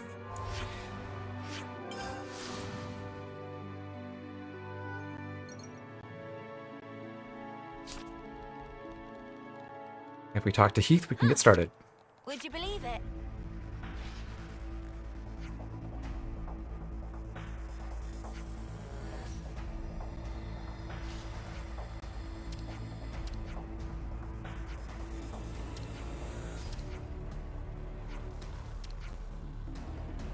Heath and Winona are not friendly.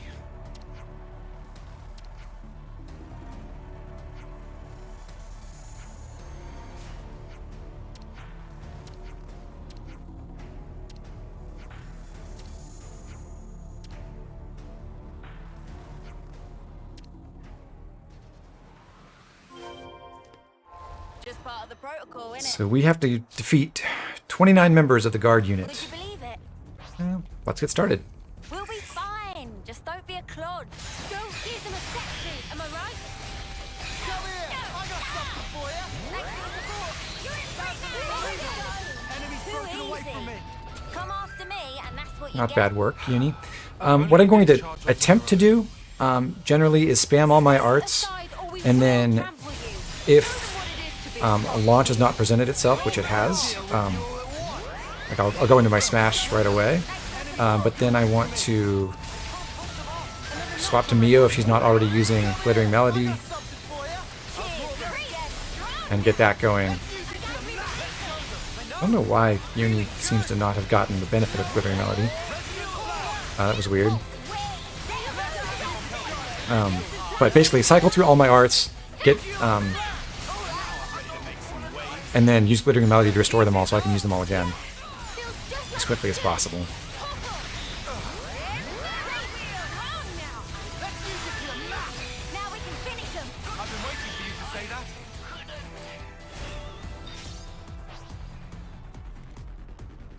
Fight with focus. I practically know this one by heart. Come here! I got something for you! I'll draw them. Enemy's broken away from me. Okay, Neo's using it. You might want to surrender before we grind you into I know! I'm feeling good! Ooh, that looks like it stinks. Now, one problem, of course, is I am drawing a bunch of aggro. I don't have any evasion arts, so Uni might get killed, but maybe not.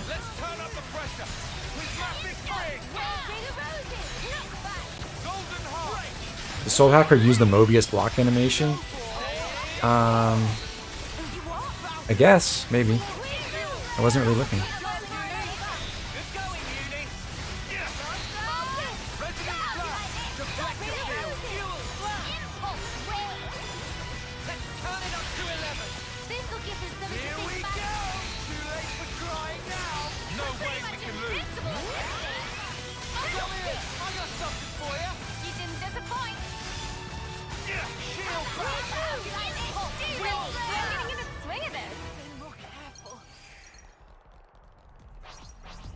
Going pretty smoothly so far.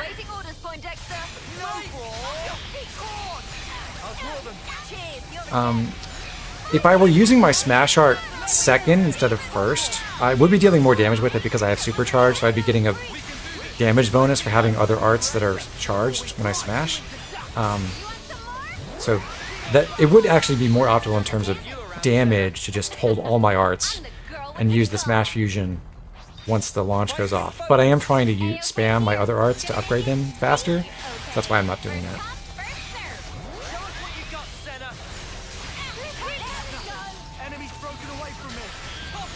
Neo used Glittering Melody, and I died. That's really unfortunate timing.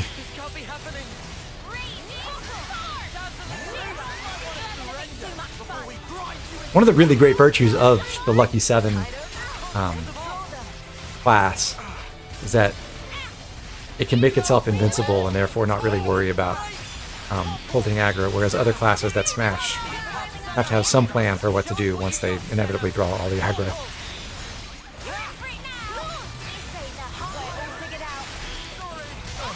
Dino Flash upgraded. That's good. It'll recharge a little bit faster in the future, and it'll be more powerful. A lot more powerful.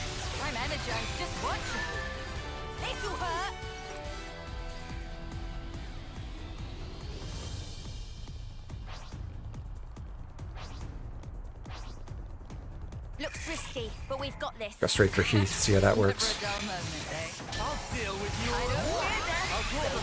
Thanks for the support. Come here! I got something for you! Cheers, you're a gem. You can still do this. Cheers, you're a gem. With nothing free! Come here! I got something for you! This will keep you going. You're building up. Enemy's broken away from me! Feels just like it should. Feel that? Oh yeah! You up to learn? I'm not done! I can still get it up!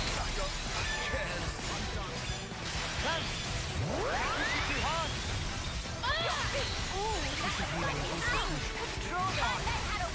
Pretty unfortunate that I used up Sumo Press at the end there. And then Heath died before I could even connect with it. Oh well.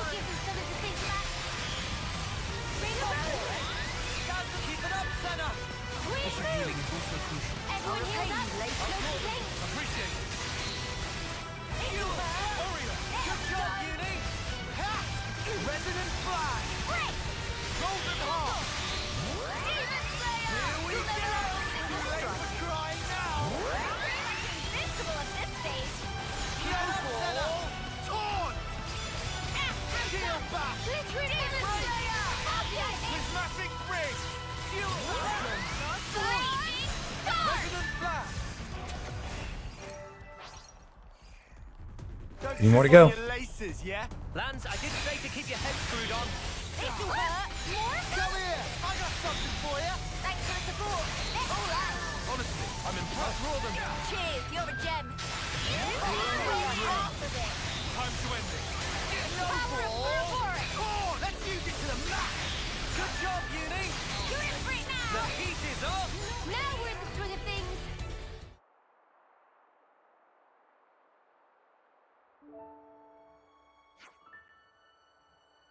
So there you go. That's basically going to be our one little showcase of an attacker soul, power soul hacker. It's definitely not that impressive compared to sword fighter or flash fencer or really any capacity attacker with mighty beat. Mainly because the smash art takes forever to recharge. That's a problem for just the pace of smashing the party, but it can work very well. We just don't really have all the greatest tools to make an offensive soul fighter amazing, and even when you do have the late game tools that enhance it a lot, it's still not like super impressive compared to regular attackers. The buff healer build really is the most powerful one if you know how to take advantage of all those buffs.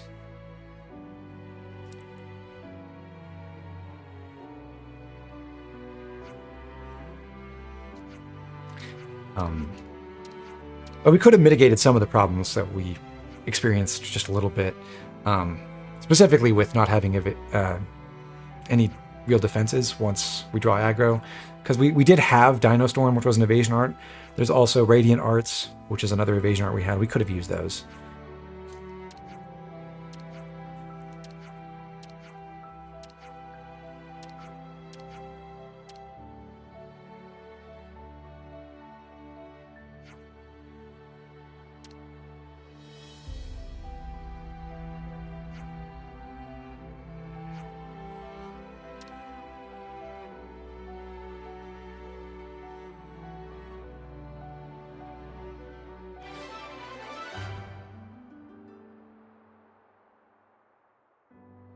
Well, but overall, I guess the guard training went well, and now we got a permanent population of guards that we could fight around here if we want to. We will not do that. What we will do is go back to the pub, the tap dancing Napon, here in the fort, and get another. Well, I guess we have to gather info outside. We'll talk to Heath and Winona, and then get another quest.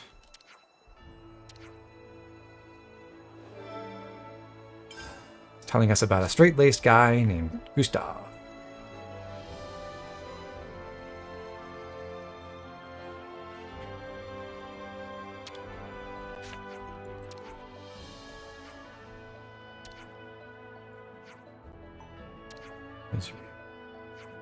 There are rumors of underground descent that we need to look into, maybe.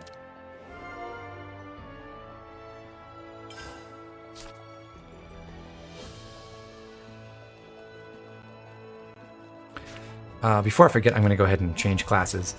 Mio's going back to War Medic, and we are restoring Senna to Flash Fencer for the last time. At least in the context of normal gameplay. And you can't stop me. We need to lay all this out.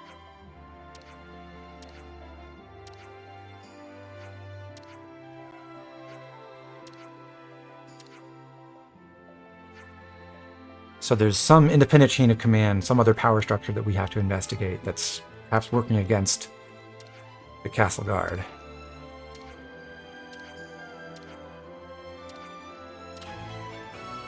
Time to go to the Ether Mine. Looking at my notes, Okay. I do need to... Since we've gotten past rank 15 in Martial Artist, we need to change Senna's skills a little bit. Instead of running Cursed Edge, we will take Frenzied Combo on her. So she should be able to recharge her arts pretty consistently and pretty quickly now.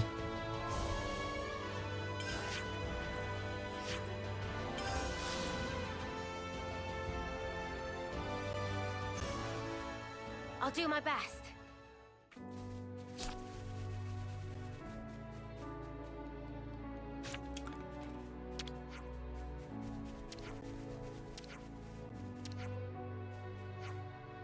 Gustav is the superintendent, apparently, and there are rumors that the mine's been prepped for war against the city, I think. I skipped it past that too fast. But Gustav denies that. Says they're only prepped for combat against the Agnians. But we talk to this soldier, we find out that there's a discrepancy between the manifest and the books about the shipping. It's interesting.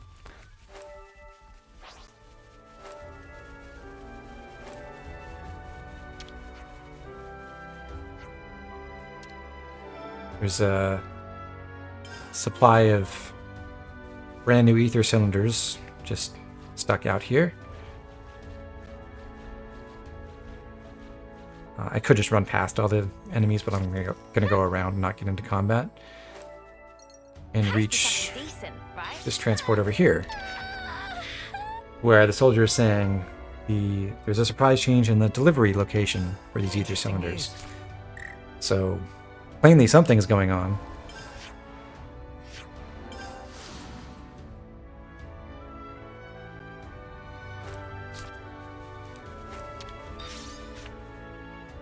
I've already got food on the brain. And today's story is... Lance thinks Gustav is really shady. Because the mine supervisor seems to be losing track of an awful lot of ether.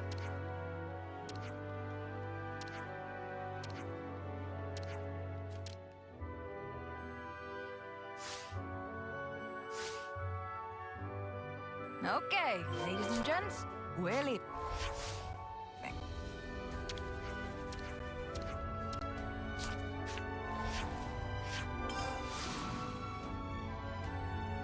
So yeah, I think I sped through it a little too fast earlier, but the point is he seems to be gearing up for a war with Agnes that we don't actually want anymore. And doing it in secret.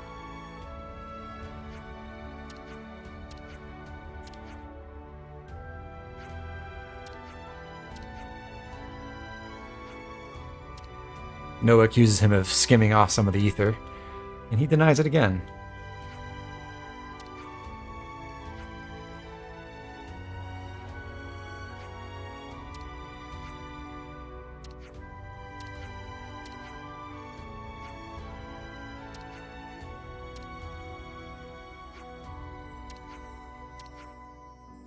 And he says he's running off to talk to an inspector. We know an inspector. We met him earlier. So let's see how he's involved. Finishing that quest gave us a piece of info. We're going to follow up by going back to the fort and getting some more info. But before we do, if we go up to the bridge here, Can't forget our progress. we can fight Protector Revelta. This one's got character. Shall we tango? Time to get serious. Here we go. Dazzling illusion. Enemies broken away from me. Probably should not have used cross impact and drawn aggro there. Oops.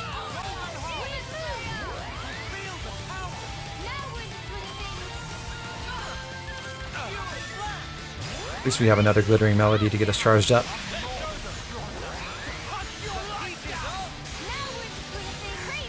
Oh, I missed my cancel. Strong enough to punch your lights out. We can do this. Feel it in my bones. Hey, that feels pretty good. Senna, let's see it. Thought I was... Hello? I was using Jackal Claw. How did I get killed? This'll give us something to think about. Hey, we move. Reckoning flag. Even more. Fuel blast. No flag. Let's get him. I know what to do. Keep mapping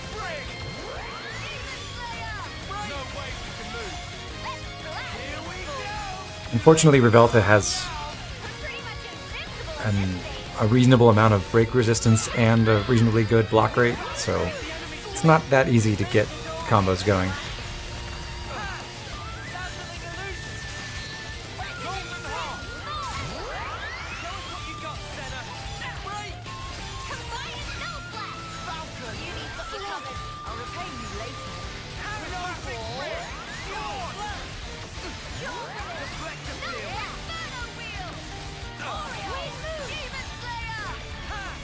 This target lock has been amazing.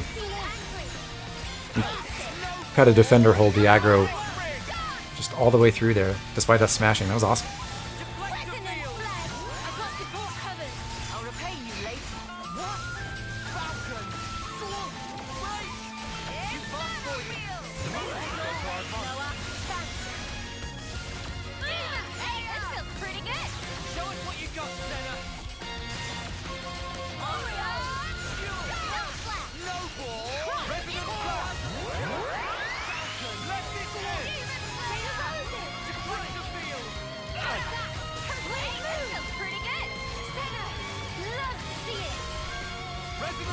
Did Lance just get Awakening? Yes, good. So if we get a break, we should share it. But I'll do that for him.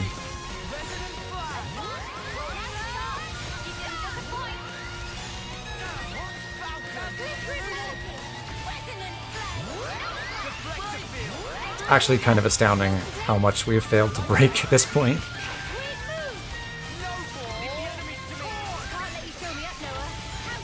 Please. I just want to start a combo. Luckily my recharge speed is incredible.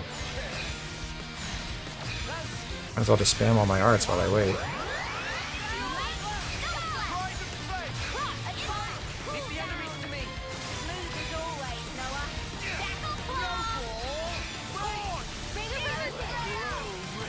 This is actually getting ridiculous.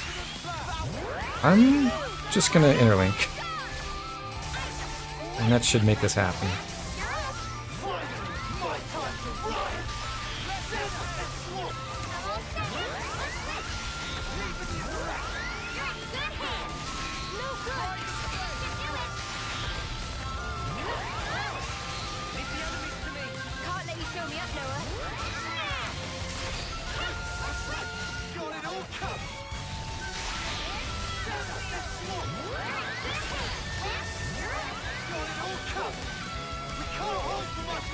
Resisted the break that time. But anyhow, we got it done. That takes Noah and Senna to max rank. Once they interlink, yeah, Senna will get to rank 20 as well. So, Noah's finished Nipponic Champion, Senna's finished Flash Fencer. Nipponic Champion mastery is not that important, but Flash Fencer is pretty great because it lets you bring Saber Strike to other classes, particularly Agnian classes. We won't see a lot of that for the rest of the main campaign because we'll be mostly using Final Lucky 7 and not like Saber Strike Agnian builds, but it's a pretty notable capability. So, class changes again. We're going with Martial Artist on Noah and Soul Hacker now on Senna. We don't want Senna taking our smashes at this point, so she's going to take Hard Dig and Poison Spray and her art slots here. And we don't need Dino Storm, we'll go with Double Slap on her.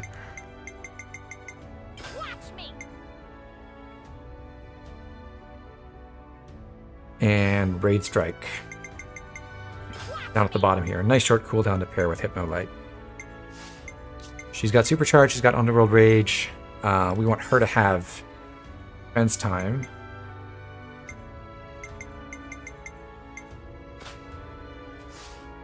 Her gems are correct. She's got Ceramic Belt, Lune Rings, Gust Bracelet, all good.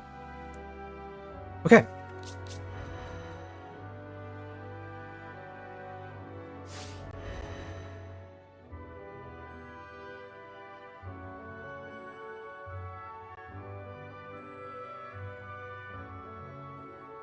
Okay, we're going to put off the rest of the Inspector investigation questline for now, and we're going to take a detour over to Colony 11 to do Ashira's Ascension, but before that we'll take a separate detour over to Agnes Castle. We're about to fight a whole lot of enemies in really short succession. We already did that with the Castle Guard, but I didn't want to do this too often. So going back to the castle and getting our 40% CP boost again. Already got food on the brain.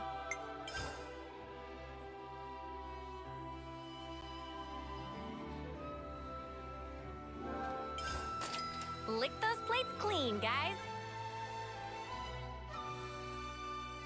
I feel like I could lift mountains. Hey, want to see me try? Okay. Next on the list is... Ashira's Ascension does not start at her colony. It actually starts down at Old Kana Battlefield. So we have to go there with her in the party.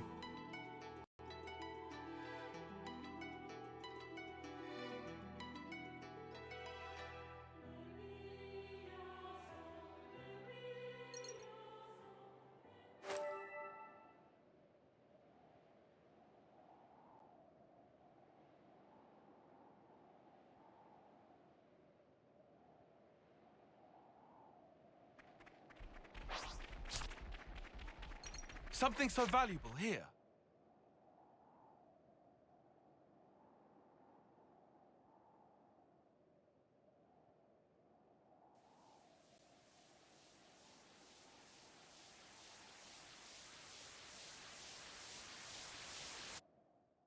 Turns out Shira has a memory here too, apparently.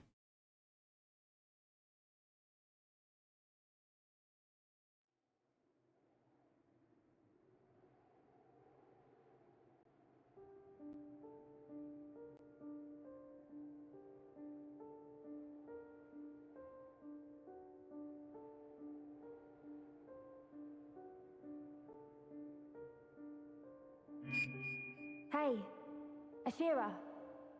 Ashira. Hey, Ashira.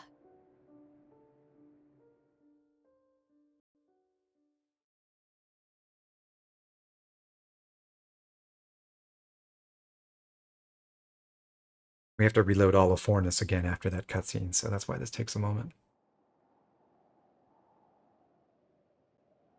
What are you doing here? We thought you'd disappeared.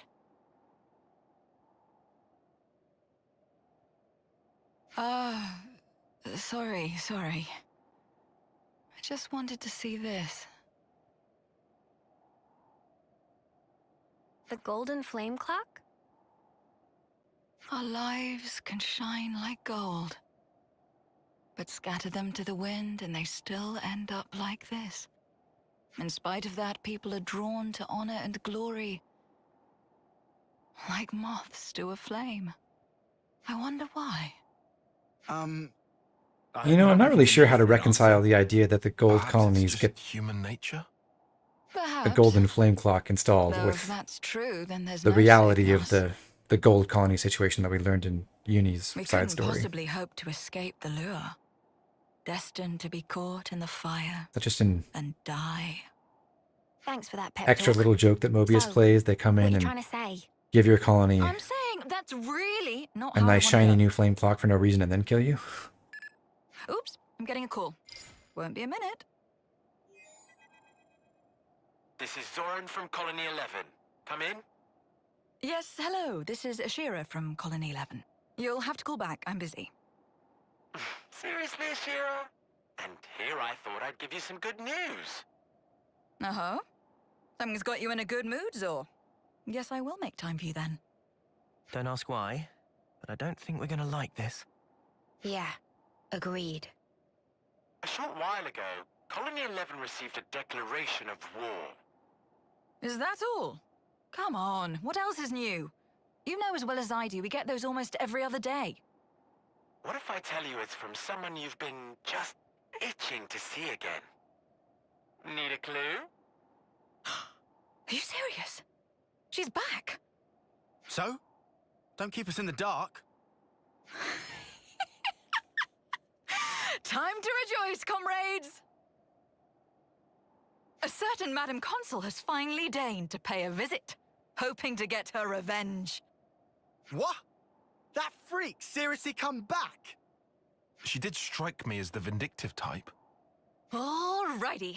So, Colony 11's in great danger. We have to head over and provide aid. Ugh, what rubbish. If you want to go on another rampage, just say so. Good old Uni. A typically astute observation. Listen, just finish the job this time, okay? No cutting her loose, please. I read you. This time I'll put her down, I promise. If you're finished deliberating, where are you now? Let's see. The Faunus region, near the old Kana battlefield. Ah, that's convenient. Approach from the Mac the Wildwood side. We'll head out from Colony 11, catch them in a pincer and crush them in one fell swoop. Oh, nice! Let's do that. Mad, you love her Sounds fun. Ashira's dynamic with Oh, Uni and because leave the they're more leader's alike than head on you her want to shoulders. admit. I just promised It is I'd pretty come to fun. collect it. I can't guarantee that. Just make sure you're not delayed having some extra fun. Ah, wait! Sparks. Have to hurry or there'll be trouble. The only trouble is you psycho. Oh, whatever. Let's go and tear our new one. Too right. Get ready for battle! I can't tell if they're about to hug or throttle each other, those two. So now we're all thinking that. Let's take the fight to the enemy. Battle awaits. I knew you'd say that. At this point, you cannot skip travel back to Colony 11, because as the cutscene said, we're supposed to come through from the Mac the Wildwood side and catch ours invading forces in a pincer maneuver. As we come in, we find that the whole place is turned into a battlefield.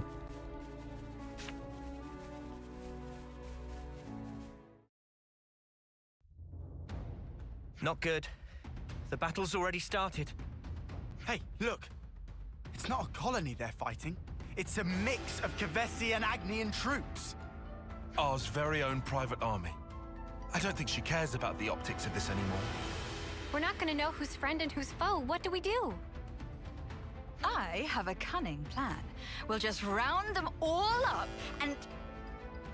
I really enjoy Ashira as a character myself too. I just think That was a joke, the one thing they For now, seriously fumble we'll in keep Colony with 11 is the 11's main idea that force.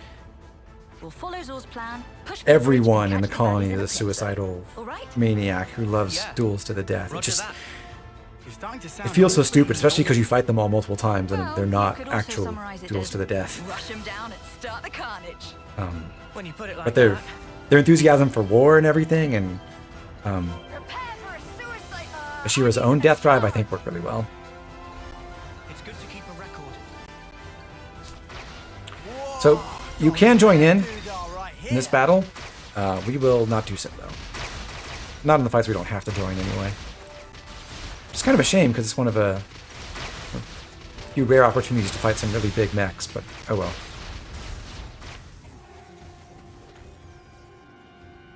Sorry to keep you, ladies and gents. The star is here. How's it looking? Finally, you're here. Things are trickier than we thought. You're being overrun. I hate to admit it, but that's about right. Come on. Try not to sound so miserable.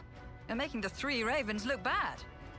But seriously, if you're saying that, it sounds like something big is going down. Indeed. That blasted carrion bird. Queen only knows where she got her claws on a trump card like that. What card? What do you mean? You'll find out soon. After we take care of these.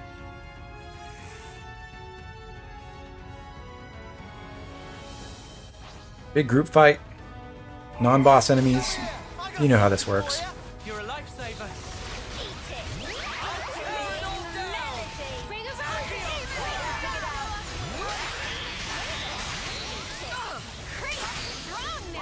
Let's use it Yeah. to the max. Ha! Trying to swamp us with grunts. They'll need a better card than that to You are so right, Morning Toast. Hold that thought, Lance. Something's not right here.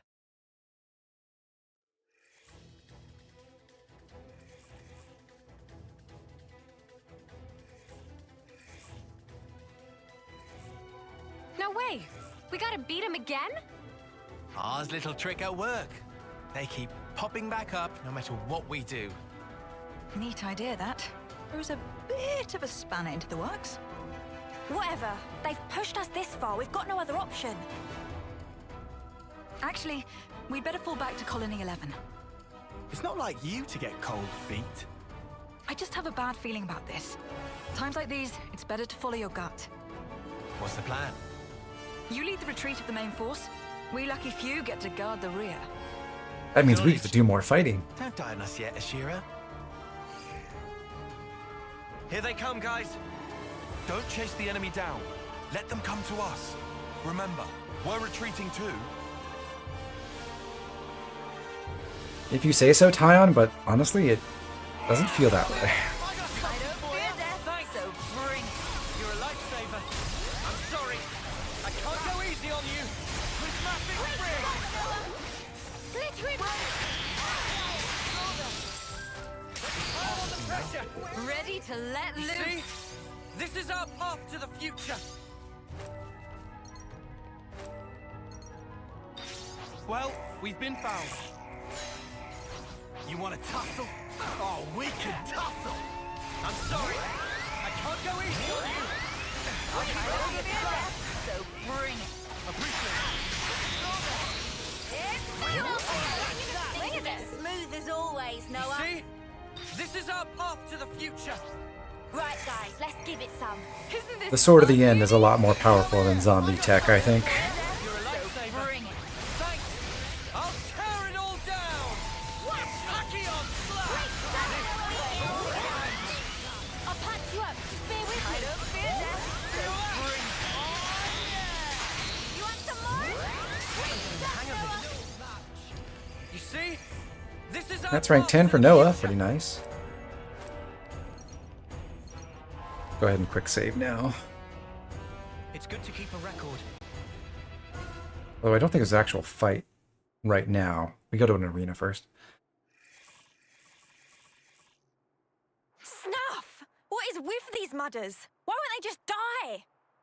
Look, what do we do? There's nowhere left to run! Truer words were never spoken. Looks like it's curtains for you, scum.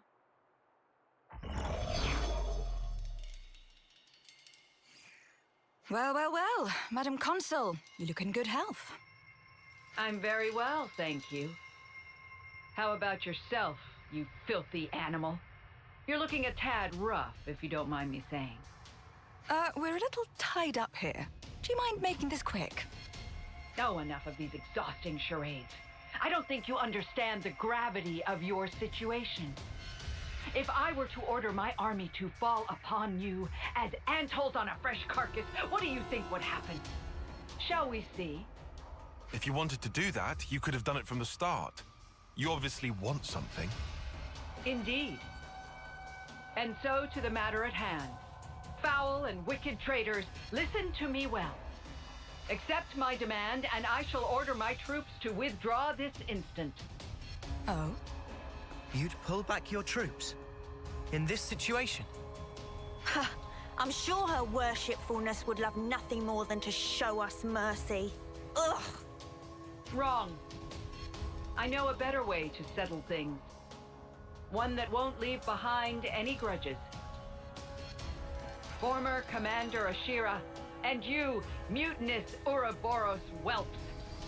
I challenge you to a duel. Morning Toast, you hope Ashira backs you against a wall. Excuse me? A duel? Me too, kinda, but What? Is that like a I feel like skirmish? I'm not Ashira's type. You ignoramuses. Ah, but no, I suppose it's only natural you wouldn't know. A duel is a concept from the bygone world. Call it a specific method of waging warfare. You and I will battle under a strict set of rules in order to settle matters once and for all. The winner of the duel will determine how this war ends. So then you're saying we can finish this thing right now? By ourselves? This is nonsense. What would you stand to gain from this? A duel is staked upon one's honor, not one's life. Trivial things such as gain or loss have no bearing here. Ashira, with this duel, I will erase the shame you inflicted and restore my due dignity. I think you understand. Now give me your answer. I'm just making sure, but what if I refuse? Then the war is back on. My invincible army will crush your whole colony, and you along with it. Of course, the same will happen if you renege on your word. I'm so glad R is really Okay. stupid. Agreed.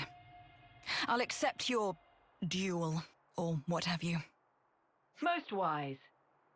You always were quick. If I'm an on the evil updates, I mastermind must who's worked say. out a way to generate an Thanks. invincible So, army, what happens now? I solemnly We're going to swear have I it will out not right agree now, to then. a stupid duel Don't be so hasty. instead of using my invincible army to win my I will wars. send you an invitation with the location of this duel. For now, I shall withdraw my forces. Huh? Do we need all this beating about the bush? Why not just tell us where it is now? Hold your insolent tongue. I told you these things have rules. This is a formal engagement, and as such, there are procedures to follow. Before you go, a question. Those troops behind you that you're so proud of, what in the world have you done to them? I'm under no obligation to tell you. Truly, it has nothing to do with you. More importantly, this will be our final battle. You would do well to prepare yourself.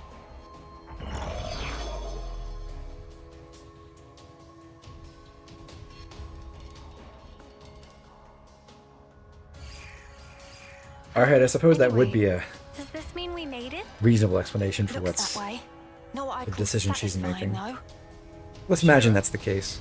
What will you do? She's bluffing and Oh, I'm sure I'll zombies think won't of last. something. For now, we'll go back to Colony 11 and wait for this invitation. We should start by checking on Zoran and the others.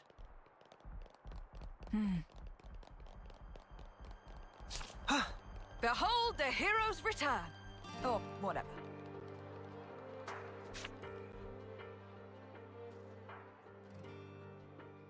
Yo! How are you guys? They did name a character after me. Appears we've pulled through, for the moment at least.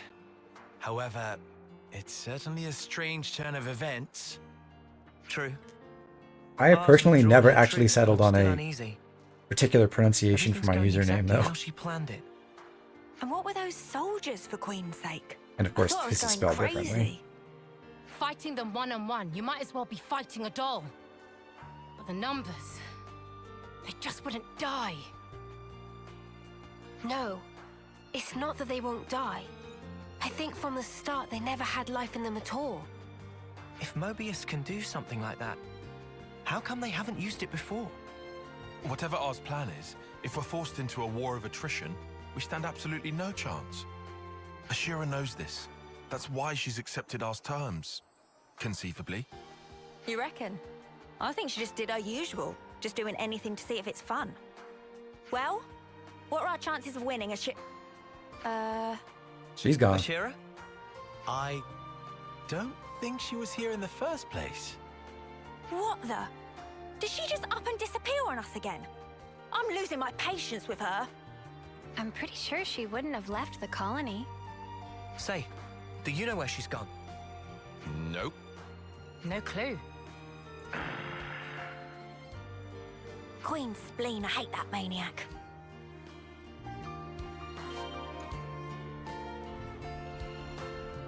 You want a little deep lore about my screen name.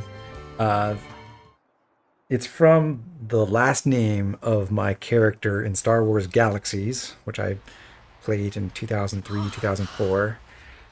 the MMO, and I don't recall the perfect detail now, but I think that name was inspired as a variation of a name that came up from the automatic name generator in Star Wars KOTOR.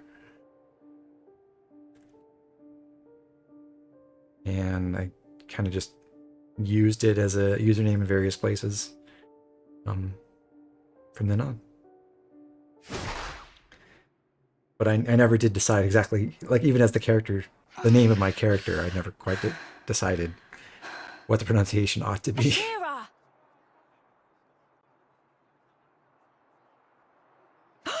Uni! Oh, don't tell me I have to look after you too. You've caused enough trouble for us. Don't give me any more. Hey, are you all right? What do you mean? You're looking awful. You feeling okay? No, I'm fine. Just great. Well, I sure hope so. We've still got our stupid jewel thing. You better keep it together. Sorry. I suppose I'm not feeling too great. Don't just lie about it then, Queen's sake. You're the one who said you'd beat R. I mean, yes, that I did. It's just... I can't get into this.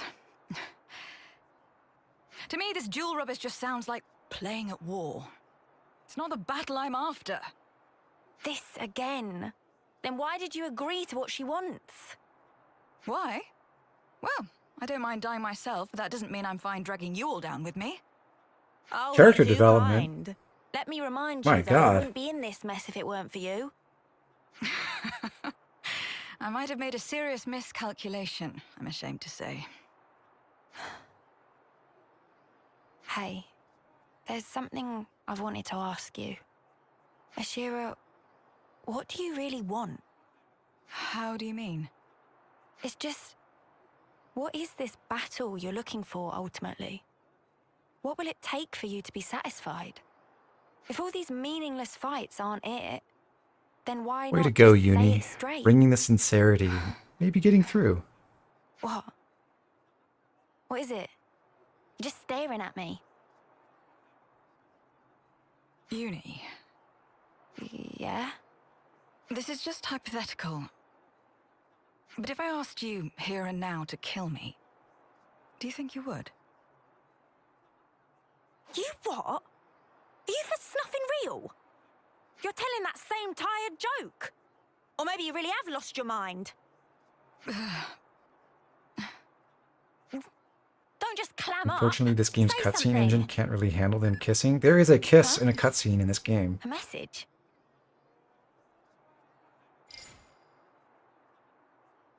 Oh dear. It'll be a summons from our favorite lady consul. This is a set of coordinates. Wait, this points to...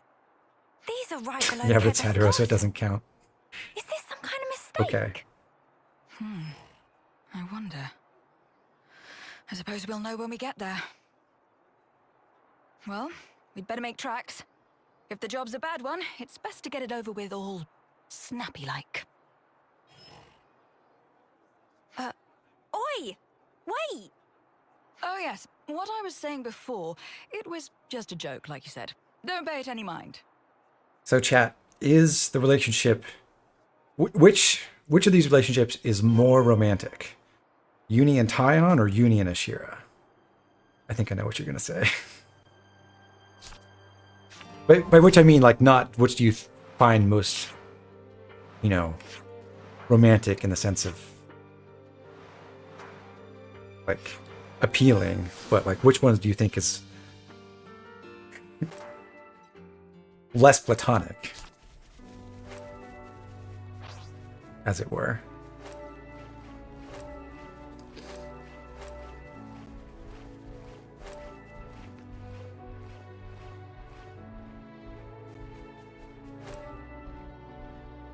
We're sliding down.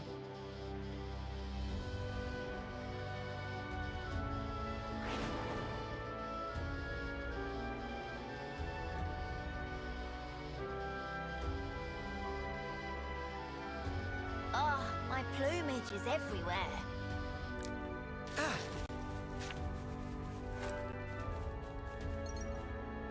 Watch your footing, guys.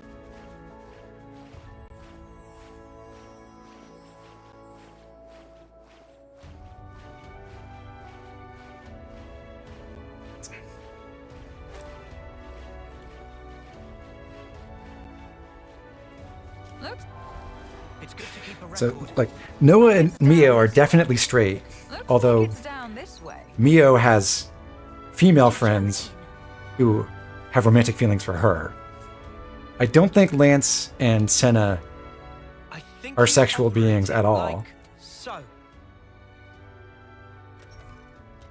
And then here Kion seems like and... he's probably straight. Uni is... It's good to keep a record. I think she plays for both teams. Time to take the fast way.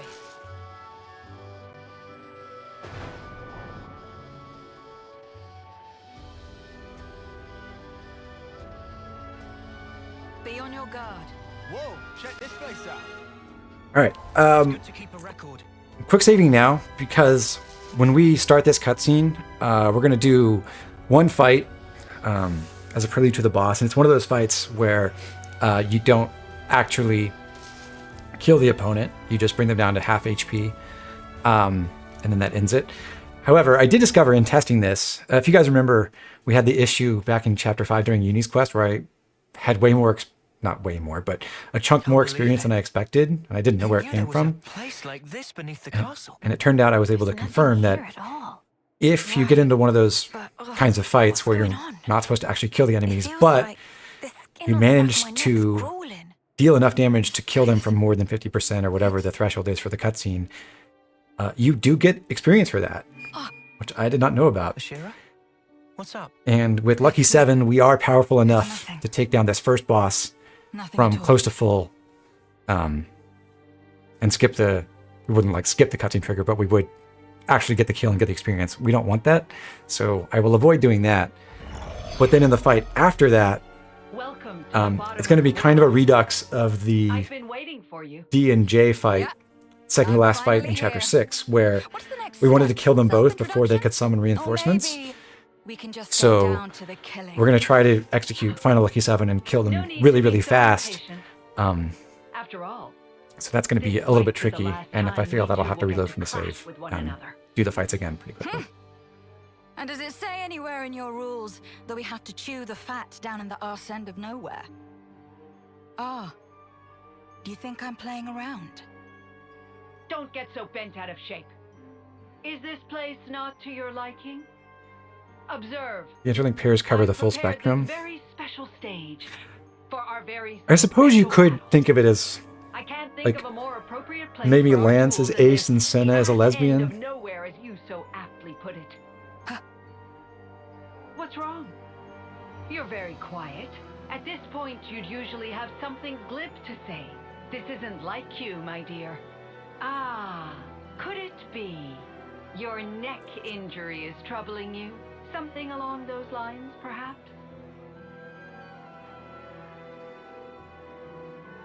You and I, we've met before. Incorrect. This is, in fact, the first time. But I would say that I know Kion is not it gay, to remember. and I neither know is Noah. everything about you. Didn't I say before? There's nowhere more appropriate for our duel. Don't tell me. Did you truly think that you could hide it? You didn't think we'd know? Hey, the spark is you blabbing on about here? Oh, come on now. But actually, I think Haven't Senna's even told your friends, Ashira. I think Senna's Well, I basically suppose asexual you too, couldn't and have. Ashira is the lesbian of the group. You're a coward. Noah's fine with his girlfriend's girlfriend. That's a really funny picture. I've seen that before. I just don't actually think that that's not how that's not how Mio sees her relationship with Miyabi, or with Senna, if that's what you're referring to. You there, you imbecile!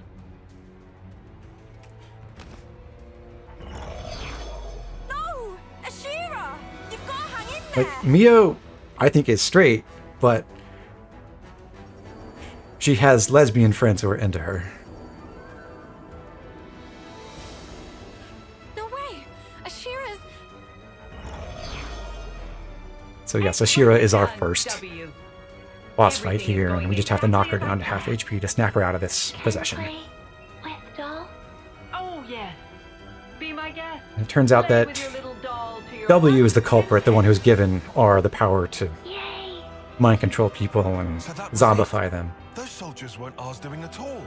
They were being controlled Fittingly, by this is the last pair of instead. Mobius that we are fighting before the three big boss Mobius in the game. And the last one is W. So we get to go W and then X, Y, and Z. You're wrong. What follows next will be a duel, plainly and unmistakably. Only your opponent might be a little... How does W keep her head up? The helmet generates lift.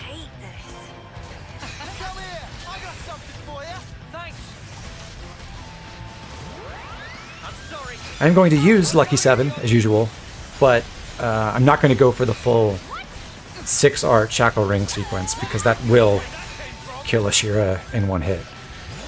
So we're just going to basically build up Final Lucky 7 and use it with no more than one stack.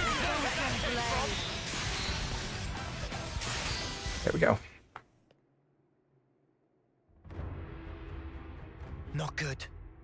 At this rate, if we hold back, she'll wipe the floor with us. But we can't. Snuff! What do we do? Excellent.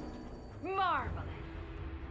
Each move so steady, so precise, so certain. Oh, I do love a good game of chess. I knew it would be worth the trouble I went to, putting this glorious stage together. I like that the pairs of Mobius you fight, DJ, OP, WR, happen to be common enough acronyms. Excuse me, Mads and Zero, those are initialisms? Satisfy me. Play. Acronyms form words that you can pronounce. But yes, that does make them a little bit easier to remember. That's nice. What was it you told me? Something about there being no friends or foes when fighting each other to the death or whatever. That's why I just had to take that shot. You should be happy with that, right? Oh, now this is unexpected. Caught a taste of her lust for battle, have you? Belt up! You just shut your ugly trap! What? Hey! You're satisfied with that, right? So come on! Wake the spark up right now! There's no snuffing way this is the death you were looking for! Am I wrong? Ashira! No, you're not wrong. But anyone else would be dead right now. You fool. Ashira! Been a real while since I took a hit like that. But I owe you one. I'm back and I never felt more alive. Damn it! W! What are you playing at? Seize her again! I can't. She put up barriers around her psyche. That's all you have to do. Just put up barriers around your psyche. And it's too hard. Cease your belly aching and do it! Just do it now! Do it! Do it! Do it! I told you. I can't. W! I've come too far for you to muck this up now! It's just ether cannon's not that strong an art. It does have a really impressive damage ratio, especially for how early you get it. It's just too bad ether cannon doesn't have great synergies with the other things that its class can do. W! Bring out all the husks we have! And don't even think about abstaining yourself! Okay. Ashira, don't forget. Remember what you promised. Uh-huh. I remember. How about we end this once and for all? Okay, I'm going to target R for this because of the two Mobius, she does have the lower physical defense. I'll try to keep them both in front of me so I get Final Lucky 7 charged faster, hitting them both from the front. should be in good shape. And then I just want to go and get my whole shackling sequence. A 5-stack should be enough, and I want to get this off before they use their summon art, so that R is down, and that should be enough. Got W and Rage, so I don't think W can summon now. And that should mean we're good. I'm not actually sure if W has a summon soldier art, but I believe R does. Unfortunately, I got knocked back out of my chakra ring sequence, but still we got through.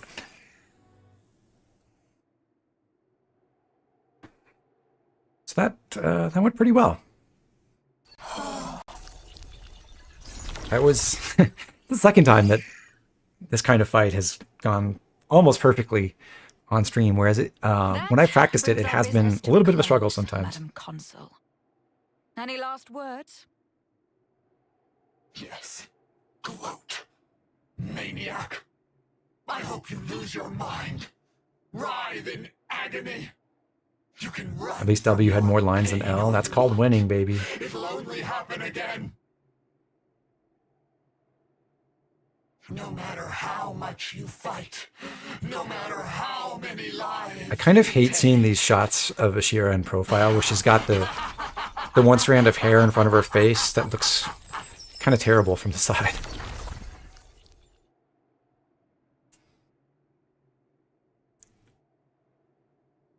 Even if it works out the same, I have to fight against it.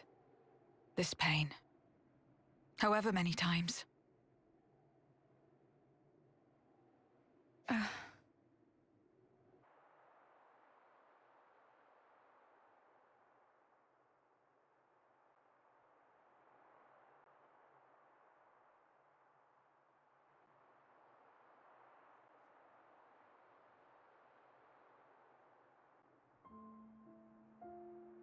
The look on your face tells me you want to ask something. You knew about all this from the start? About Mobius? About how the people of this world are born, all that? Since before you even met us? All along? Can I tell you a story? That revelation does go some way toward explaining why the Colony 11 people are so blasé about death, but Today, soldiers fight and scrabble I don't to survive think we're meant to for understand that the 10 rest of Colony years, 11 all to be knows about blessed all with the that. honor of the homecoming ritual. But once, there was a time when there was no such thing as a homecoming ritual. You what? I've never heard this before. I did just say, it's all but gone from memory. Even so, Literal it was a deep ceremony for lore. those soldiers who reached homecoming age. Do you know what would happen? A consul would end them personally. No offseers to be seen. In other words, an execution. What? Execution? What the spark for? It sounds better if you call it a ceremony to offer up the light of a person's life. But really, all that awaited them was a death much more humiliating than if they'd fallen to an enemy's blade. But that doesn't make any sense. And why do you know any of this?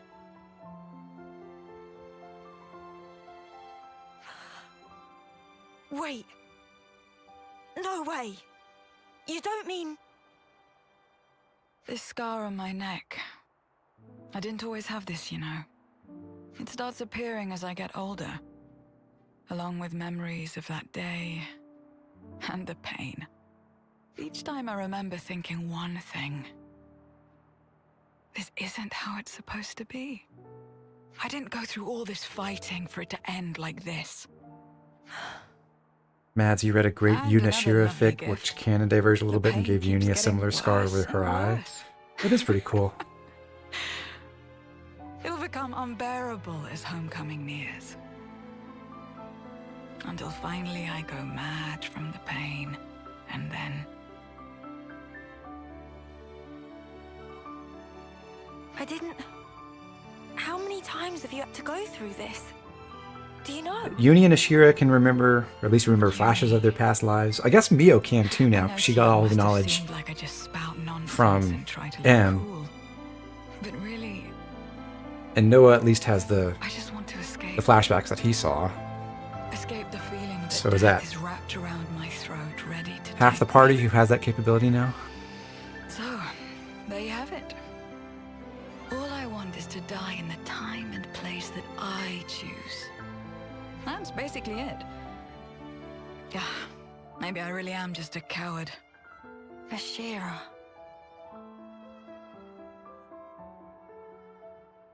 Wow. Now I get why you asked me if I'd kill you. You must have thought I was a fool. But you see, Uni, it would mean more to me. Much more That is a than good any line, of the Morning deaths Toast. I've gone through until now.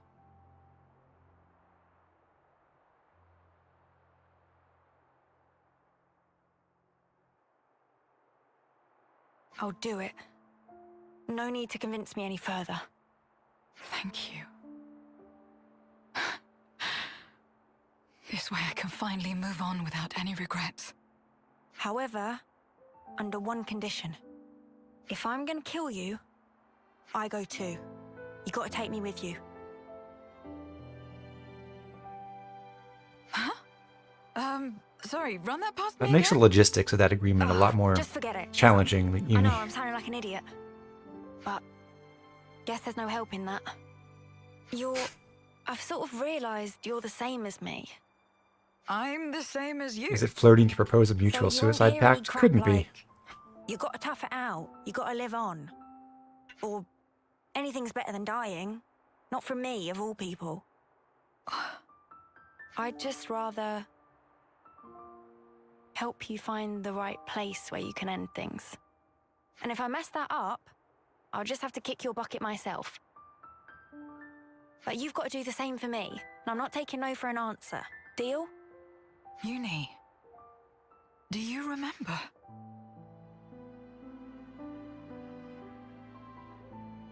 But Ashira, both of our lives, they don't belong to just us, you know.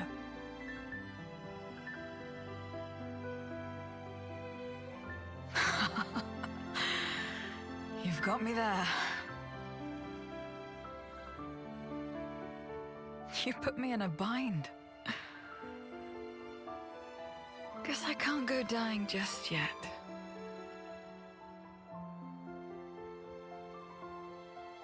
They are gal pals. Well, they're not roommates, so who can really say?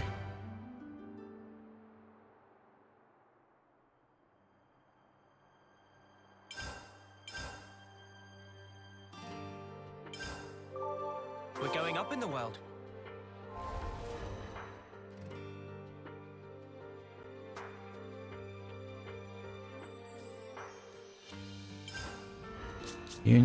Shira's ascension is over. We're going to do one more quest here in Colony 11, but it doesn't have a Shira in it, at least not on our team. Time to go back to Soul Hacker for Uni. Just to make the accessories transfer properly, I'm going to swap Senna's class first. She goes to Martial Artist. And now Uni should get the Looney rings automatically. Good. On Uni, we... similar to Senna, we no longer want to smash art, so we're going to put on Hard Dig up here. And Poison Spray. And swap arts here. We'll put Raid Strike down at the bottom. Still with defense time. Everything else looks good. But now we want to put Teach in the party. Because he's the hero who gets to have the crossover with Colony 11, which is pretty appropriate, I think, given what we learned about Teach's backstory. Colony 11. They're as skilled as the rumors say. Still just a Just want to double check. We do have the right amount of experience, so I didn't mess anything up in those last fights. bunch of crazies, though.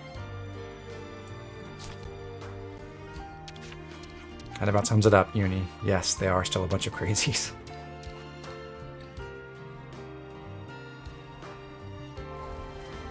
It's good to keep a record. You can see Mio's at rank 19. This quest should get her to rank 20 in Troubadour.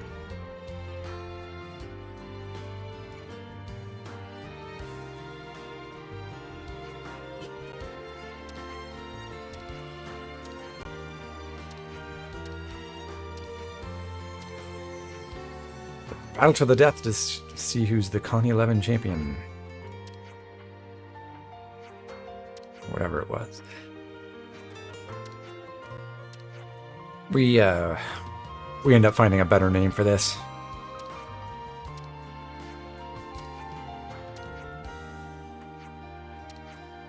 I love that line. What's the point of having competition to see who's the best when I already know I'm the strongest?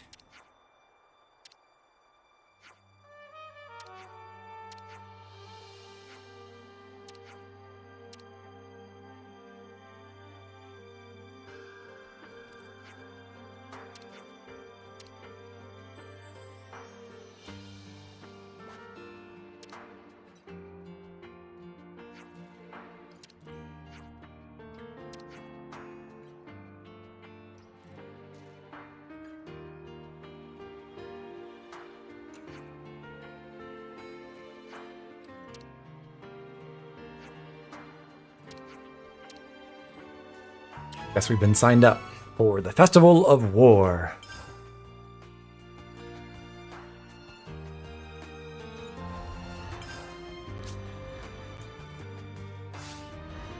It's good to keep a record.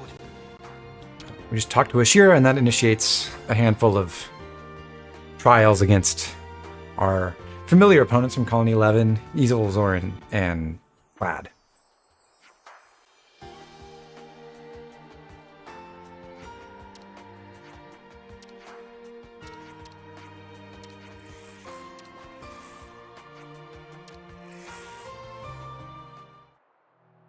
I definitely misread that question from Uni where she said, "You're a cook, right?" I got something for you. You're a lifesaver. I thought she said something else. I'm sorry. I can't go easy on you. Hacky on with nothing free. I got something for you. Ezel is a boss. Her teammates are not. So, sorry, no, actually they are. They count as boss enemies. What am I saying? I think 2 of them are generics though, and they can die to do.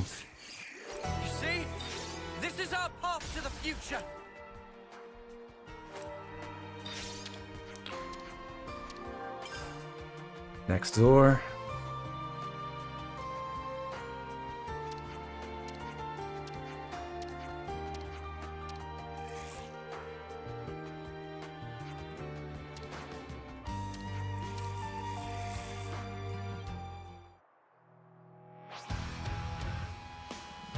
Come here. I got something for you. Thanks. Golden heart. Enemy's broken away from me. I'm sorry. I can't go easy on you. Hacky on. That's the weak point. Things are building up. More than strong. And another final lucky 7. Use them all easily. Oh, that looks valuable. See? This is our path to the So we move on to Team Clad.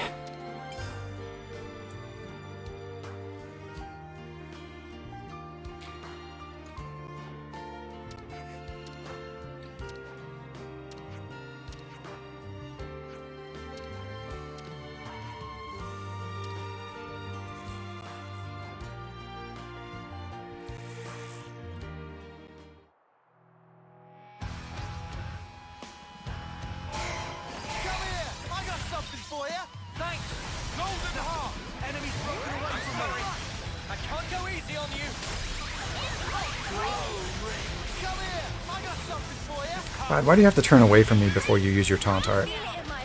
It's so annoying.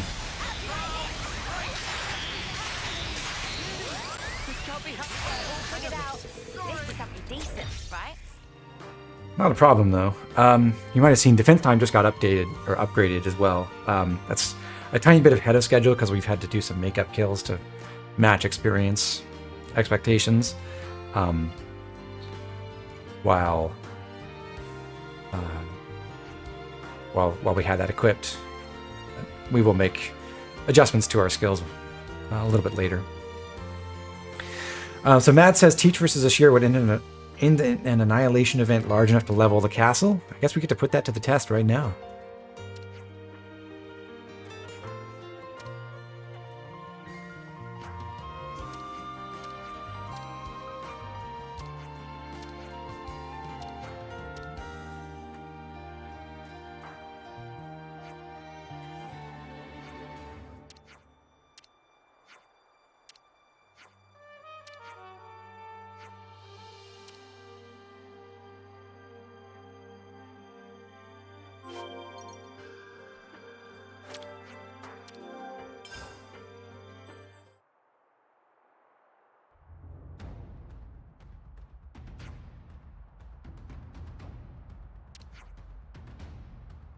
It's a good point, Ashira.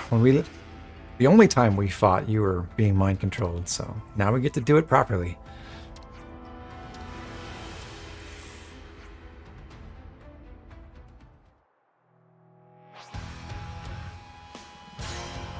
Come here! I got something for you! You're a lifesaver. Luckily for us, Ainer rule says we can't use our Sword of Invincibility.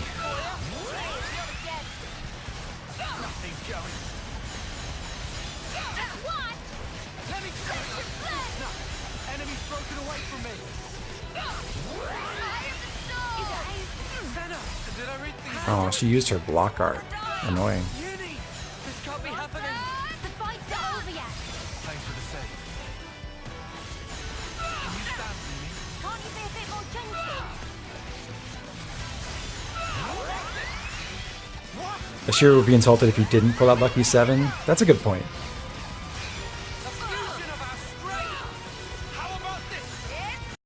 I don't know if I can show this. Yeah, I just froze this. You can see, I mentioned this before, Noah's using the dull side of his sword. He's got it flipped around because this is a human opponent and he does not want to kill with Lucky 7.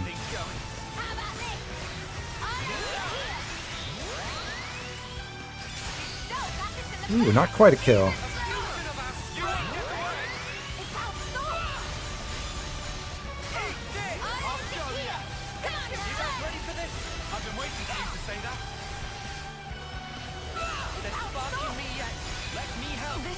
Got it. For me?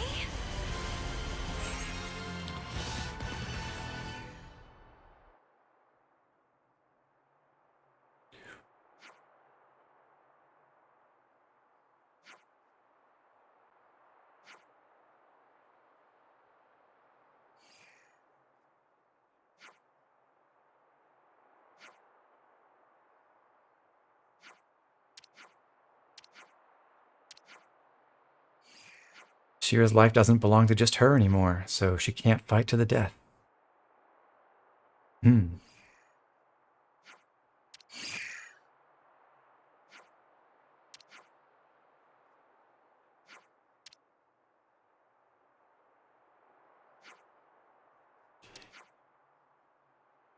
Ashira remembers a deadly duel with Teach, or Oleg. She remembers Oleg.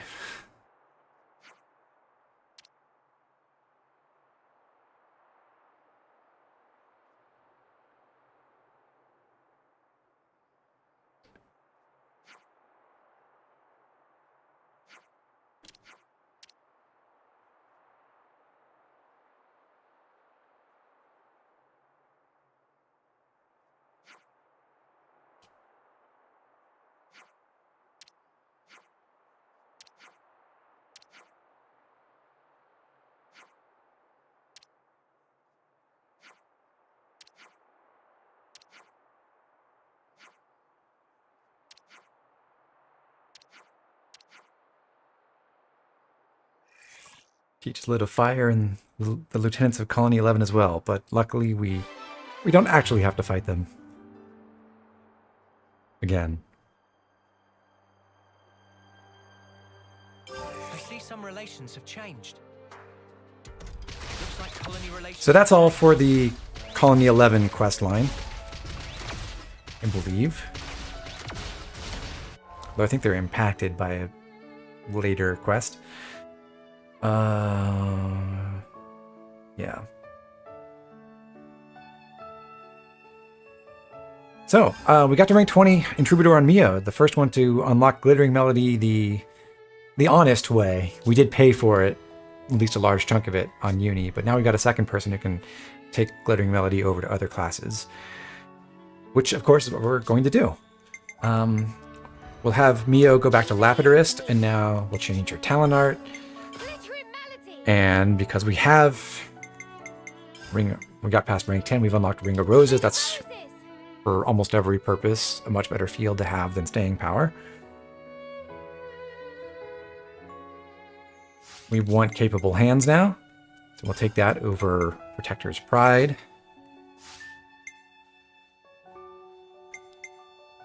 We're also at a point where we want Refined Blessing to extend Glittering Melody. We still want Swelling Blessing to improve her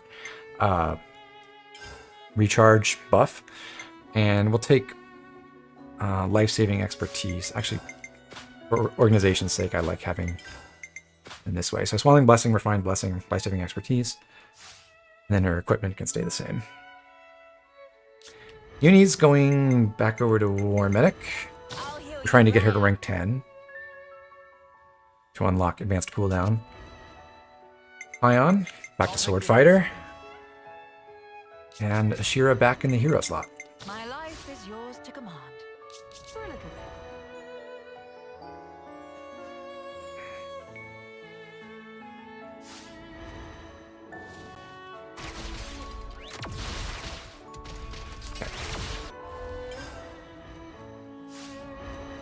We are done with our CP boost meal. So, although we could keep that up, and there's nothing wrong with doing so, going to be conservative about relying on it. We're just going to go over to Colony 9 and get a collectible boost again.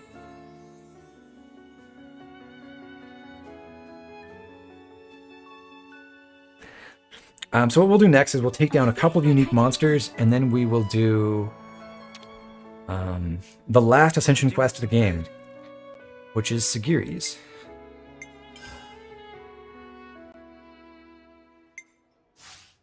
All right, I'm getting food.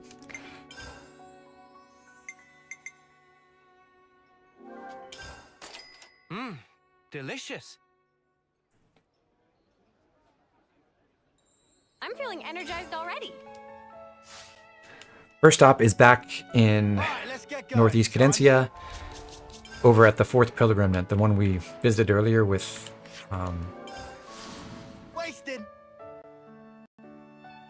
Fiona to go try to find a Klamath for Triton.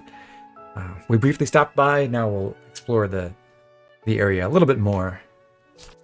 Over to the east, there is some ether. No, shower. I'll claim the ether here. I cannot recall ever hearing that shower voice line before. Huh.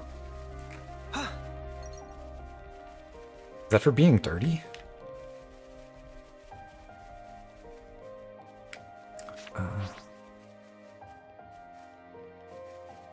found something shiny. We should take good care of that. Got an origin shard over this way, and a unique monster on this side. It's good to keep a record. I'll do my best. I'll handle this. There's tough. Hardshelled Admiral is a Kramit. Kramits have kind of annoying block rates, but it shouldn't be too hard. We out-level it pretty handily, and we can deal a lot of damage with our Air/Mighty Beat Fusion.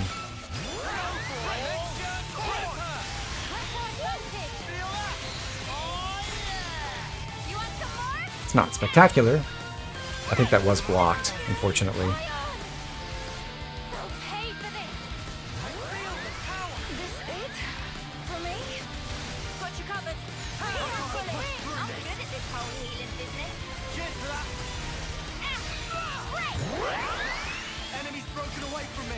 I'm just going to try to spam field arts in an effort to get Glittering Melody up to recharge Tyon that way.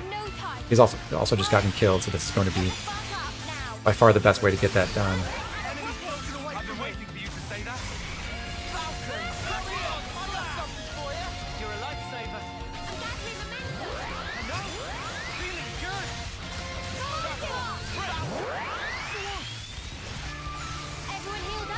Would a shower put out Senna's hair? It doesn't go out in the rain, so I would hope not.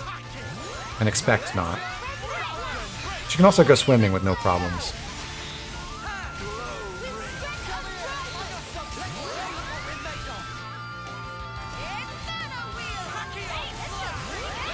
I just realized I probably shouldn't be controlling Tyon, because I do have Noah with Final Lucky 7, and that would have done more damage if I'd just been using that, but oh well.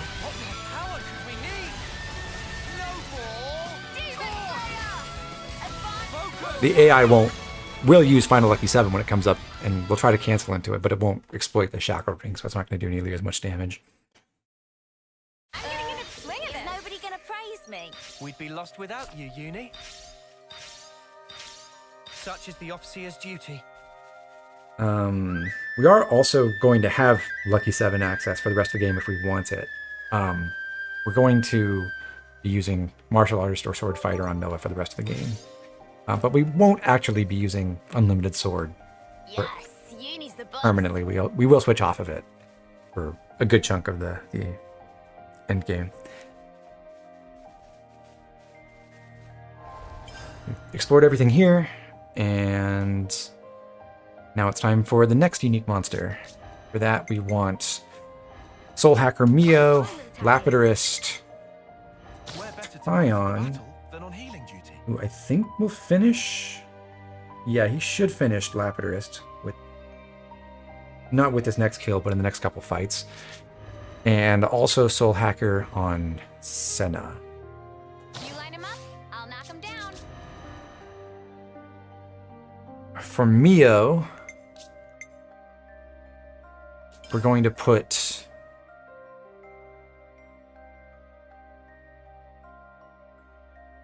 second.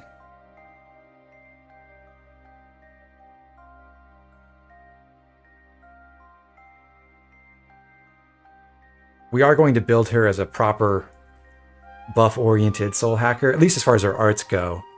Skills we're not exactly using the best skills for that role, but they don't matter as much for our purposes. So we are going to put in our fancy new power charge buff. Got Snake Eyes, we want double slap here. Let's help get that leveled up faster.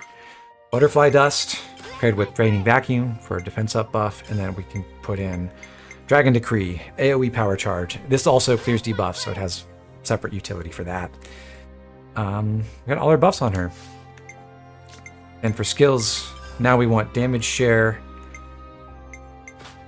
and Mimic Technique and Debuff Counter. These are all skills that upgrade with the number of kills that you get.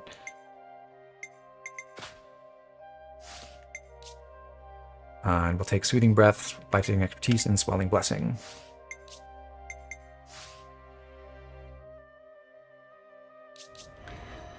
On Tyon, actually change her accessories. I do want her to get her arts going pretty quickly. I'm not going to give her the legendary Gust Bracelet, but we will give her the common one that we got from, I guess there was that chest over on Urban Island. Container, rather. So in just like 1 or 2 auto attacks, she'll be able to get all of her diamond arts charged. Lapidur's Tyon, I think, is already good to go. And for Senna, we're keeping defense time, at least for the time being. All her arts we already adjusted, so she should be set. Yeah. It's good to keep a record. It is currently nighttime. The unique monster we want to fight only appears in daytime, so we'll have to adjust the time. And once we do that, we can go over to Corn Island.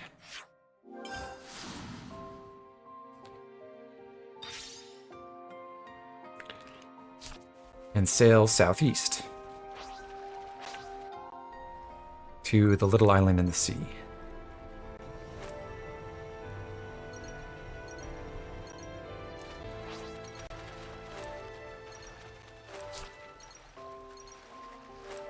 Go ahead and get the ether.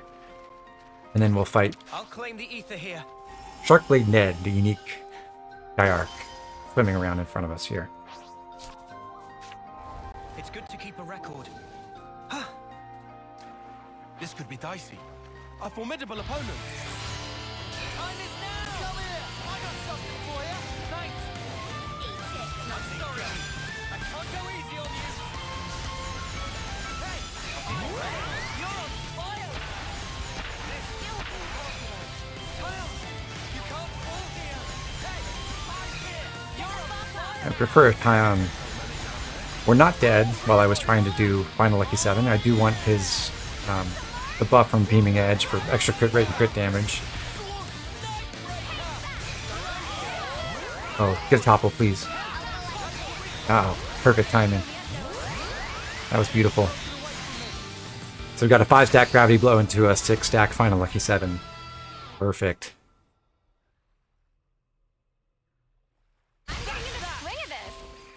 You see? This is our path to the future! And one nice thing that Sharkblade Ned drops is a legendary platinum belt, so we get another one of those. We've actually harvested one before, 2 before, maybe just 1. Maybe we just got duplicated by our meal. But anyway, extra topple duration, very good effect. That is the best version of that accessory.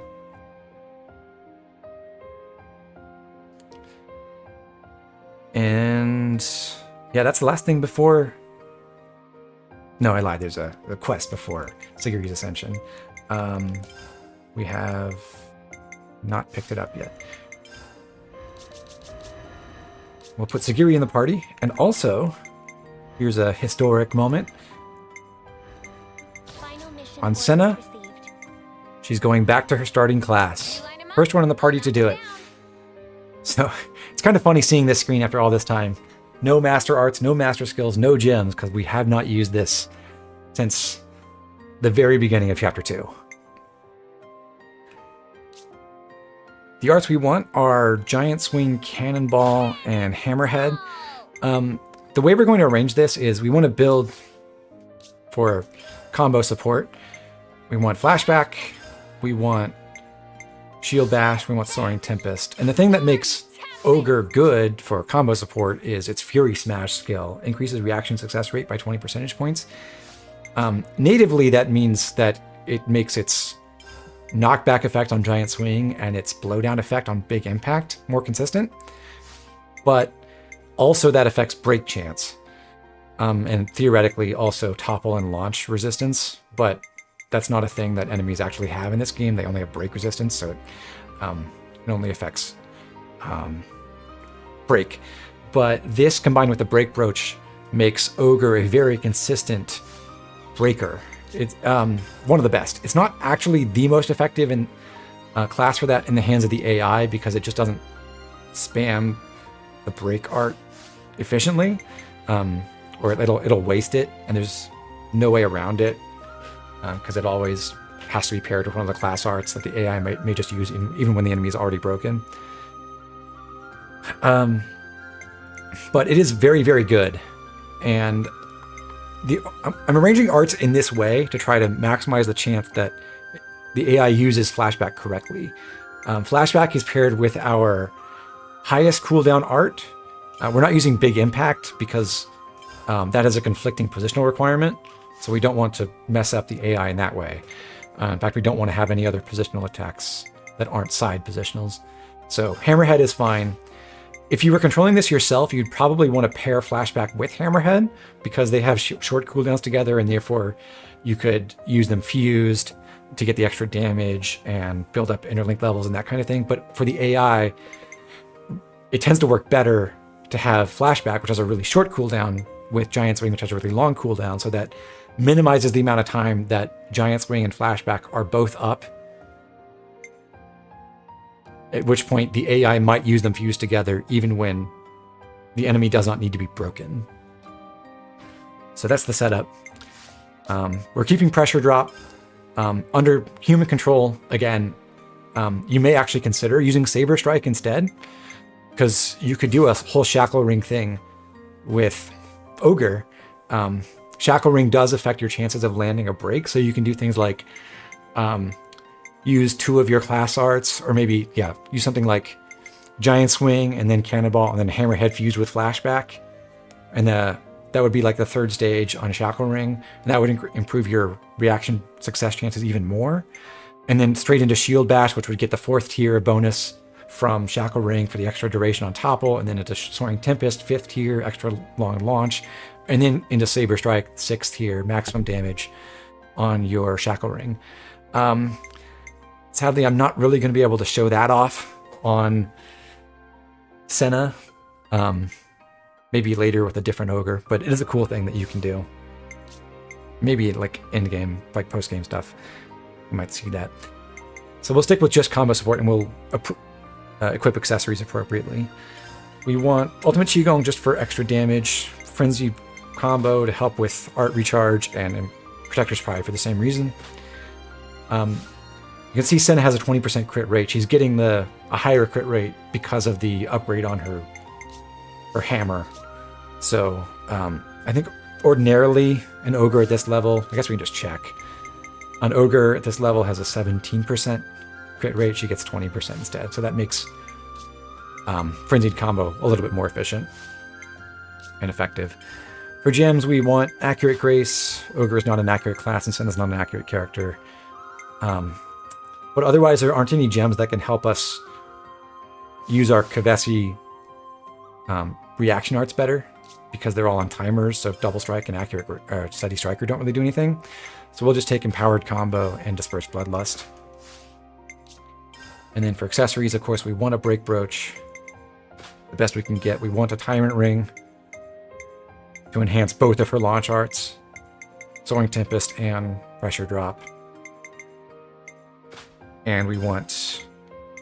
we could opt for a Platinum Belt for extra topple duration. My preference is actually a Gust Bracelet, though. It's not always the case that our Ogre is going to be the one toppling, and usually because the AI is kind of slow at doing it, and it can't chain art or cancel arts into arts. If Senna is toppling, she's not going to launch as quickly as we'd like. So instead of maximizing her topple duration, I think it's more effective overall to go with a Gust Bracelet. Take the rare one and get those combo arts ready faster. But that is the loadout for her. And of course we have Sagiri doing her thing,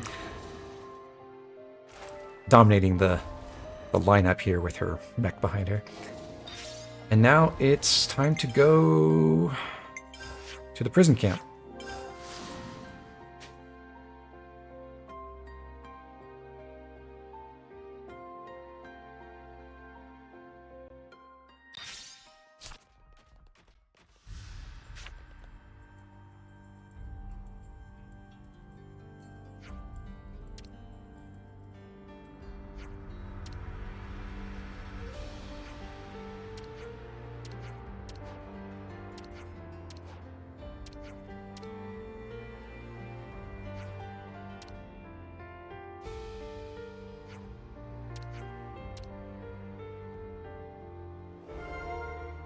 We have to discuss why number 9 is upset with us.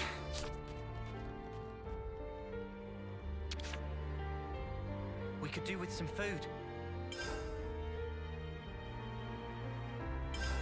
Let's lay out the facts.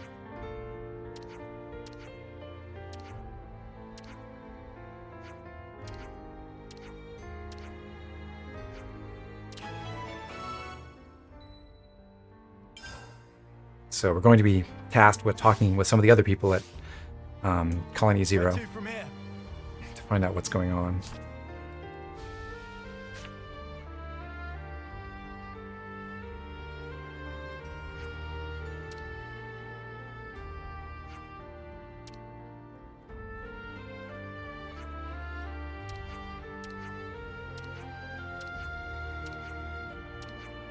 Number 3 says number 9 is on edge for some reason, but she doesn't really know what might have happened to make her that way. So Senna just asks, hey, can you help us find a way to get along with number 9 again? And we don't know what to do right now, but Tyon suggests that we go find someone else who can give us some input on what we might choose to do to mend some fences. So next up, we speak to number 8.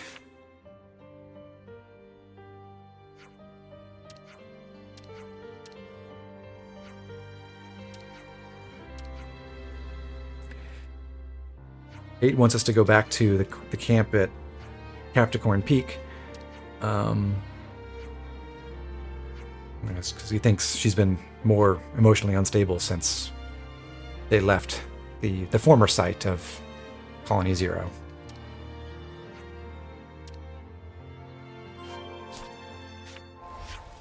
Conveniently, we can warp to King Chicky Chicky's grave, and if we look around, we will find a broken instrument in the area.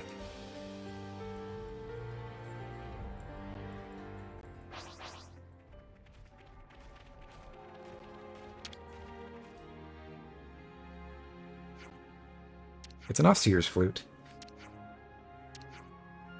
They did not bother modeling it, sadly. So, no custom flute with a 9 carved in it, unfortunately.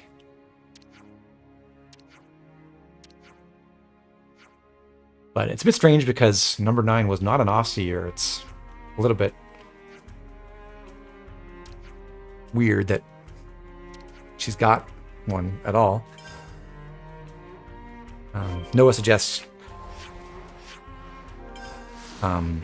meeting up with an instrument craftsman he knew who was over at Fort Overbra, so that's where we're going now.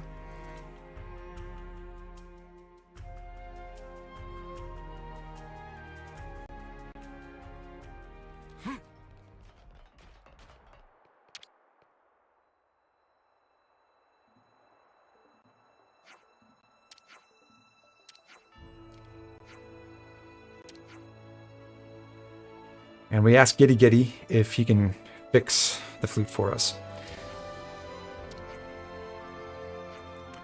It's a little bit, well, maybe heavily battered and broken. But we need to bring him some Harmony Ebony to help him fix it. That can be found in Mac the Wildwood, but we should already have enough. It's just a standard item pickup that you can get by running around. And we do have it. So now it's repaired. We get number 9's instrument back, and we can bring it to her over at Colony Zero again.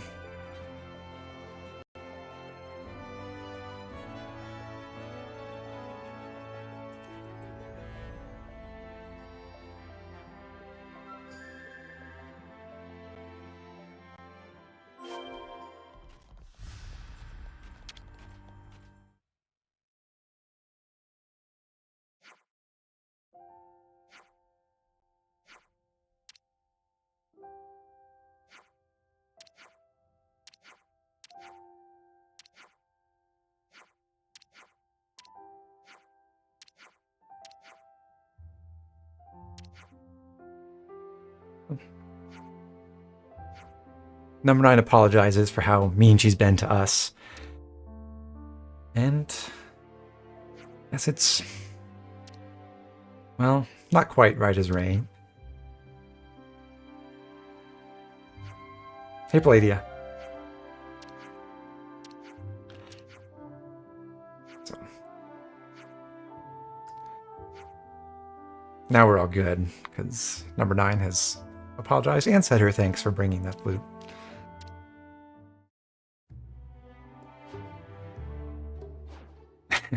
But the relationship between Senna and number 9 is still not good, because number 9's feeling possessive about number 7, Sagiri. Now you can't win them all.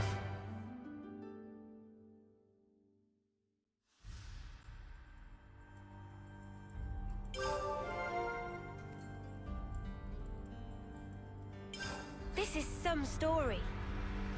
Once we finish that quest, though, we've got a question mark here in the colony. That is the beginning of Sagiri's Ascension quest.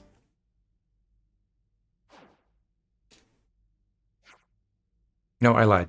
There's another quest. This is acknowledging feelings.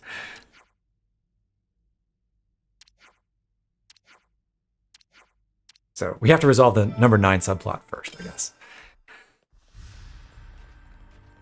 So got the first piece of info, and then number 6 has the other one. Number 10 is up and left, and we need to figure out what to do about it. Let's make the most of our break, guys.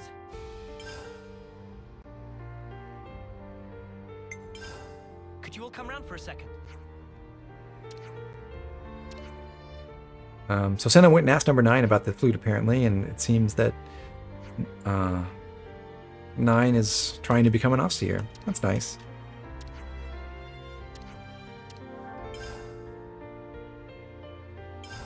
I think we need to discuss this.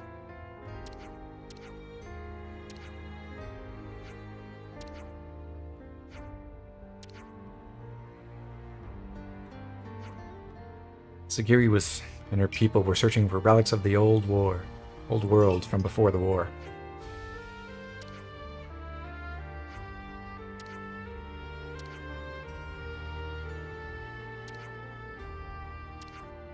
Some of the things we found in Moritha and Xenoblade 2, I imagine.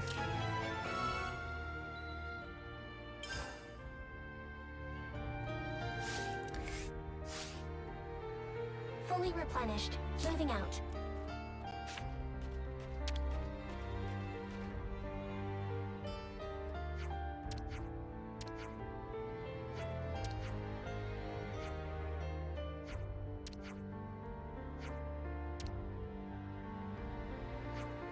We want to ask number 8 about what he knows about relics, but he says he doesn't really have any specific info because when they found relics, their task was just to destroy them immediately.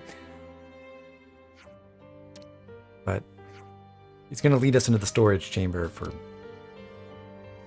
to go see something. Your appreciation for Xenoblade 2 shot through the roof when that happened. I too really enjoyed the descent into the land of Moritha.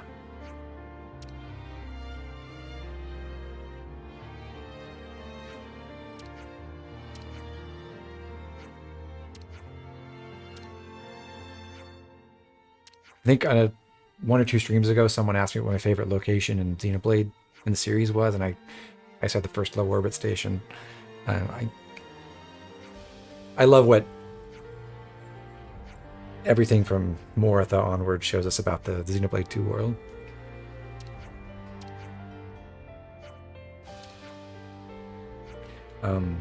So number 8 found this apparent relic from the old world, and may have a lead about someone in the city who can help repair it. If you recall, the quest that was required to lead into the whole Colony Zero quest with Sagiri was Writer's Block, the quest with Leanne. And this is the actual tie-in, I think, beyond just the fact that you run into mysterious raiders at several places where you're supposed to find those old relics for Leanne to give her inspiration for her book. This quest takes you back to her to hear her expertise about what the old world was like. Getting too late for you. Catch you later. See you, Atlas. We are going to wrap up as soon as this quest is over, I think. So it won't be too much longer, but I'll see you next time.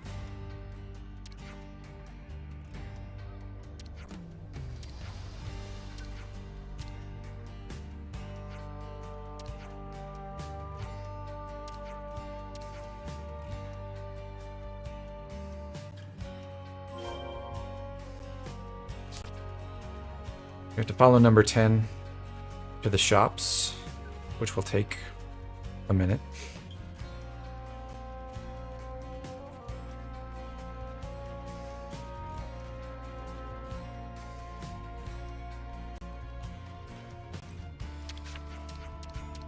I see some relations have changed.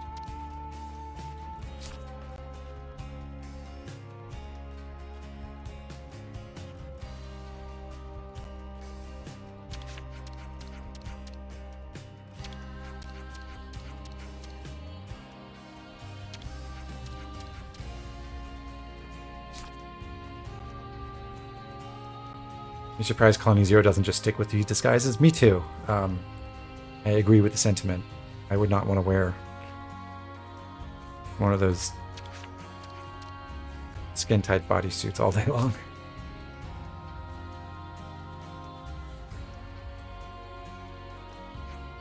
So number 10 brings us over to Leanne, the giver of the Writer's Block quest.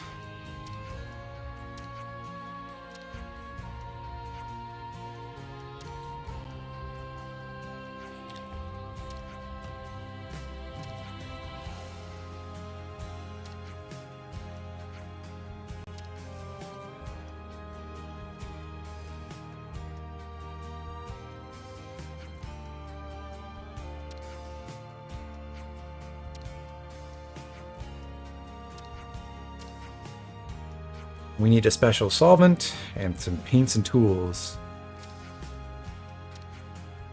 So that means we have to fetch two things. Metesia resin down in Lomac the Wildwood, and then a particular Otto in Cadencia has a shell that could have the pigments. It's actually a specific quest enemy, it's not just generic enemies. So we'll have to go collect that stuff. First, down in the Wildwood, just a quick jaunt across from the Morning Tree.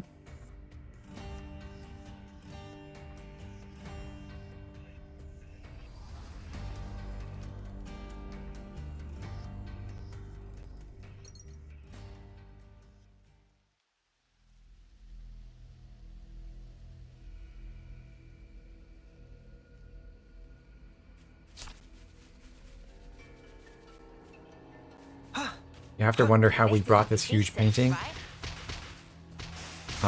We stuffed it in our pants.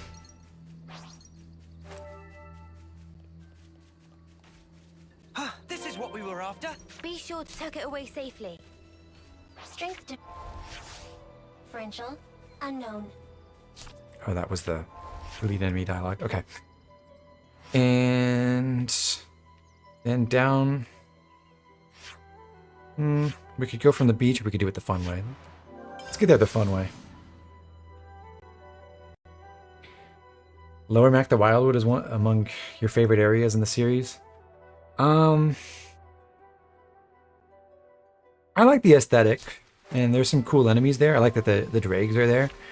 I wish there were a more central skip travel location to go to.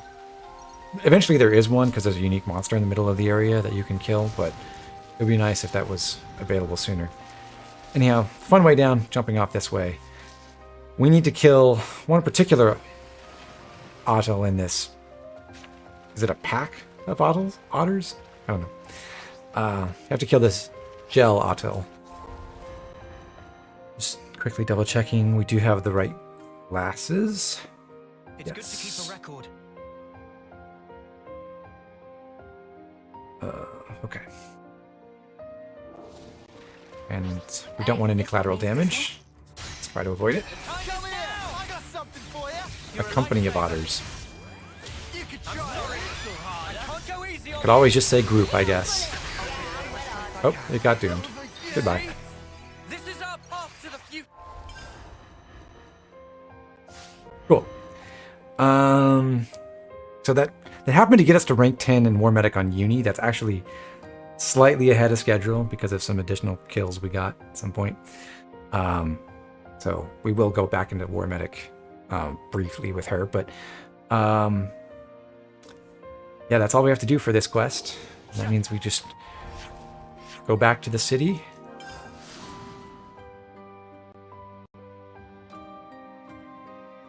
And turn those in. Also, it's really nice that we leveled up to 66. being just that little bit stronger will make this next boss fight a tiny bit easier. Because the boss of Sagiri's Ascension quest is level 70, the same level as, like, the next to final bosses in the game.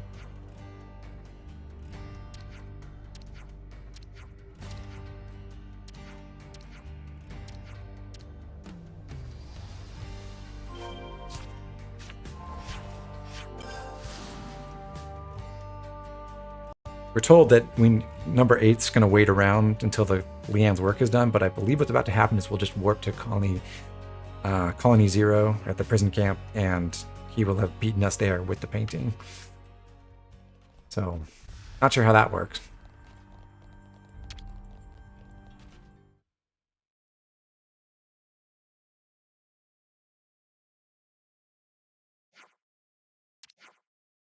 Oh, number 10, rather. Not number 8. Okay, so 10 didn't beat us. But it's a nice painting. Totally different art style from the rest of the game. But it looks great.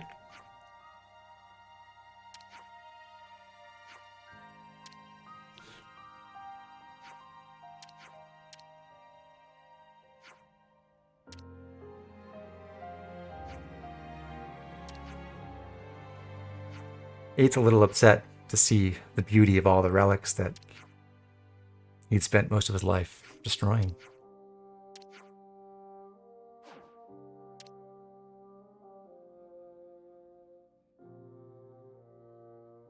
It's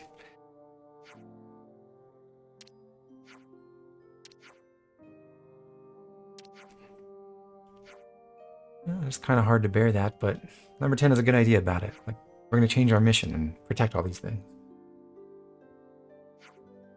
Tried to look up at the painting references anything, but I don't think it does. Yeah, as far as I'm aware, it's not showing us any particular event that we know about, or anything, or any group or people. Just a thing from the world before everything that went down in the first low orbit station. Called it siblings. Aww. It's foreshadowing for Xenoblade -1. It would be kind of fun if this was somehow a thing in Xenoblade 4. Okay. Now, once we approach that question mark, we should get Sagiri's Ascension quest. Before we do that, I will change classes again. We're going with Lapidurist on Mio for this fight. Kind of unfortunate that we're going to have this overlap with 2 Lapidurists. Their crit boosting skill doesn't stack. It's not like the most ideal party composition. Frankly, I'd rather have a Soul Hacker, but the math and the class routing just doesn't quite work out that beautifully. Should be fine with just these, though. And then we'll go with Medic Gunner on Uni. So she's the next person to start in her original, or to go back to her original class, whereas Senna's going to switch off quickly and go back to Martial Artist. So Mio's all set up, and so is Senna, but Uni now needs everything configured. She doesn't want a Days Art anymore. We're going to put Vortex on and actually put it in the top slot, Power Ring at the bottom. We need to go skills first because we want All About Support for the second Field Art slot, and then Strengthening Gambit and Capable Hands because we are going to run Glittering Melody as a talent art, then All About Support. Oh, sorry. That's the skill. We want Resonant Flag with Vortex. Unfortunately, up here. Medic Gunner has a lot of virtues, but it does not have its own buff art, which is a little bit of a shame. So we don't have anything to pair with Resonant Flag that will directly spread a buff automatically. Then Oriole, and then Ring of Roses.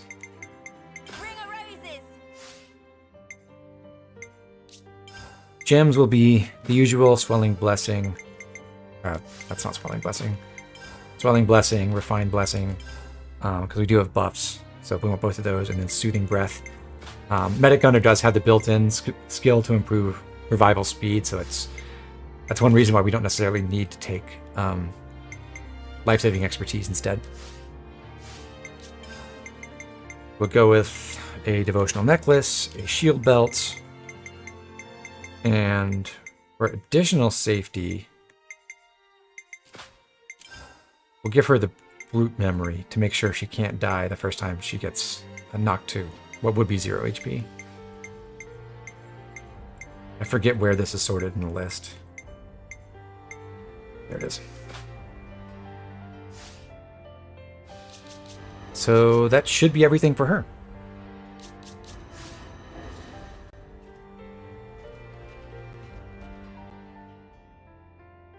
I suppose you must have gotten used to your life here now, huh, Sagiri? Affirmative. Adaptation to environment is proceeding favorably.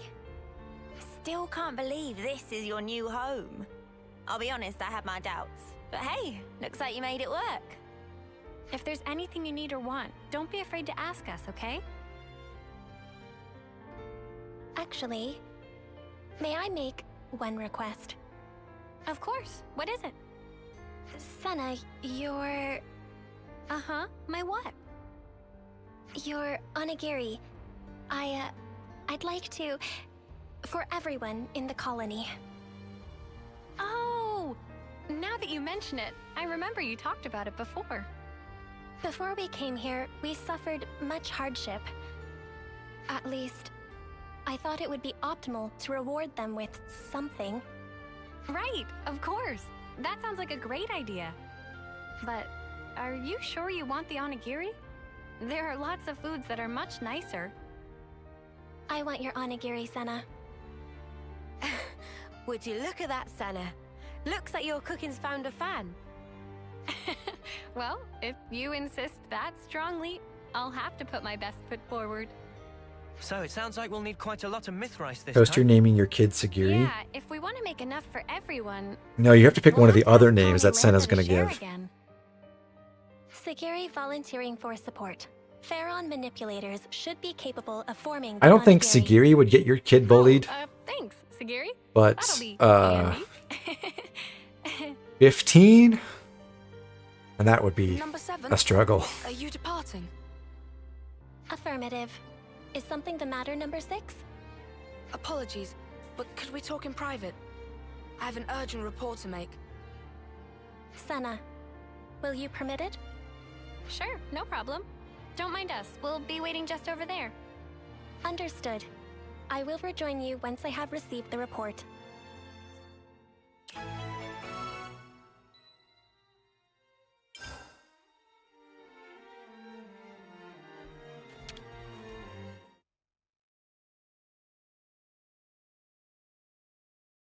Now then, number 6, please present your report.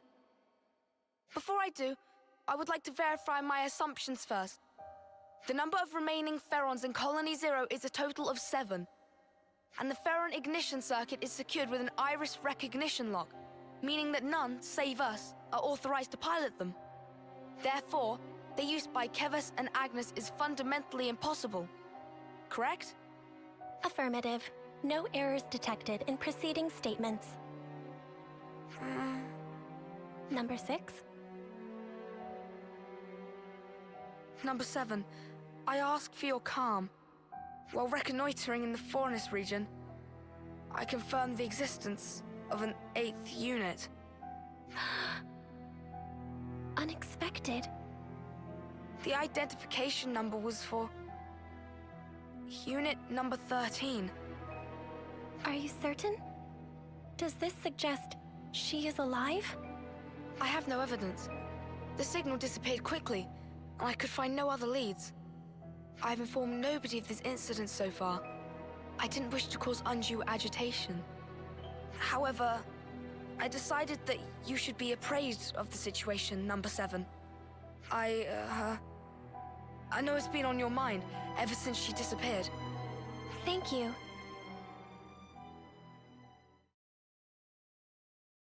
This concludes the report. Looking forward to this onigiri, or what have you.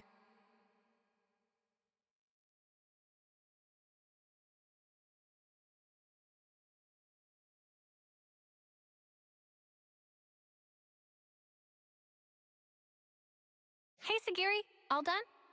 Affirmative. Unit number 7 is ready to depart on command.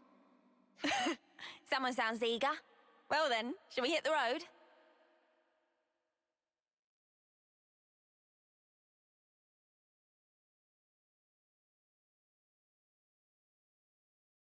If she is indeed alive, I should have felt the connection. But at this moment, I feel nothing. Is it really you? Number 13?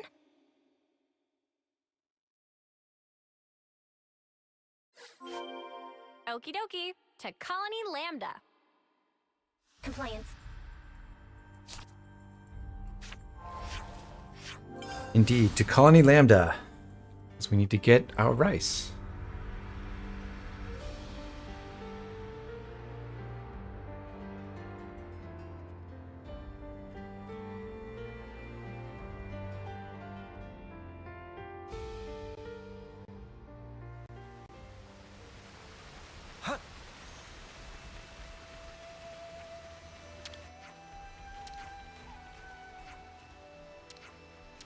No myth rice in their stores. In fact, several of their shipments have been attacked. So, boy, I wonder if those reports of a unit number 13 and these attacks on these shipments are linked. So, bit of a dead end with the myth rice. What do we do now, Senna? Yeah, that's one thing, but... Senna? Keves should have won the war eons ago because they have infinite numbers to name their colonies, but Agnes only has the Greek alphabet. It is a bit of a limitation, and it's confirmed in the game. Like, we have a colony 30 on our side. They're definitely higher numbers than Greek letters. But Sounds like she's got you clocked, love. Doubt you can get out of this. we do find the source of all the piranhas piranhas, so presumably the machinery behind that can make sure they're produced in equal numbers at all times. And get back the stolen myth rice. Compliance. All right. Now that that's decided, where should we begin? Fun fact, making Onigiri IRL is less effort than getting them in this quest. They may know more about the assailants. I imagine there are very few foods you could cook that are more difficult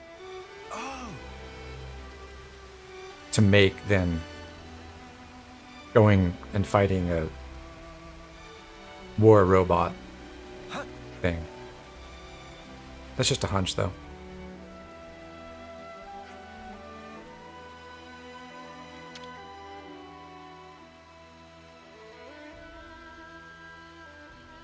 Hey, excuse me, can we talk to you for a minute? Oh, yeah, sure thing. What can I... Ah! What? Why is that inside the colony? How did it infiltrate us? Hey, hang on. What's gotten into you? Don't act dumb. That's the Levnis that attacked us, isn't it? What? Wait, what are you saying? You think the person who attacked the transport was... No, you got it all wrong. We haven't done anything, and Sagiri's been... Senna, breathe. But this guy's... So just to confirm, the Levnis, or whatever it is you saw, are you certain it was the same as this machine? What? I just told you, didn't... No, hang on. Now that I look closely, maybe it's not quite the same. Oh, and anyway, aren't you Commander Izzard's friends? Yes. Yes, we are. Have you calmed down now? Can we talk peacefully? I'm terribly sorry. It's just this Levnis, it freaked me out. We are investigating this matter. For the benefit of ascertaining the culprit, we request information sharing. In that case, you should speak to Sergeant Tonya. She's been assigned to the investigation. If you're willing to lend us a hand, she should be your first port of call. I imagine she'll have gotten some information by now. I hope it'll prove useful to you. Hey, say now, what the spark is going on here? Don't worry, Sagiri. We all trust you. You said it. It can't have been the others from Colony Zero either, I'm sure. If we are to ascertain the truth, I believe that all possibilities must be considered. In other words, we don't know enough yet to conclude that the culprit was a Pharaon, right? Indeed. That's right. We'll get to the bottom of this. Yes, we will. We must. Is it coincidence? Or is it her?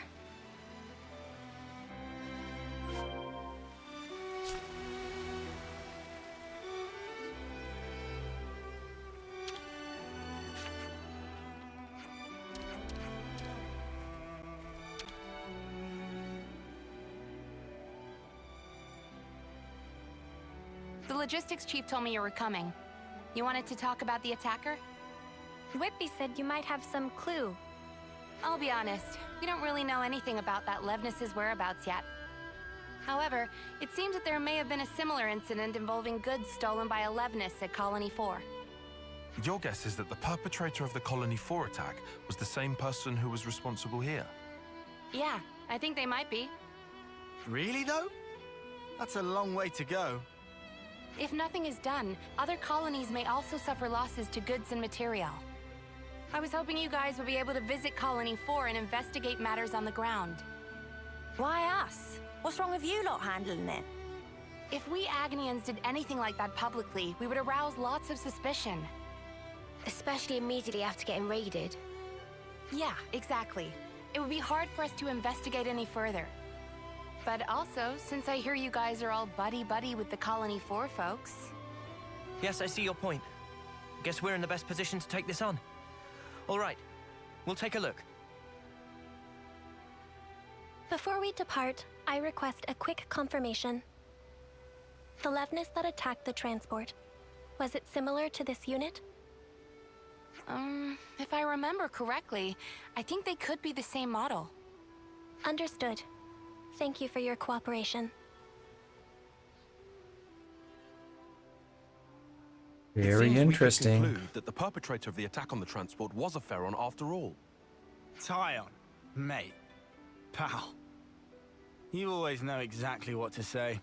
Yeah, such deep Just stating insight. facts. Rather than Regardless, obvious. no matter if it's a Pharaon or an as yet unknown Levness model, the real problem lies elsewhere. What's important is who was piloting it.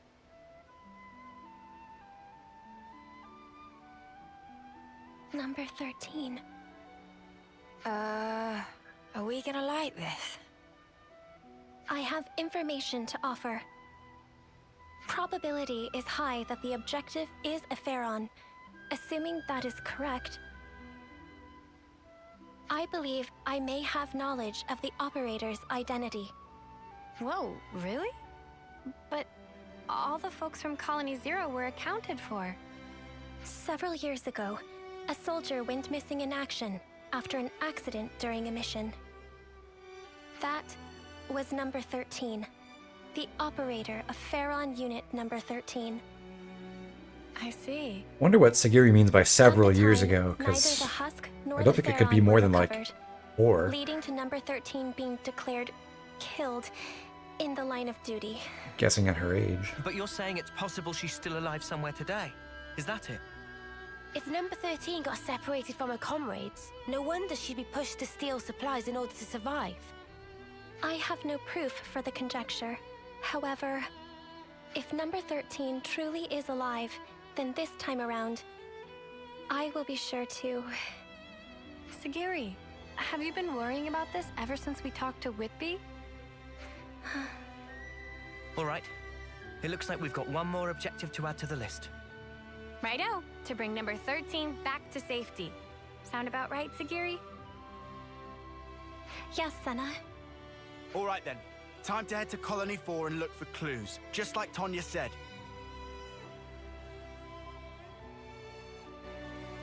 I hope there's some clue in Colony 4 about where to find number 13. Yes.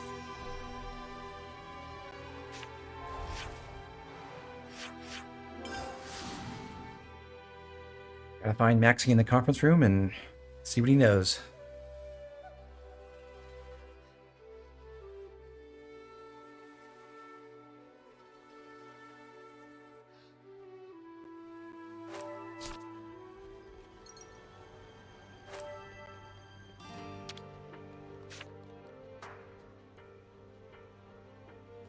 Ah, you guys. Hi there. Could you keep it brief? I'm kind of snowed under. Then we'll get right to it. Someone hit one of your transports, yeah? What? Where'd you hear that? Oh, whatever. At least it will be quick. Remember before, when a secret messenger we sent to our allies got attacked? The same Levnis from that time showed up again, only this time it went after... well, you already know. Do you have anything that might help us track them? Oh, you guys are tracking them too? It's been a really long time since I've You want to let us handle actually your side of it listened to as this well? cutscene, and I Sure, did not imagine since that you as asked so Maxie's nicely. voice. Cheers, Maxie. We owe you. And sorry for the hassle. Nah, don't mention it. This isn't the time for personal feelings. Best focus on resolving the matter at hand. According to my info, the attack took place around the border between here and the Danar Desert. If you search every nook and cranny thereabouts, you might find something. Understood. Then we'll have to go do just that. I'm sure it goes without saying, but I'll say it anyway. Be real sparking careful. Oh, and good luck.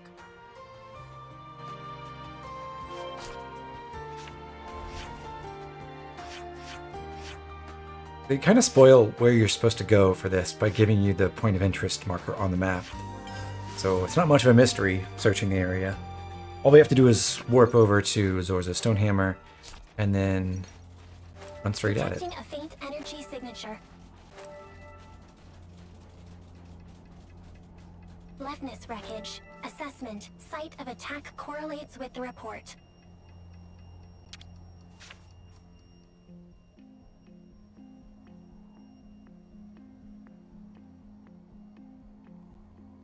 There are crucial parts missing. Perhaps someone was trying to repurpose them. More importantly, there's nothing else here. Did we come here for nothing? Evidence of Pharaon activity detected. Huh? What? Where? Visual sensors have detected residual flame clock energy. Its signature is unique to mobile armored units utilizing a flame clock for propulsion. Wow, you can find stuff like that. Nifty. The trail leads in the direction of the desert. Pursuit is currently possible and advised. Then let's go after them, Sagiri. Compliance.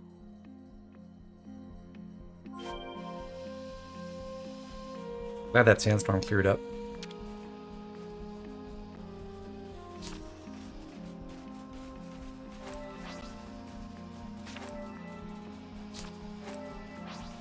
Dana Desert still looks really pretty to me. I just love the look of the place, which is really unusual, I think, for a desert area in a video game.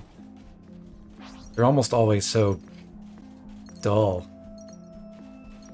But Dana Desert looks great. Oh, that's a rare one.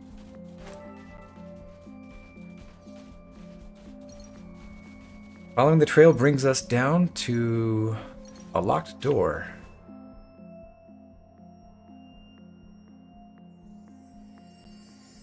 A door? Yeah, Patrick, I'd say What's the it doing in a fauna's place like nice this? too. Doesn't want to open. What do we do? Aha! Sounds like a job for Lance. Dinky door like this? All I need is a bit of a running start and... Interfacing with security seal. Entering override code. Clear. Entry lock has been released. Too many spiders for you? That's only in one section. Cool. Cheers. Might be a bit late to ask, but since we're about to meet this number 13, what kind of person is she? Number 13 was the foremost Pharaon pilot in Colony Zero. In terms of pure battle prowess, she exceeds my own. If she attacks us before we can explain the situation, things might go badly for us. That will not be an issue. Number 13 will respond to me. If you say so, Got a lot of Sagiri. trust in her. Yes, I am sure she will understand. Cool, cool. Well then, what say we get this Tira reunion underway?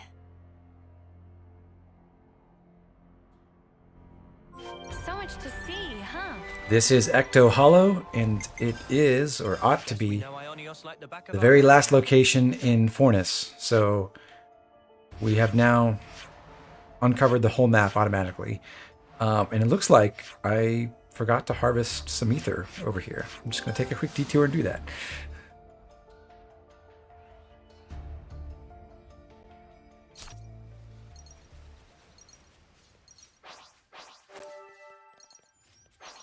Is this like a rare thing?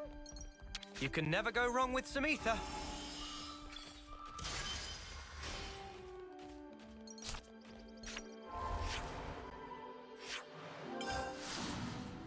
So Fornis gets to be the first big map area, big region that we totally uncover. All the main regions have one sort of, We've been found. at least one kind of post-game dungeon with really high-level enemies that's locked off until late in the game, and this is the first one that's...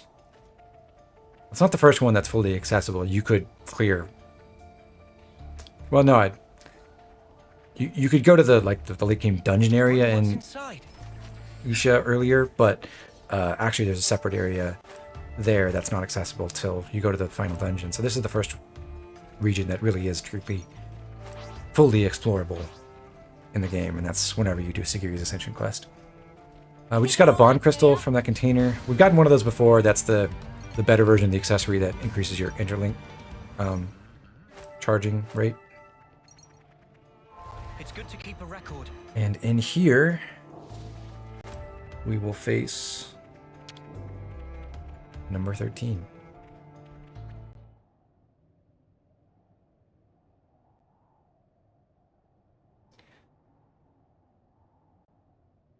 Objective confirmed. So ahead. if you couldn't guess, this will be the boss fight. We have no hostile intentions. Please disengage. Number 13 is fairly dangerous. She does outlevel us. She's level 70. Receiving unrecognized And has ID. pretty strong arts. We're going to exploit the powers that we have pretty fully. Basically, the goal is going to be to draw Lucky 7.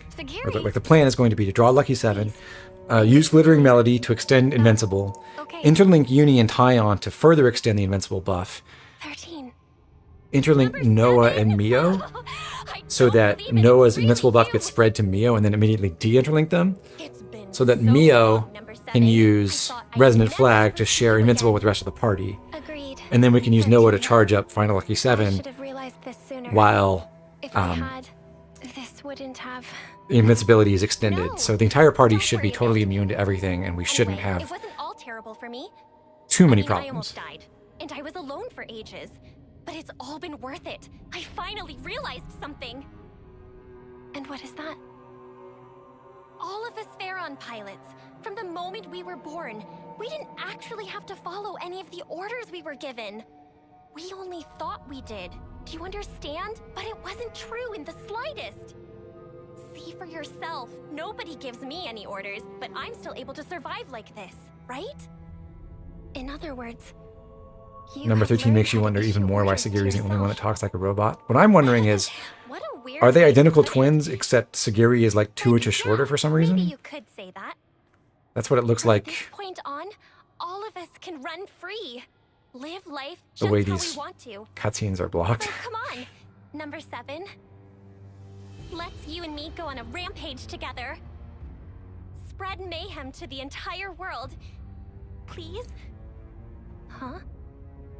All the things and people that made us what we are now. Now it's our turn to do with them as we like. We can loot and steal. We can smash and burn. This sounds pretty wild, but we can even in a way, it's not that different from what the Ouroboros crew has been doing all this time, You're with me, right? from a certain point of view. You've got to be. The 13? What are you talking about? Wait. What are you The talking hair about? switches are going different directions. That You've is always true. understood me, number 7. That is. Oh no. How very strange. I don't seem to understand you either. Before now, I always understood everything about you, number 7. 13, I'm Sagiri now. Please, listen. Sagiri? What is a Sagiri? Number 7? You're number 7! Seriously, what's gotten into you? What about you? I see. Now it makes sense. Now I understand why the connection between us has up and disappeared. 13. What do you mean? I and number 7 have always been together. But, well, things change, right? I can see that your heart belongs over there now.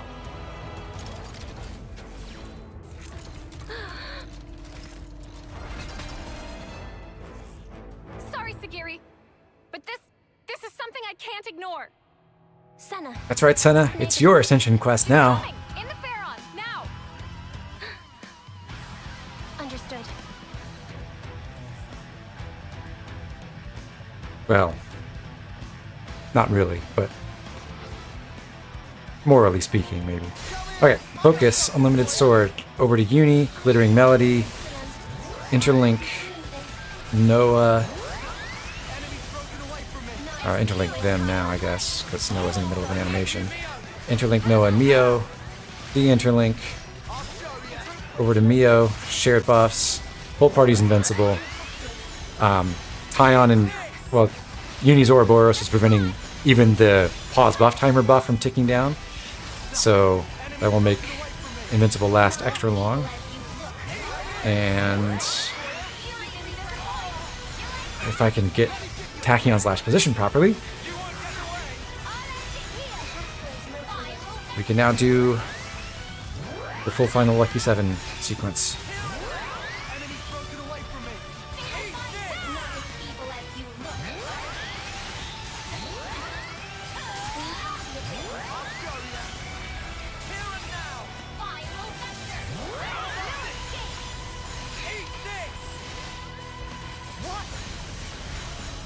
Why does 13 get the cool red Pharaon?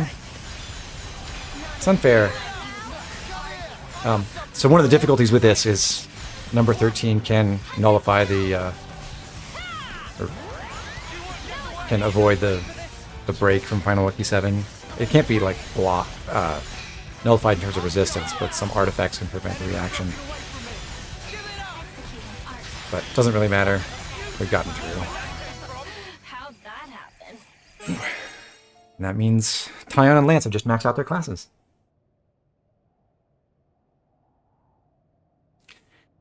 You can do that kind of thing in every fight once you've got Resonant Flag access on Mio and Unlimited Sword on Noah. It's not the most fun way to play, just making the whole party invincible for a minute and a half, necessarily, but it is very, very effective, and it's a good way to beat some of the more difficult boss fights without too much trouble. That's why I wanted to make one. And to do that, everything else must first be torn down. We have to burn this world that Mobius loves so much, down to the ground, then take back all that they stole from us. Is that why you attacked and pillaged the colony units? Keep on doing that, and you only create more enemies. And for what? So I was right about you. You don't understand me after all, number 7.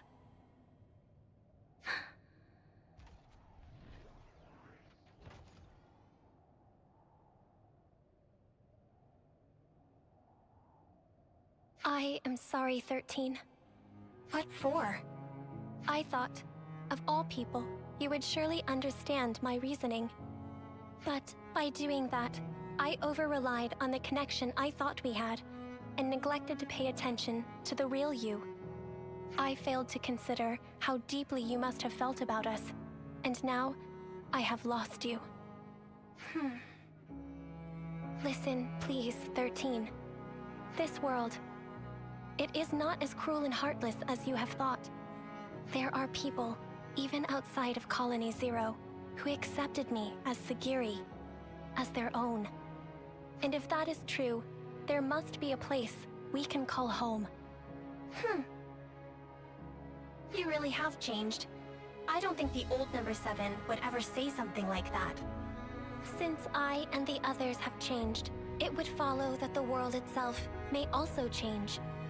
Or do you think that reasoning is false, 13?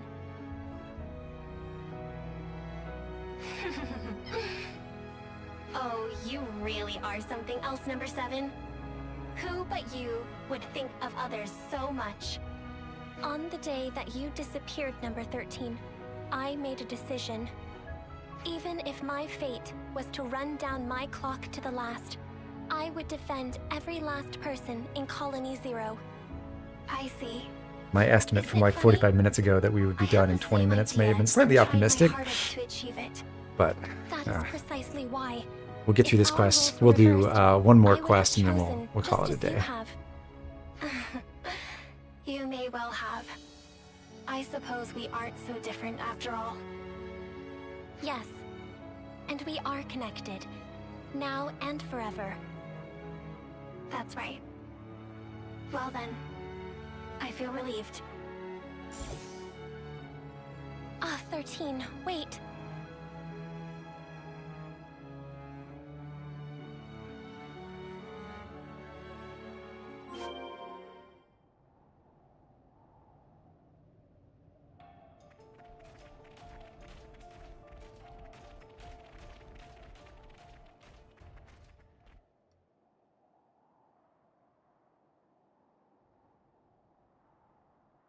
A dead end.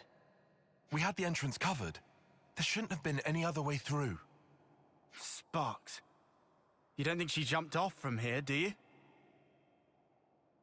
No, 13 is alive. You can tell? Number 13 and I have had a connection since the moment of birth. A connection? I would conjecture it to be a phenomenon akin to telepathy. My sense of it had been severed after she disappeared.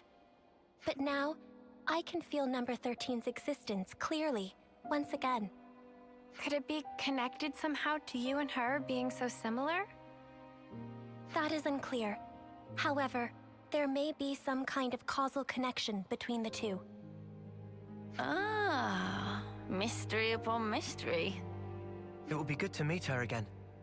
I guess we'll have to make enough onigiri for one more person next time. I would like that.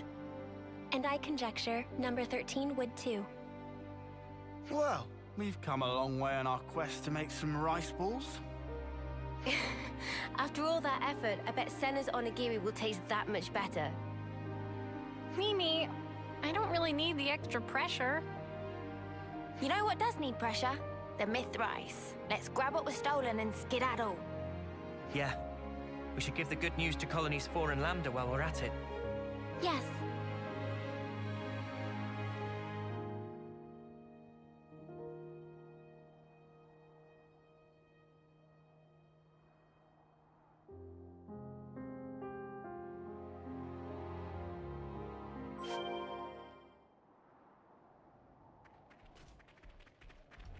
This is what we were after.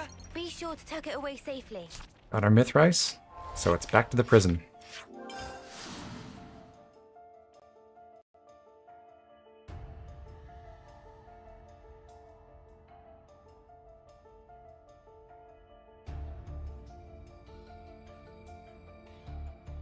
I enjoy that quest. Well, there's a cutscene before it's over. I just think it's fun to have a little investigation, and the boss fight is actually pretty good, although I totally cheesed it. What about the pie rice? A lot of squeezing. Thank you for your efforts. Maybe that's the one thing Pyra can't cook very well. Have you ever burned rice before? I have. It's not fun. It's a bit of a shock to me that the onigiri were a hit with the others, not just you. It's given me a kick in the butt. Maybe I should go ahead and learn to cook properly. Is that something you want to do, Senna?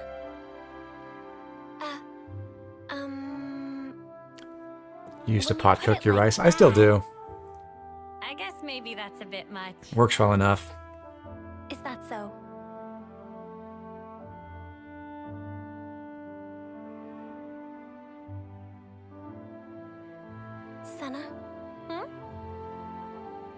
I'd like... The crunch is sometimes fun. A new colony? I've had one or two times where it got a little bit crispy at the bottom, yes. But there's one incident where I forgot to turn it down from hurt others and steal to live. like high heat to get the water to boil Go far away. down to like low or simmer. Come back to. And I just like A colony we can set a timer for 15 or 20 minutes and walked away, and then came back to the kitchen like 11 minutes later to find it smoking. If I had not met you, Ouroboros, Oops. I would have remained number 7. Would not have reconciled with 13. I might even have had to harm her. My comrades and I can exist in this way because of what you and the others have done. Therefore...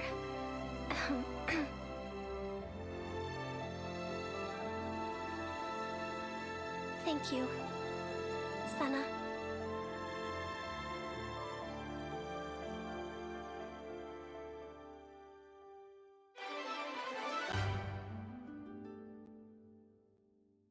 Yes, thank you, Senna. But the colony will have more to thank you for in a moment, because there's one last quest here. I see some relations have changed. Hi, Grover.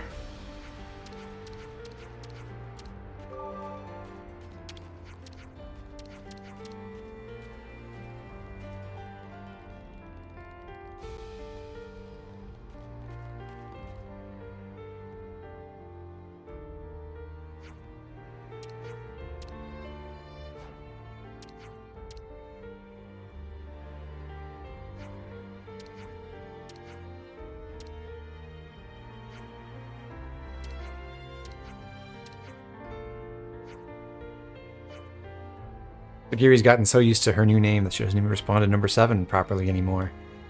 So, maybe it's time to give everyone new names. Certainly Senna can help. That should be enough data.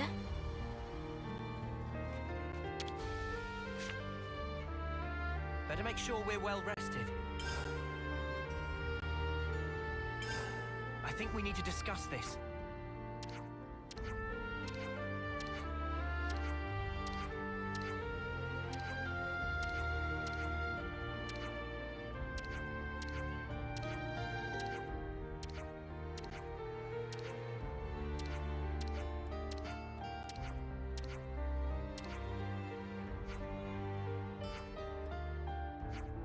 So Senna's gonna have to think about it. Let's see what she comes up with when she rubs her 2 brain cells together.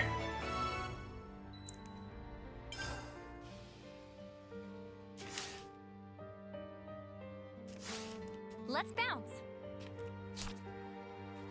We need to find some inspiration though, so we'll check out a few key points of interest.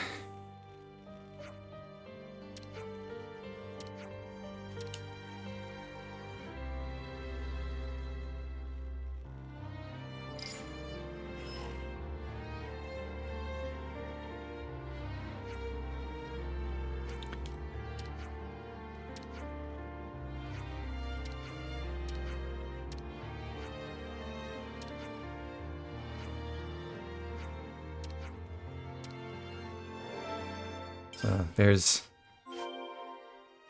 Senna's, source of inspiration, I suppose, for number 15. And then we've got the painting that we retrieved with 8 and 10.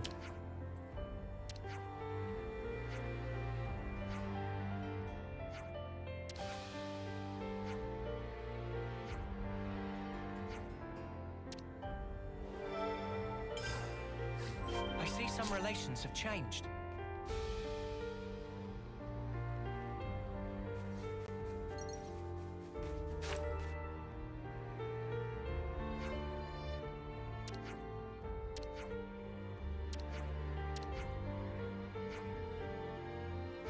Talking about the conflicts they have internally sometimes with 9 and 3.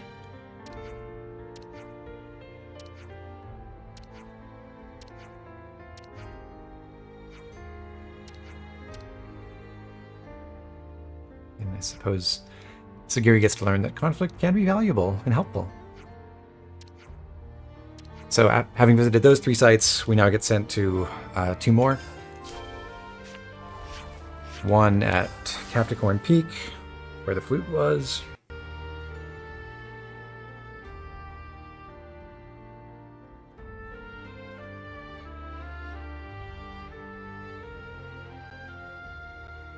Oh, that's a rare one. That was what, number 7? Or, no, number 9. Sorry. Sagiri's number 7. Was where number 9's flute was lost.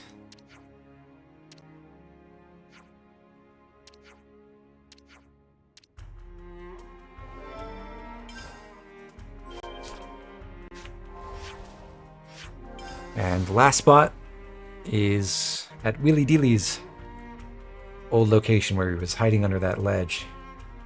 The vista over Onar. It was more of a walkway than a ledge. Down here.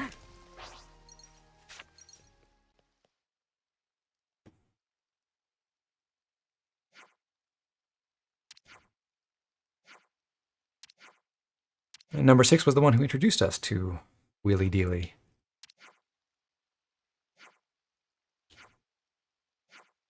And apparently he would want a short name.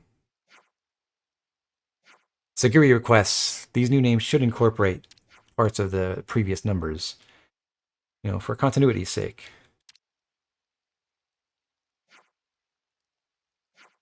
And specifically because Sagiri wants to have a similar name format to everyone else. So, that's the info we need. We'll go back to the camp.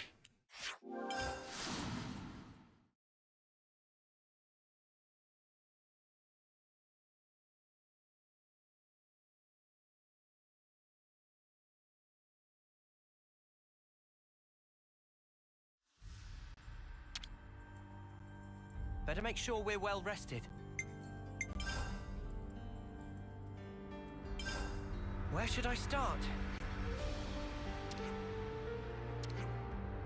Chatting with Sagiri let her apply some Senna thinking. Oh no.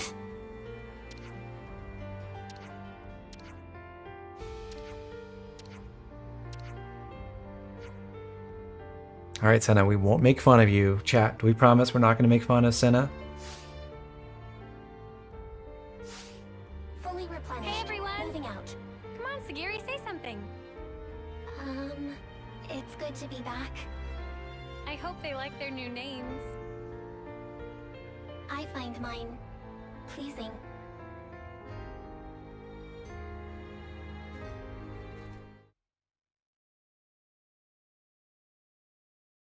Moment of truth.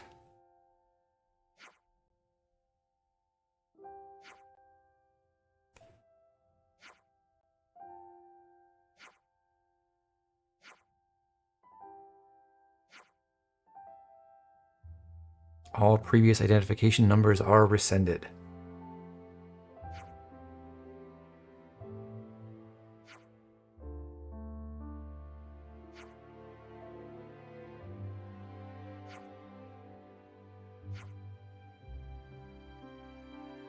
Is number 3 the only Gormati with droopy rounded ears?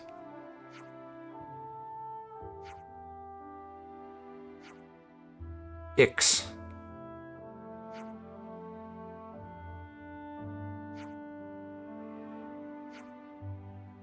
Trini.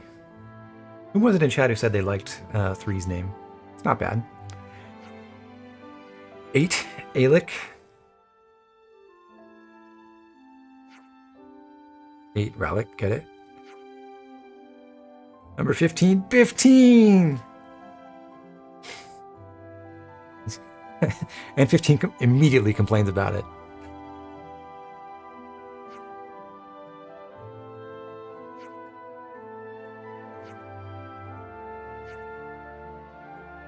Nine, flying.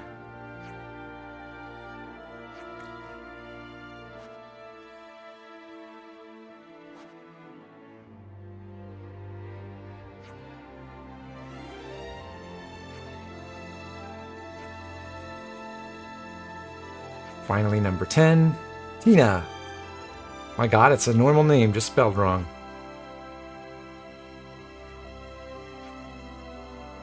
Which I think would be the most infuriating of these names to have in real life. Honestly. I mean, 15's horrible. But Tina spelled T-E-N-A? God.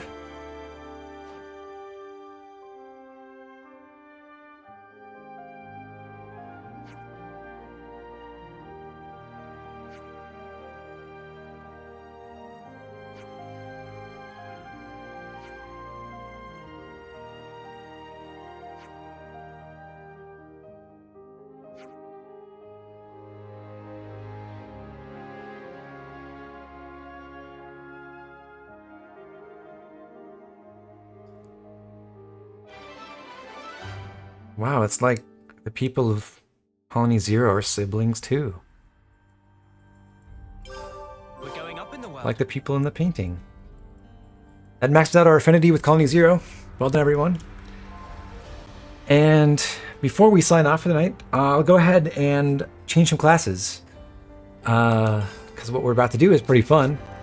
We just maxed out Lapidurist on Tyon, Guardian Commander on Lance, very important. And that means we're ready to do some brand new setups.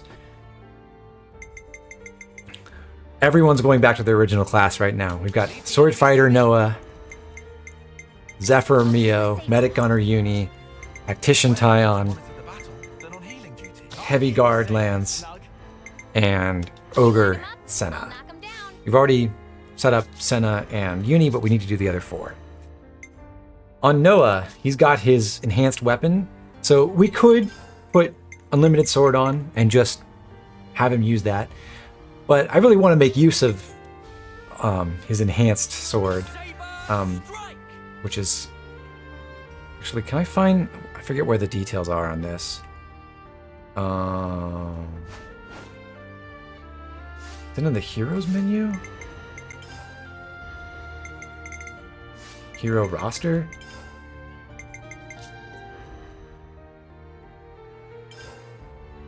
Yes, okay. This shows us the new names of their weapons. So, Noah's weapon was the Veiled Sword, and now it's Truthsinger. Mio's new weapon is the Sun Dancers. We haven't enhanced Uni or Tyon's weapons yet, so they have the original names, Gunrod and Mondo. Lance's weapon is the Adamant Shell, and Senna's enhanced weapon is Meteor Smasher.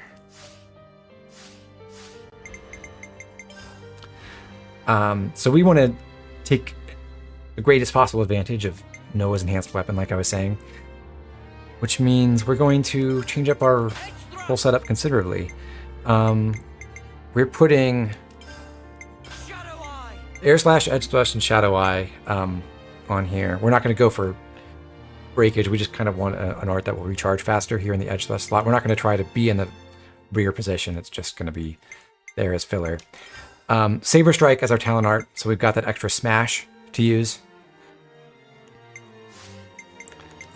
when our main smash, which is going to be the Mighty Beat Fusion, is on cooldown.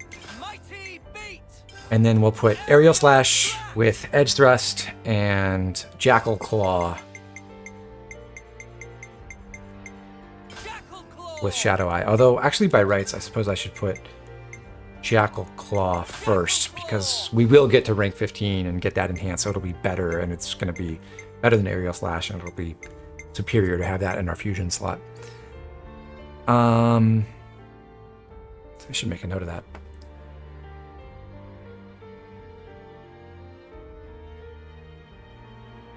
Jackal Claw first. Aerial Slash. Then for skills, we want Ultimate Qigong, of course. We'd like to have a damage boosting skill. The absolute best one that we could have right now is Universal Annihilation from Seraph. However, we're not paying to raise Noah's rank in Seraph to 15.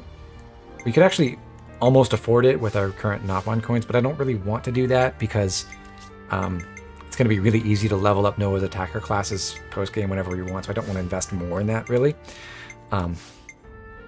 So instead, we'll go with the other damage boosting skill from that class, Greatest Warrior.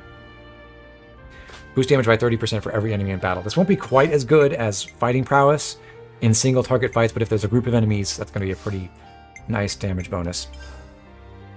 And then in the last slot, we'll go with Protector's Pride to help improve his art uptime when he's drawn aggro. Then standard attacker gems, we want Analyze Weakness and Powered Combo, and in this case, Steel Cleaver to maximize our power. We could use Dispersed Bloodlust, but when we're smashing, we're going to draw aggro regardless of that. And this is basically the best improvement to our offense that we can put in the third slot. For accessories, we of course want the Saturnia Rings. We'll take Fiber Wraps to enhance both our Smash Fusion and our Smash Talent Art. So that will be down here. Yep. And in the last spot, the Thermo Headgear, so that we have a good crit rate, especially when we have a Lapidurist or someone with Beaming Edge in the party, which we'll get to in a second. So that's Noah. For Mio, we're going to try to have her hold aggro as best she can using Glow Ring, just to inflict target lock. And then aside from that, we'll run Quick Draw for decent damage and a nice low cooldown to pair with Air Fang. Mio's advantage is something I mentioned way earlier in Chapter 1 when we were actually using her in Zephyr, is that unlike all other characters in Zephyr, she gets an extra hit on Air Fang. It's not that relevant for her, sadly, because she doesn't have, what's it called?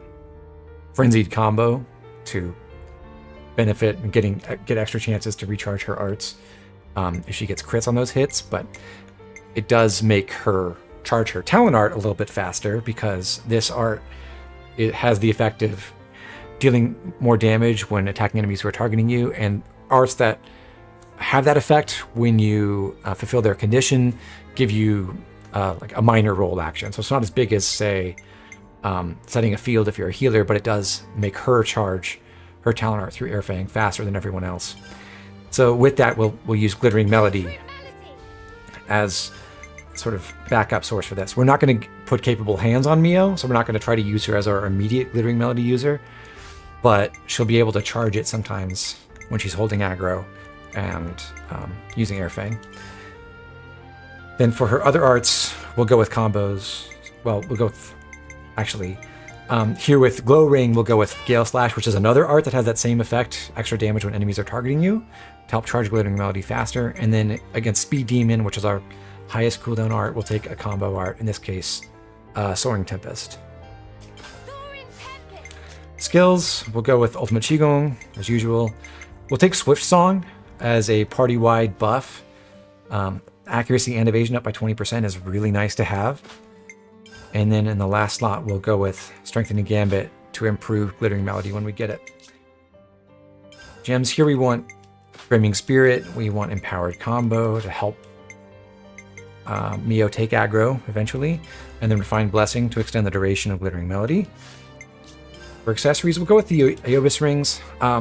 Agility is not that great against the in-game and post-game bosses, but it does work okay still.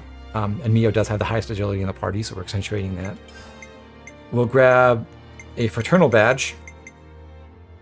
She doesn't have Protector's Pride, but she'll have the equivalent in accessory form.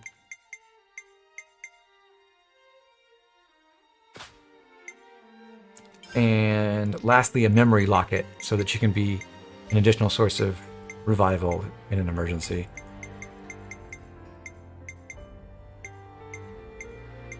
There it is. Over to Tyon.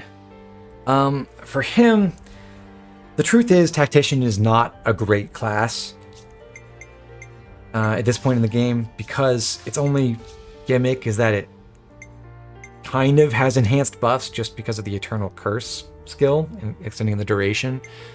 And it does have a handful of buff arts in its native class art set. The other skills just don't have a lot of synergy. Extra damage on Ether arts would be kind of nice if it weren't for the fact that the attack stat on Tactician is abysmal, so it doesn't really help. It just kind of makes it a little bit okay. Shield render unblockable, similar thing. This would be great for an attacker, but well, good for an attacker, maybe not great. But it doesn't really help Tyon that much. It does mean that if we load him up with combos, those could not be blocked 80% of the time, which is nice. And then inevitable evitability is just, it leans into the evasion up effect, but he doesn't really have other things to enhance that. So this effect is too small. The evasion field itself is 8%, so you get 16% of evasion, which is fine. It's less than the magnitude of Swiftsong by itself. But that does mean he has 36% evasion, thanks to having Swiftsong in the party, which is something, I guess. But anyway, what we'll try to do is build toward the debuff aspect of the class a little bit, but mostly just take a grab bag of different things that are helpful. So we're going with All About Support to get let him run 2 field arts and get his talent art charged faster. That wouldn't be that important if he was just using Tidal Wave. Tidal Wave is not that impressive in art this late in the game. But since we have gotten Lapidarist from rank 20, now he has a much better talent art to use in Pride of Place, Giant, Blaze, and Regenerate field. And the fixed damage from this Blaze field is somewhat respectable against the final boss, at least. So I'll come back to the arts and set that in a moment, but that's going to be helpful. Beaming Edge, excellent buff. We got Lapidus to rank 20 so that we have the maximum value on this buff. That'll be extremely helpful. That will make Noah's crit rate actually 61% and potentially higher if we happen to get a crit rate buff. And then in the last spot, we'll like I said, we'll lean into the debuff aspect a little bit by putting Sappy Drain on. So, debuff success rate enhanced by 20 percentage points. If only this were like a party-wide thing, that would be a little bit more helpful. Or, honestly, if Eternal Curse was this effect but 40%, or something like that, or if Eternal Curse was the party-wide effect that's stacked with this, that would be awesome. But it's such a shame that debuffs just don't stick that well. For the arts, we'll take Avenging Eagle. That is the best debuff that we can inflict. We do have 3 options in Avenging Eagle and Overfall and Dark Banner. Sleep does not work very well against enemies, especially not bosses. Even when you inflict it, the moment they take damage, they just wake up out of it, and very few enemies have long wake-up animations, so it hardly does anything for us outside of group fights against weaker enemies, which we're not that scared of anymore. Evasion Down is a helpful effect. It just helps the party hit its attacks more consistently. It is good. Overfall inflicts Ether Defense down, but it's, I believe, a 5 percentage point debuff, which is pretty small. So it's nowhere near the effect of Ultimate Qigong, and we don't have that many Ether Arts, especially not on our main attacker, so it just doesn't help us that much. So, long story short, Avenging Eagle is the debuff of choice. We could take Overfall as well and use that as something like a main damaging art. That could pair nicely with Ether Cannon, which is what we're going to put in our master slot. This inflicts accuracy down, which is another good debuff. Effectively, it enhances the party's evasion in a way if we manage to inflict that. It's not, I think it's 15 or 20% accuracy drop or something like that. I could check the details, but I'm not going to right now. On the target, so that is nice. There are a couple other options we could take. Tyrant Cross applies debuffs randomly.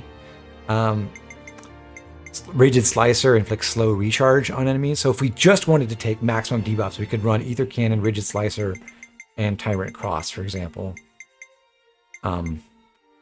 Hidden Thorn's also an option. Lead is a debuff. And yeah, that's it from our existing set. But we're not going to go all in on that. We'll take Ether Cannon, because that's a pretty good effect. Combine that with the Evasion Down on Avenging Eagle. And then for the other slots, we'll take Shield Bash, have that spare Topple Source, and Advanced Cooldown to help us charge Tidal Wave faster and give us that defense up field, which is frankly a lot more valuable than Hazy Figure. Another way we could play this is we could put Stormy Skies down here and again take Overfall and not have Hazy Figure. If we don't really care about the evasion upfield, but that would sacrifice uptime on Tidal Wave, and I think it's probably better to have both fields. So Tyon's going to do a little bit of debuffing, a little bit of combo support with Shield Bash. He'll have that regenerate / blaze field, and he's giving the party a giant boost to the critical rate and critical damage, which is nice. For his gems, he's going to take Soothing Breath and Life-Saving Expertise, and then we'll go with Swelling Scourge to make his 2 debuffs as powerful as we can make them. Devotional Necklace, Standard Equipment, Shield Belt for him, and we'll go with the Circlet of Enlightenment. Maximizes healing power, since he is using a healing art with a very nice low cooldown. I mean, Stormy Skies is pretty good as healing arts go. And then the last one to set up is Lance in Heavy Guard. We just finished Guardian Commander, and that means that we can basically make Heavy Guard into Guardian Commander 2.0 with better, stronger arts, and that's about it, really. So on the art side of things, we'll go with Uppercut Slash and Glow Ring to try to hold aggro. Crash Out and Tri Slash for that additional combo coverage. Another thing we could do is something like Variable Turret and Aerial Slash, or Variable Turret and Wide Slash for that long duration evasion. But I don't think that works super well in a party where we're not running like 0 aggro on our attackers. So we'll go with this option. Just try to seize the aggro with target lock sometimes. It's not going to be consistent, but it will work every once in a while, and that's going to be enough for our purposes, probably. And then in the last slot, we'll run Resonant Flag because we're going to take Deflector Field. So again, Lance will be capable of, if he holds aggro and then activates Deflector Field, he'll be able to share Awakening across the party, which will be good. We'll take Ultimate Qigong, we'll take Protector's Pride, and then Strengthening Gambit to enhance his Awakening in this case.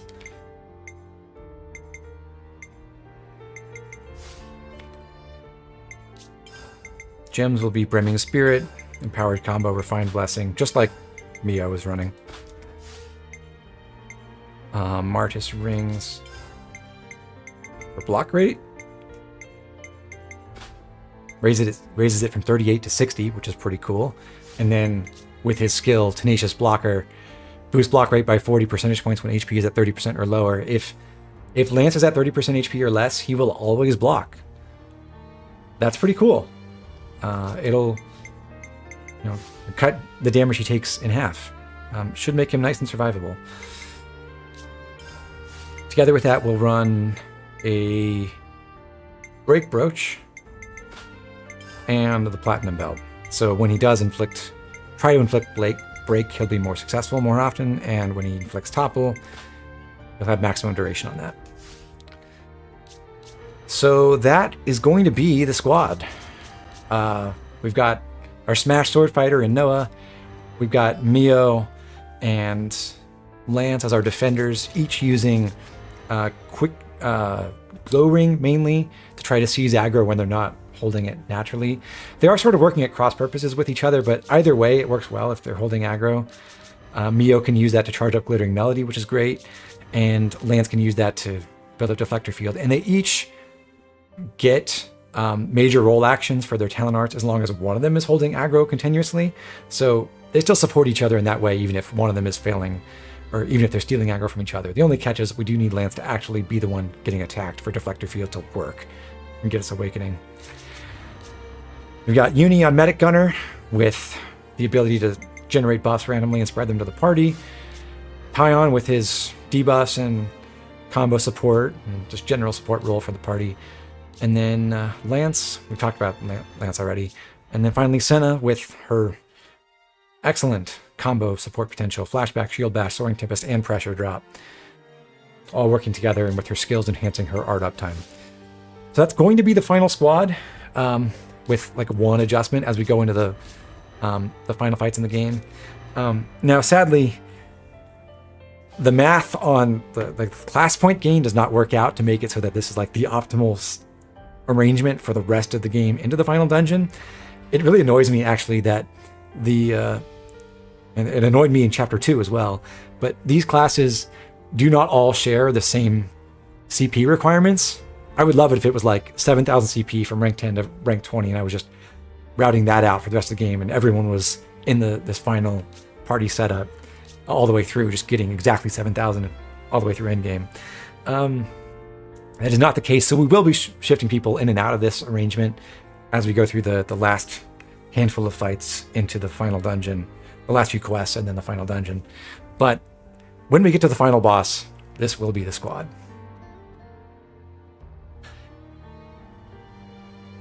So one last thing to go with that is we have a quick break. In fact, I'm going to run the legendary Gus bracelet now. Might as well. Just to get Senna's break art up instantly. So with that, we will have an immediate break available to us with Senna's flashback and an immediate topple with Lance's bull rush. Tyon also has a topple, but he doesn't have a Gus bracelet, so that will take some time to charge, except if Uni uses Glittering Melody with her capable hands.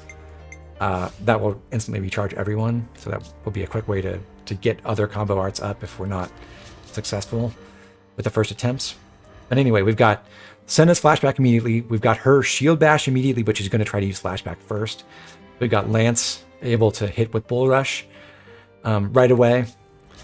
And then finally, we do have another launch on Mio in case we need help if Senna's occupied or stuck in animation. Mio can provide a launch eventually when Soaring Tempest charges up. But if we want another one on hand immediately, that's what Ashira is for. So we'll put her in the party for a good chunk of the upcoming fights when we don't have other heroes who have compelling reasons to be on the squad. All right. So that's it for now. Don't they look great? That's the team. We'll save right there. And we'll come back to this next time. So thanks for joining me on the stream. Guys, it's been a pretty long one. This might be the longest episode. I think. I'm not sure if we got 7 hours on any other streams. It's pretty late now for me. But next time should be the final one for the main game. There's a chance I may be able to do it Sunday morning. And if I have the opportunity, I'll probably do that. But I expect to be doing it Tuesday afternoon, Tuesday evening. So whatever way that works out, I'll see you guys there. Again, thanks for joining, and I'll see you next time. Good night, everyone.